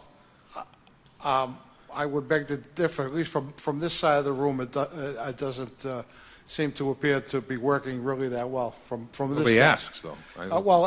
But the ask is that I think that the council needs to have some checks and balances, and I think that we need to have an ability to do it. And like I said, just like the manager said a few minutes ago, this is a fast, bombarded process, and I think that it's just something I'm throwing out there. And if my colleagues don't think it's something worth talking about, then so be it. If they want to, if they think it's something worth talking about, then maybe they should speak about it now. Okay. We can think about it. My only issue, I guess, would be we're going to hire someone to hire the person that we've hired to watch the city administration. Well, that's why I'm suggesting, Mr. Chairman, maybe it should be someone in the auditor's office. Maybe it should be someone that reports to the council that is part of that staff. So, yeah. Let me think that out. Okay, Councilor King. Thank you, Mr. Chairman. I just want to support Councilor Russell in trying to figure out some additional support for us as councilors with respect to the budget and other matters. Just want to go on record saying that would be a great benefit as we move forward and try to continue to move the city forward. Councilmember Carlson. Yes, Mr. Chairman. I also think that, as my colleague, Councilor Russell, said earlier, we get this, he calls it a double phone book, and we basically have 2 weeks to go through this. I think us having some support staff is something that is desperately needed, given that we do not have the resources to go through this budget. Quite honestly, I don't feel the way that we should.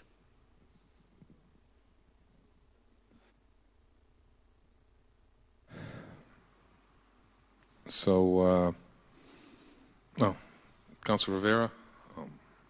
Yeah, I just want to go on record and support. I think Councilmember Costa just wrapped it up well, but I just want to thank Councilor Russell for that. I mean, definitely in not only do we have the double phone book, but we still have council items and regular meetings and our committees and definitely there's a number of like research and information that we do just on items that we bring forth, Mr. Chairman. So I just want to go on record in supporting. I think it's definitely something to explore and continue looking. Thank you for Councilor Russell for bringing that up. Councilor Toomey. Through you, Mr. Chair, I also want to support that because there are a number of issues that frequently come up in terms of budgetary issues. In addition to that, all of the grants and funds research on those, I think that there are a number of things that we actually need support with and for. And we haven't had it for a long time, so. Okay, so I'm hearing two different things. I'm hearing that we want someone assigned to the city council office, and that you have a person assigned to you, right? No? Not really. Okay, I'm not sure what I'm hearing then. Councilor Lukes? This budget that we're looking at is $650 million, in addition to all the grant monies we get, because as we discussed some time ago, last week, the cost of running government is more than what's in this budget. We have additional monies coming in that we vote every week almost. And what I need in terms of knowing exactly how we spend our money, how we collect our money, what impact our retirement and pension and outgoing bonds and all the more complex aspects of financing this city government proceed is expertise. Now, we get a management letter from the auditor every year, and we have independent auditors, but we only target select departments within the city. What happens in those other departments, I think, can be mirrored by the concerns expressed in the very limited audits we have, which means there are discrepancies and there are reconciliations that need to be made. And sometimes we catch them and sometimes we don't. But the point is, there should be some consistency in that kind of expertise. I had asked for the auditor, for example, he didn't have time to do it this week, I understand that, to respond to an article about our pension liabilities from a citizen. Now, the point is that if that letter wasn't written, I wouldn't have asked that. How would I know if there's some concerns, and I don't necessarily want you to respond to the merits of the issue. There are other concerns pending that I don't know about unless we have that expertise. Now, I was going to ask when we did the finance officer's review exactly what functions he has, because I think we've stretched him to a point where he's not running around in circles, because I think he can handle it, but he's obviously stretched to a point where it's making a difference in our oversight of our monies. We finally got a treasurer. That's good. Needs to be trained. Fine. But we need more than that, because there has to be checks and balances. I have to feel comfortable with what's going on the other side of the table. And I can't say that I am. I have to wait for these audits that are limited in scope, but very repetitive if you look at them year after year in terms of how money is handled. And that troubles me. I don't want to go through a crisis like the state police did, and that's why I asked the question about overtime. I want to feel comfortable that we're doing everything we can to make sure this city knows how to spend the money that's collected and account for it. And I don't have that feeling. So I don't want somebody in the city council office, but I would like to have an independent, maybe it has to be in Mr. Stern's office, independent watchdog keeping track of what else is going on in the city. If there are any alarming signs, I want to know about it before it becomes a crisis. Okay, this is, I'm going to hold it all tonight. I'll just begin. We'll get back on that one to get a report. Mr. Stearns, you said you had adequate staff. I've been around for 20 years. We get reports from auditors, outside auditors. I'm comfortable with everything that comes through here. I trust the city manager. I trust the city auditor. But if people want to just get information, I get that. I just get that, the idea you want someone who's to get back to you.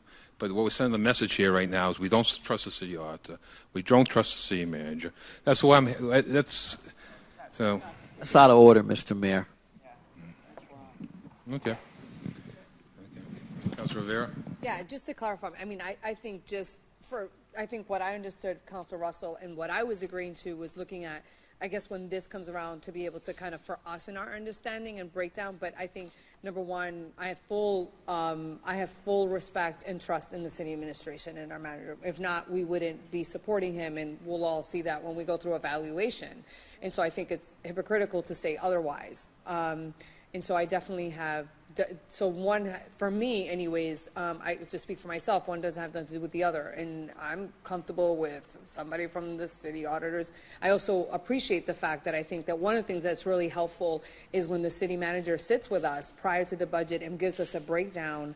And that's really helpful. To me, it almost feels like it's a little bit of an expansion of that, of what the city administration does, the city manager does, which I find when he does that breakdown and then when he does the report here that it's very helpful. But I'm not looking for an independent review. I think if we do that, then at this point we would have a significant problem. If I can't trust the city manager, why would we be having him here? No, with all the respect, administration, I respect the city administration and also the city auditor's office. They haven't given us any reason. Now, what we're looking at is just kind of looking at maybe a little bit detailed review, kind of an expansion to what the city manager does. But also not to put anything more on him. Getting the budget done is very, very taskful. And they do it very well, and I appreciate what they do in the presentation. Just to me, I'm understanding just kind of an expansion of that and assistant. Anything else, it's not anything that I support. I want to just go on record that I respect the city administration, the auditor's office, and I think for me, looking at it to support to kind of get that breakdown and little assistance. Other than that, no. Mr. Manager? Through you, Mr. Chairman, I think the distinction here is if the council decides in its wisdom it wants another staff person, That's up to whatever the council wants, and we'll certainly try, as we do with all of the council's requests, look at it in the next year's budget and try to incorporate it. I do think it's challenging when you talk about the management letter, and there's always items that come in a management letter. There's never an audit that doesn't have issues, because we hire people, and people make mistakes. And especially when you talk about $650 million, there's a lot of interactions. So the fact that there are items in a management level shouldn't be troubling. It should be, you know, they're human beings working here, and they make mistakes, and they can improve upon things, and they don't get things 100% right 100% of the time. But I don't think that I've heard of anything in the audit or the management letter that would make me think, oh my God, we've got some big dark cloud on the horizon that warrants some major change here. There's issues. They have been identified through the process, and we will do the best we can to deal with those and fix those. So I'd like to just bifurcate the conversation if I could. If it's additional staff and support for the council, that's certainly one thing, and I'll defer to the council's wisdom on that. But I just don't want anybody to walk away from here thinking that somehow, because there's items in a management letter, that there's some big problem going on here. This is just normal. There's never an audit that takes place that's 100% perfect. So I just want to bifurcate the two if we could. Okay. Councilor Bergman? Yeah, I was late, and I'll be brief. I think I was pretty much going to repeat what the manager said. It seems to me we were unintentionally mixing apples and oranges. I do think there's a good argument or case to be made that with almost 2/3 of $1 billion budget, it's very hard for lay people, which we are. I don't think any of us has the expertise in finance to that level, and we're part-time, to grasp and have the answers that we need to do the best we can. And I've said it in previous council budget hearings that seems to me, you know, maybe just in the report that the mayor is going to ask for, we just look at best practices. There has to be other communities that have our form of government where we're part-time counselors, but there is some sort of assistance, particularly at budget time, without having a full-time staff, you know, all year round. And I certainly could use the help. I'm sure my colleagues could at budget season particularly, and I know the manager seems to have indicated a moment ago a willingness to provide us that support. That's all I'm raising my voice to say. I think that support would be warranted, helpful, appreciated, and probably long overdue. That doesn't mean we've made a mistake in the past. Sometimes you get into a rut of doing things, and it just seems like it's the way to do it. But I think having some assistance, budget time, would be a new way of doing things, would be very helpful to all of us. And it doesn't in any way reflect on any questions about any documents that anybody's given us or any integrity that the people that work here have. It's simply, we could use the help, and if we can get it, we'd love to have it. That's all. Hey, Councilor Russell? Mr. Chairman, I just want to specifically say, I mean, if I thought there was anything going wrong here, if I didn't trust the city manager, you know what I'd be doing? I'd be standing, I wouldn't be sitting down. I'd be standing up, banging on the table, calling for his resignation if I thought there was something wrong. And I am not doing that by any stretch of the imagination. I support this administration. I support this manager. But I also want to be able to do my job as a city councilor and to be able to do the job that under our charter it says that I should be doing, which is to look at this budget and try and see if there's any waste or any repetitive spending in there, and to be the second guess, if you will, because it's the administration's job under our charter to come forward with a budget, and I'm sure he's not putting any waste in. But in the past 7 years that I've been on this council, there have been items that we've noticed that have been able to save the taxpayers a few dollars, and all I'm asking is for some professional assistance to assist us in our efforts. That's all. To work in conjunction with this manager who we trust and we trust and we work with well. Okay. So let's think about over next week. I'm thinking is that we put a position in the budget for the council. We can use that as part of the budget process and use that as part of support. That's just a thought and support the council. And Mr. Stearns, you can weigh in later on and think about how you handle that yourself. Okay? And we'll get back and think about it. Okay? because it's not clear to me what we're asking, that's all. That's what I'm in trouble with, but, okay. Just follow up. In the past, I was providing monthly reports to the council in the years past. I did discontinue that this year because of the overlap with the administration also providing the same reports. And so those reports I thought were fairly comprehensive and dealt with budget actuals or projections on revenues. If that's something the council would like me to continue to do, or if they want to meet with me on a regular basis or by phone, I'd be happy to do that. Okay. Probably continue those again, but I would probably maybe in the shorter term, if you find a discrepancy in what you think is wrong, you would definitely provide a report to the council.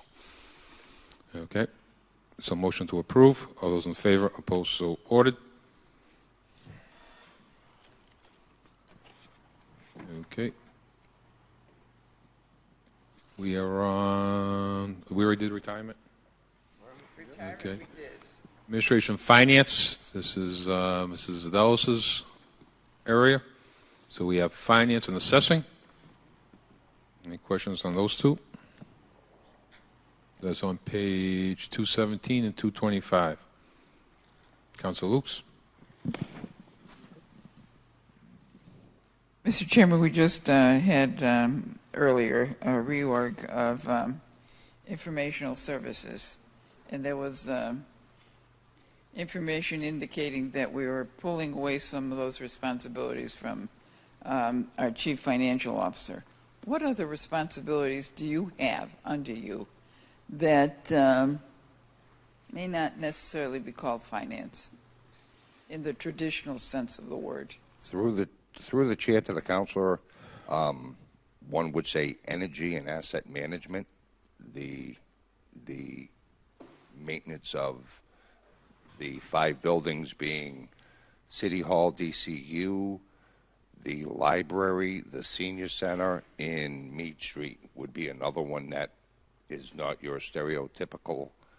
Would that be more appropriate in Public Works? Through the chair, the consolidation of all buildings would be appropriate somewhere. I don't know if it's going to be Public Works, but the consolidation of all public buildings under one overarching department is a theme that we've been striving to get to. As a matter of fact, that was the basic premise of the feasibility study that we commissioned that should be coming out within the next month or so. And what's the recommendation going to be in there, or is it too early to tell us? Through the chair, there will be a recommendation from the consultant. It will probably be the consolidation of all buildings, including fire stations and the police department, under the jurisdiction of one department. And it's not going to be your office?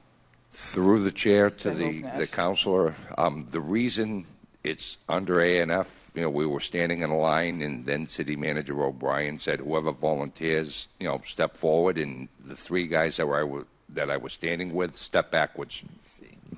All right.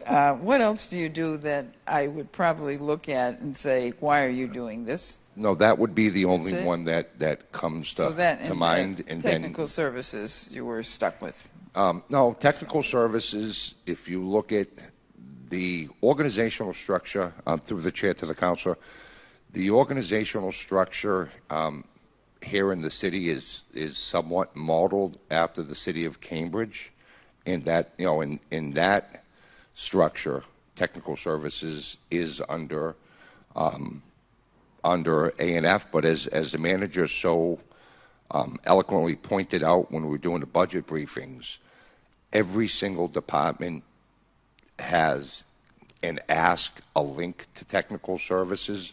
So, breaking it out from under A&F, because, they do support the police department. They do support inspectional services. They do support other departments other than finance. So, as the manager, spoke to in the budget briefings, looking forward, that's a department that's truly going to help us break out in terms of achieving efficiencies. Oh, okay. After the reorg, through you, Mr. Mayor, Are you going to have any connection with those services? Oh, through the chair, finance, I would have to say, on a proportionate basis, is still going to be one of the largest users of technical services. I mean, as I sit here next to the auditor, every paycheck that comes out of the city starts with,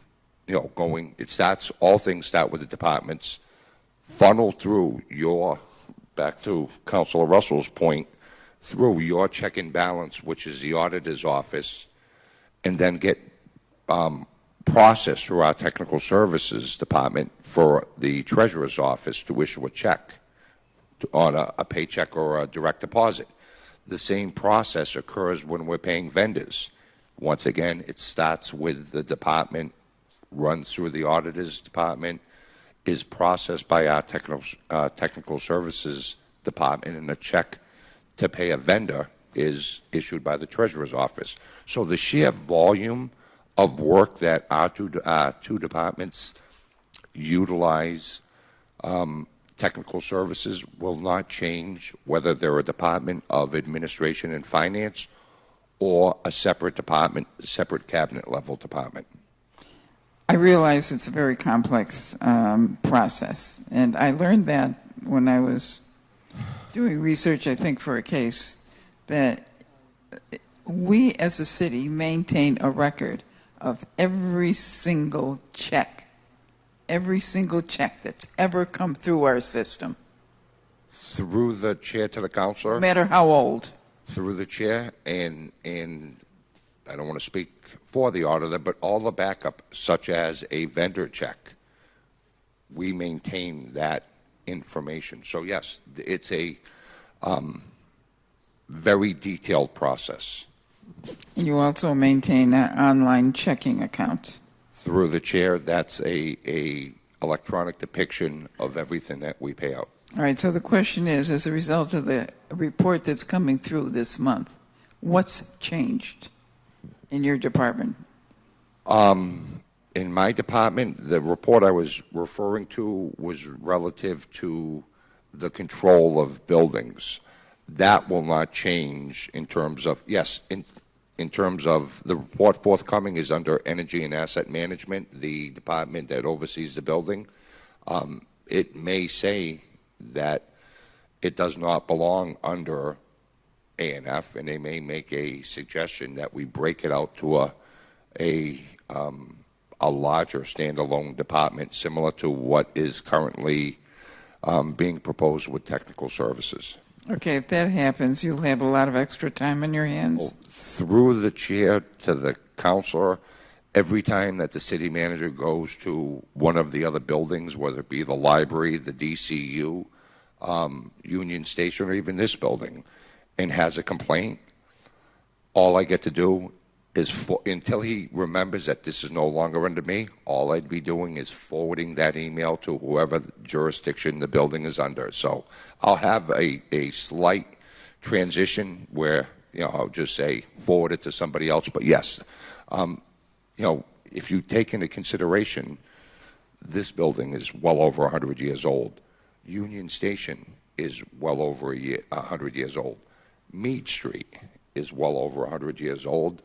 The senior center has got to be up there close to 100 years. So we've Grafton Street School, Midland Street School, maybe even May that's up at Street the school department. Yeah. But yes, those are maintaining Right. all You the don't buildings. have anything to do with school department buildings. Through the chair to the counselor, no, thank goodness. Okay, all right. So it's a wait and see. We'll wait until we get the report to see how it impacts the other departments and your department. I am somewhat concerned about your department because when I read the management letter and I kept saying, the city will comply, I thought, who is the city? The city has to be your office. Through the chair, yes, and where it was multiple departments, I gave a standardized answer. So yes, we are the city. Okay, thank you. Councilmember Carlson. Yes, just a couple of questions through the chair. Looking here, I'm on page 220. Could you help me understand where it says sewer revenues. Last year it was a negative of 76,708. This year it's a negative 78,549. And then if you go to page 221, under the Treasury Department, the sewer revenues last year was 169,947. This year it's 176,09. Through the chair. Could you help me understand that? Yes, ma'am. Through the chair to the counselor. The page 220 is roughly the budget division. Now, the budget division. So the page 221 is the treasurer collectors division. Both of those divisions do work for the sewer enterprises. Similar to if you looked at Mr. Stern's office, we work. So as an example, all the processing of bids, purchase orders to facilitate DPW operating as an enterprise account is done by the budget division. Over on the collectors side, treasurer and collectors. So through the chair, are you saying that this year here, this is the expectation that we're going to collect less? Through the chair, this is a representation at a proportionate share of both of those particular divisions.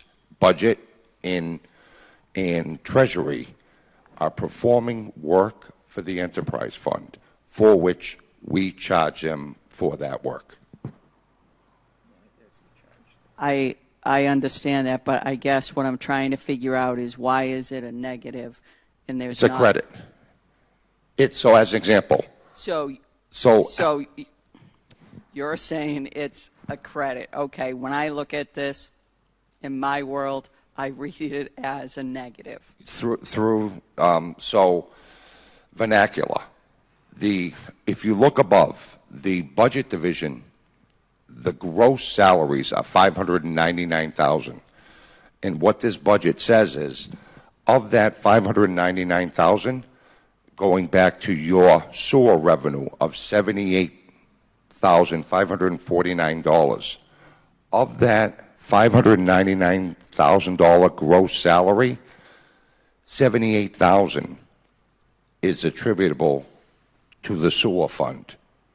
So we reduce the gross salary by that $78,000, which will yield a tax levy dollar value lower than the $599. So it's where we're assigning those costs, a credit charging back the sewer department. Thank you.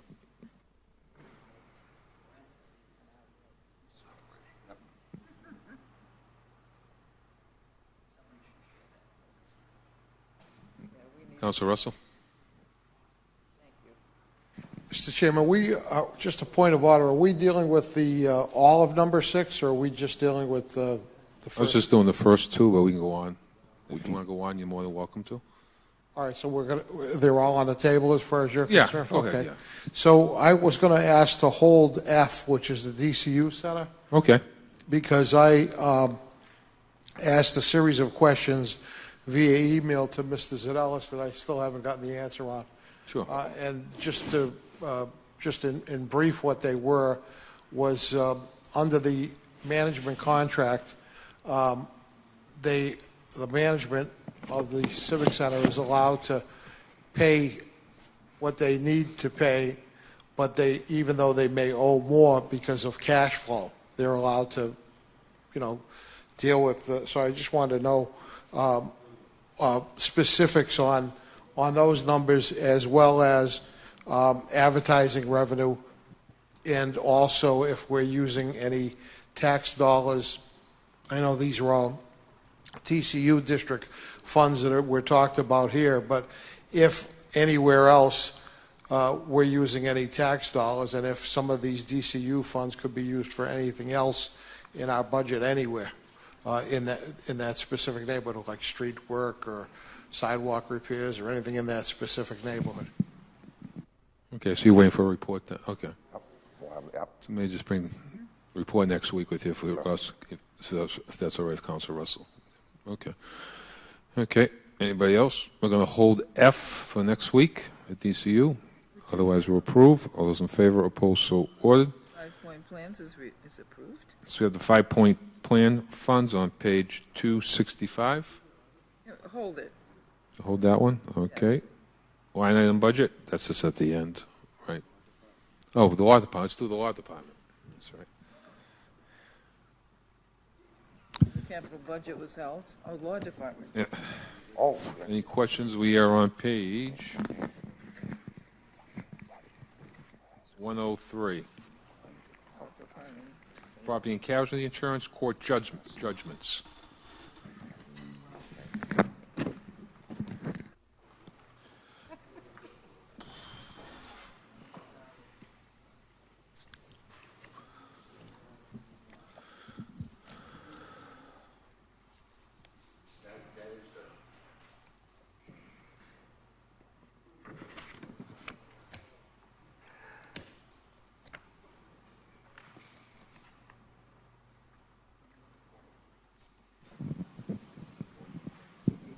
Motion to approve? Prior to doing so, Councilor Bergman. Just had a quick question through the chair.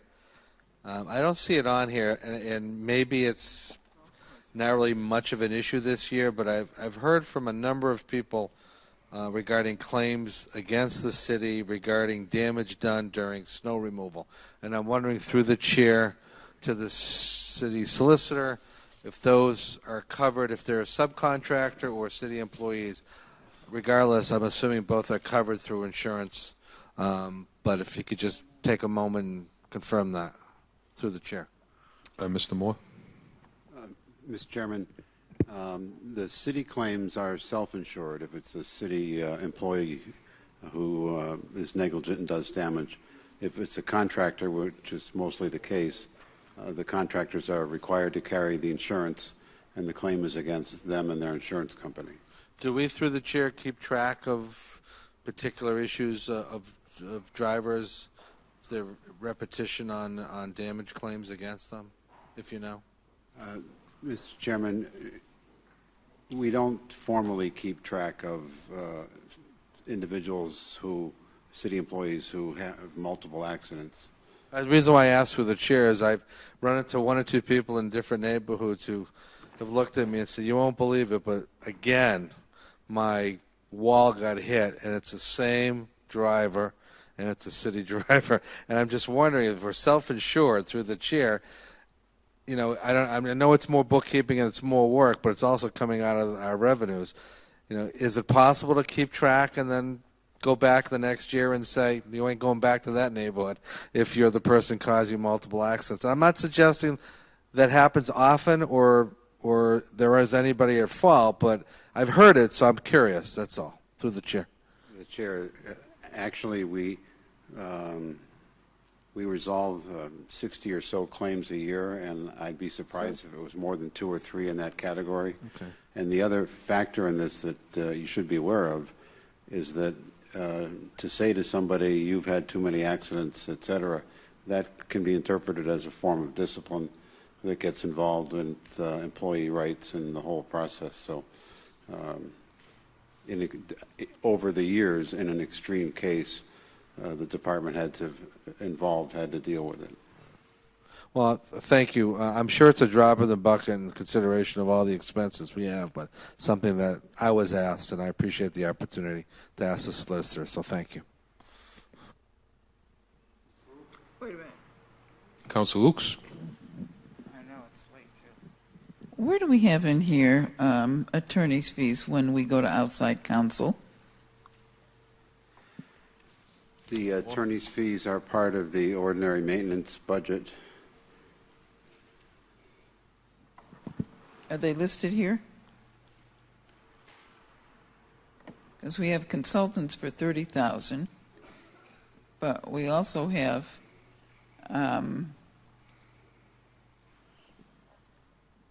hired services, and there's no amount there. Page 105.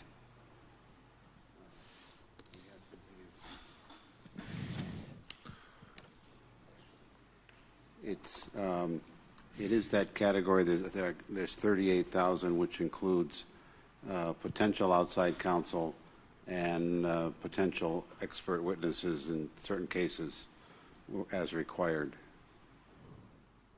So the 30,000 later on down in that same block is for consultants, which is translated to mean what? Through the chair, as the solicitor referenced the OM section, the legal consultants is 38,000. Oh, she's talking about regular consultants. Through the chair to the counselor, in terms of what goes into that 30,000, which is just a regular consultant line item, if you wouldn't mind, we can get you the type of services that go into that line item in a report for next week, if you wouldn't mind, because I don't have it readily available with me this evening. No, that's fine. Normally, one of the first questions anybody asks is the credits assigned to each department for services. And we waited till almost 10 o'clock before that question was asked today. Why is golf course revenues listed here for 55,909? Through the chair to the counselor, golf course revenues in this, if you're looking in the salary section, that's $1,841, and that's for the law department doing services such as preparing and reviewing any contracts that the golf course may have. The $55,909 is the charge attributable to the sewer enterprise fund from the law department. You would just happen to be one line off.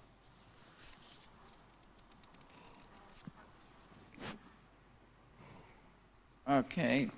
Now that we know it's coming from the Suez Enterprise Fund, why?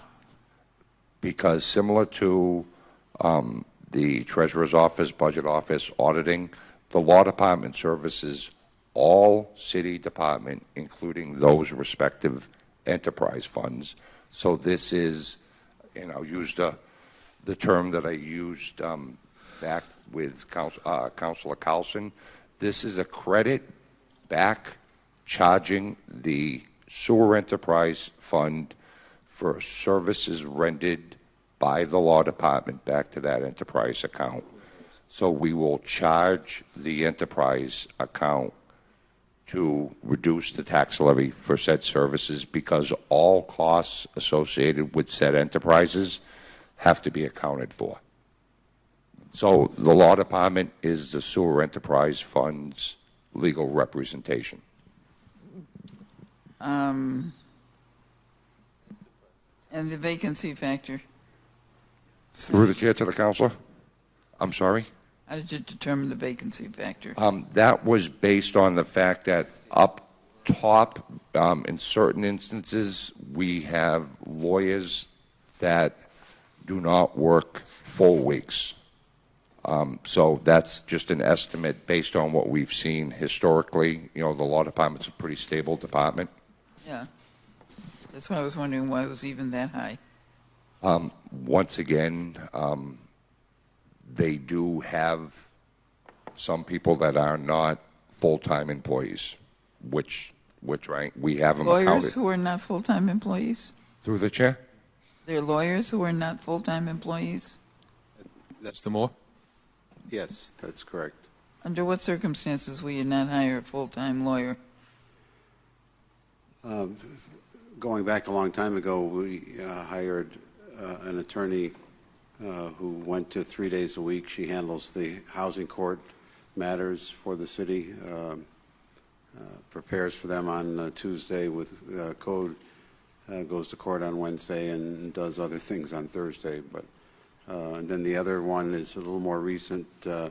When John O'Day retired, he's been brought back to handle appellate tax board and assessing claims. Do you have issues with conflicts of interest if they're practicing anyplace else? through the chair, they're not practicing anyplace else, and no. All right, so whatever legal service they provide, it's only for the city. That's correct. All right, thank you. Okay. Motion to approve. All those in favor? Opposed? So ordered. Under suspension? No. No, we're not in the council, but you have a budget question? I do. Okay. I do have one question as relates to an issue like a report back. Hopefully, as we wrap up the budget, so I can feel a little more comfortable. And so, just a couple of questions for Mr. Zadelis through the chair regarding a matter that came up as it relates to the Worcester Redevelopment Authority and the police budget.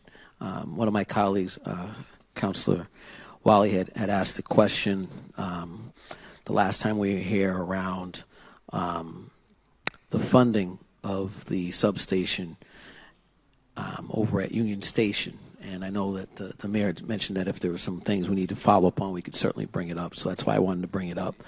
So the question to the chair, to Mr. Zadelis, was again around, there's approximately, it looks like, in the Worcester Redevelopment Authority, it mentions that, let me find a page here. It mentions that a large amount of the budget is dedicated to security at Union Station, somewhere over $800,000, 80% of which is funded by the Federal Transit Authority, 20% funded by the city. And I know that the last session I had asked what's the city's portion. My understanding, and please correct me if I'm wrong through the chair, is that prior to this year our portion was around $40,000. And that this year it's projecting somewhere between $200,000 to $300,000 as the city's 20% portion. Just wanted to clarify that through the chair. Is that accurate? Through the chair, for just the security component of the FTA funds, yes, that's a close estimate. Thank you. And so we've gone from $40,000 to somewhere between $200,000 to $300,000. And in looking at the police budget, I had noticed that as far as funding sources, there was some, it was shown that the GBV task force and also the public schools $120,000 payment for resource officers, which has been level funded since 1994, of around $120,000, but I couldn't locate where these funds for the Worcester Police Department was located in what budget for the substation. And so through the chair, the question is as follows, where is that reflected in the budget? Secondly, if you could explain where it's reflected, how it's reflected, and also how are those staff at Union Station being paid? Is it salary? Is it detail? Is it overtime? What's the source of payment, given that we've gone again from $40,000 to $200,000 to $300,000 for security? Through the chair to the counselor, the expense net of the FTA funds are depicted in the Worcester Redevelopment Union Station budget. Relative to your question, why don't you see that over on the police budget side, back to the credits that are in there from the school department, the 120, and the other funding source? These are not being paid over to the police department, similar to those credits. The substation at the current moment are being staffed and paid for by police off-duty assignments, so which is accounted for not in the general fund budget, but through the special revenue fund, the police auxiliary services, which is the reason why you do not see them in the general fund budget. And through the chair, the special did you say general fund budget? The special revenue fund. It's similar to how we account for most of the grants in the city. It's when we speak to the city's operating budget, that is the general fund budget.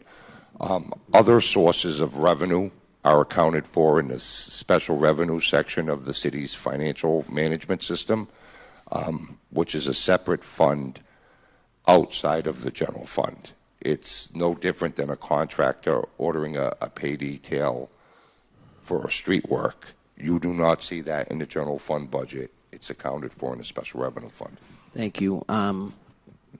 This would be a request for a report. Just, again, I'm curious as to how much the differential is from what we would be paying a salaried officer to be in that position versus a detail.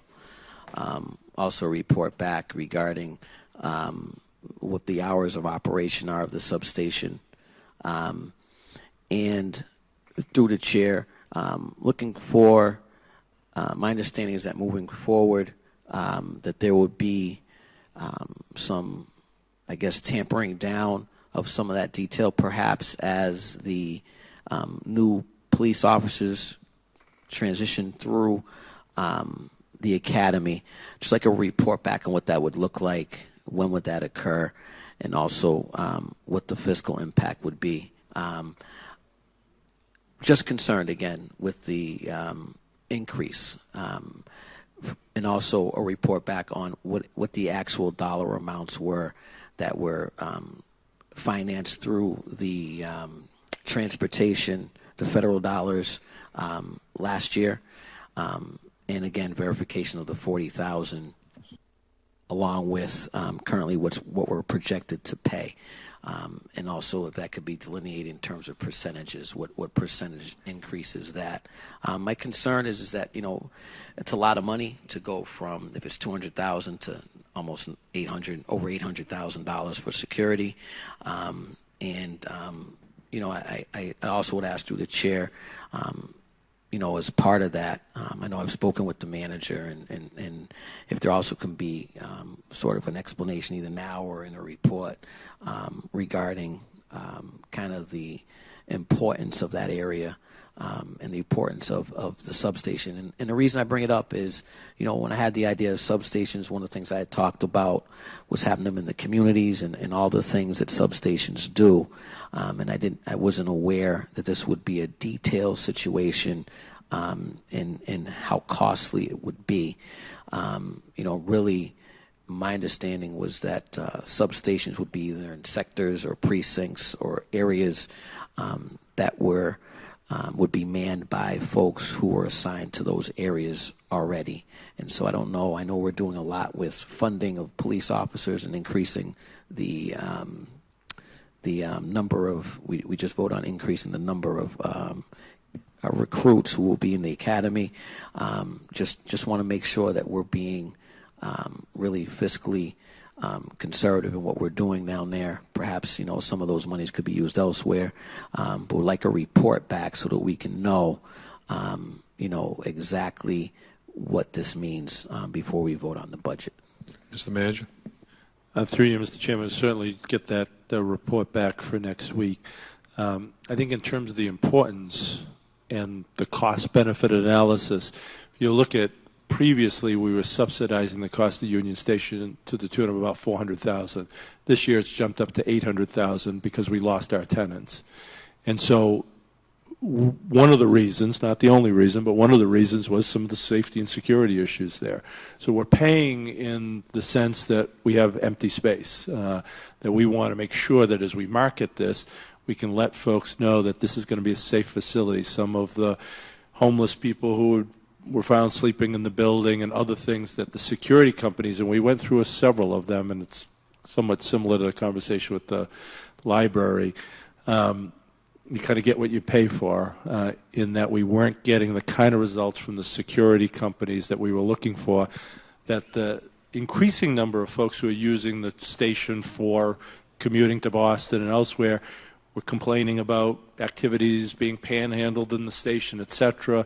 I went there many times at different times of the day, and I was not happy, quite frankly, with some of the behaviors I saw, some of the issues in the building, and we needed to do something differently to get different results. And so this is what we came up with. It is a temporary solution in terms of the detail piece because we don't have enough offices until the academy graduates, additional offices to be able to put them on regular salary. But we didn't want to wait to turn things around at Union Station given the situation that we were dealing with. So that really was the rationale, the impetus to do this, the cost-benefit analysis that went into our moving forward. And I would say the same thing with the WRTA hub. That is part of this kind of unit's responsibility. You have folks moving in at Roseland Apartments paying very high rents. We want people to feel good about that area and, you know, their next door neighbor and what they may see for activities there. And so it really is important to the overall kind of direction we're trying to move downtown and that we have a safe, secure transportation hub there at Union Station. So we certainly can get you all of the detailed backup that you requested for next week. Thank you, and just wanted to say that, you know, definitely appreciate your attention to the area downtown. You know, I think that we've grown leaps and bounds in terms of the plaza behind City Hall here, and that we're moving in the right direction. You know, and again, the concern is the numbers that jumped out at me. And, you know, I look forward to the reports, and I look forward to, you know, really thinking this through. Thank you. Okay. Thank you. Councilor Russell? Mr. Chairman, is this the point where we should be talking about any other loose ends for budget issues? Yeah. Okay. Yeah. So, Mr. Chairman, if I may, this item that you sent over from the council meeting that dealt with the streetlights. Mr. Zadalis' report? Yes. Yep. Can we discuss that? Yeah. From the council calendar. Yeah. From the council calendar, excuse me. Yeah. But the bottom line is that my understanding of it is, you know, I questioned this mostly because it was the same number, and it popped up at me just because of that. But my understanding is, and Mr. Zadalis, you can correct me if I'm misunderstanding this, but last year we cut $400,000 out of the budget because we thought there was going to be a $400 savings in electric. Correct? Through the chair to the councilor, my recollection is we thought there would be $400,000 in this budget, and it was a combination of maintenance and electric. But you know, ultimately, we thought it would be $400,000. Okay. But it wasn't it was not 400,000. Well, I'm looking at just one line really on your report. The line that is the third one down. It says electricity. The original item in last year's budget was $1,310,000. The actual voted budget was $910,000 because we cut $400,000. And then you're saying that you spent up until 5/23 $1,003,000 in electric.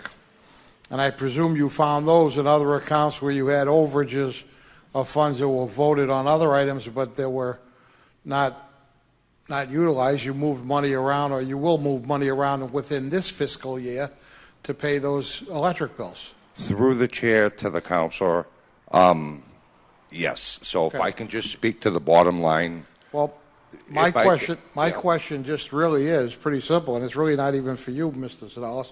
It's for the manager or for Public Works.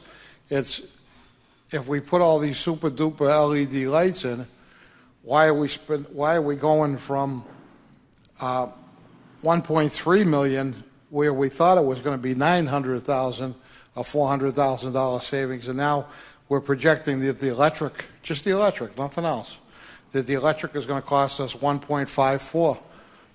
Mr. Manager, Mrs. Dallas. Through the chair to the councilor, as we spoke to as we developed last year's budget, first we had to get the LEDs installed. Second is the second component of this is we need to complete the license agreement with N-Grid before we start seeing the reduced rate. And that's the second part that has not occurred yet to date. So we are still paying, even though in So we put all those super duper lights in. no, we're still and paying? we will get the anticipated savings, but they will not materialize until we finish the agreement with N-Grid, and that is why you're seeing us expending $1.3 million as of right now. The actual savings are accruing, but we have not realized them in the budget yet. They have not given us the credit. Why though? Mr. Manager? Sure. Let me see if I can explain this. So the new technologies that were installed with the LED lights are using less energy, less electricity. That has not been recognized in the budget yet, because in order to do that, we have to have a signed agreement with National Grid on the underground wiring system. That agreement hasn't been signed yet. They're negotiating it, and we're hoping to have it done relatively soon. When we do, we will receive credits that go back to when the technology was installed for the energy savings. So we're not losing any money, but we have not realized that. So we're going to get, you correct me if I'm wrong, could be $800,000 in credits because we did use less electricity. It just has not been able to be paid yet until this underground agreement is settled with National Grid. So there's still credits to our favor, and they're accruing, and once this underground agreement is done, they will be realized by the city. So our super-duper lights are being super-duper. They are using less electricity. We are saving money, but until we sign on the bottom line with N-Grid, we're not going to actually be able to draw those down, but they're credits, and they will be coming in the door. So maybe, Mr. Chairman, maybe for next meeting we could get an idea of when the timing on all that stuff would be, just so that we can project a real number off of this, because I would hate to put an extra $500,000 in the budget if we're going to get a credit for $800,000 6 months from now. But thank you. We'll have it with the report with the other questions for next week. All those in favor? Opposed? So ordered. Okay, we have just a couple items. We all set? So next week, we'll meet the Finance Committee. Will meet on June 5th, 2017 at 5:30 p.m. Is that okay? Then we're also going to ask that the report of the Finance Committee will be taken up on June 5th for consideration at the June 5th meeting. That's just a placeholder for next week. Doesn't mean we have to finish the budget. We always can hold it. It's just a placeholder for the open meeting law. Is that correct? Yep. Those in favor? Opposed? So ordered. Okay. So we will have a motion to adjourn. Those or move to Finance on June 5th, 5:30, right? Yeah. Motion is to go to Finance on June 5th at 5:30 p.m.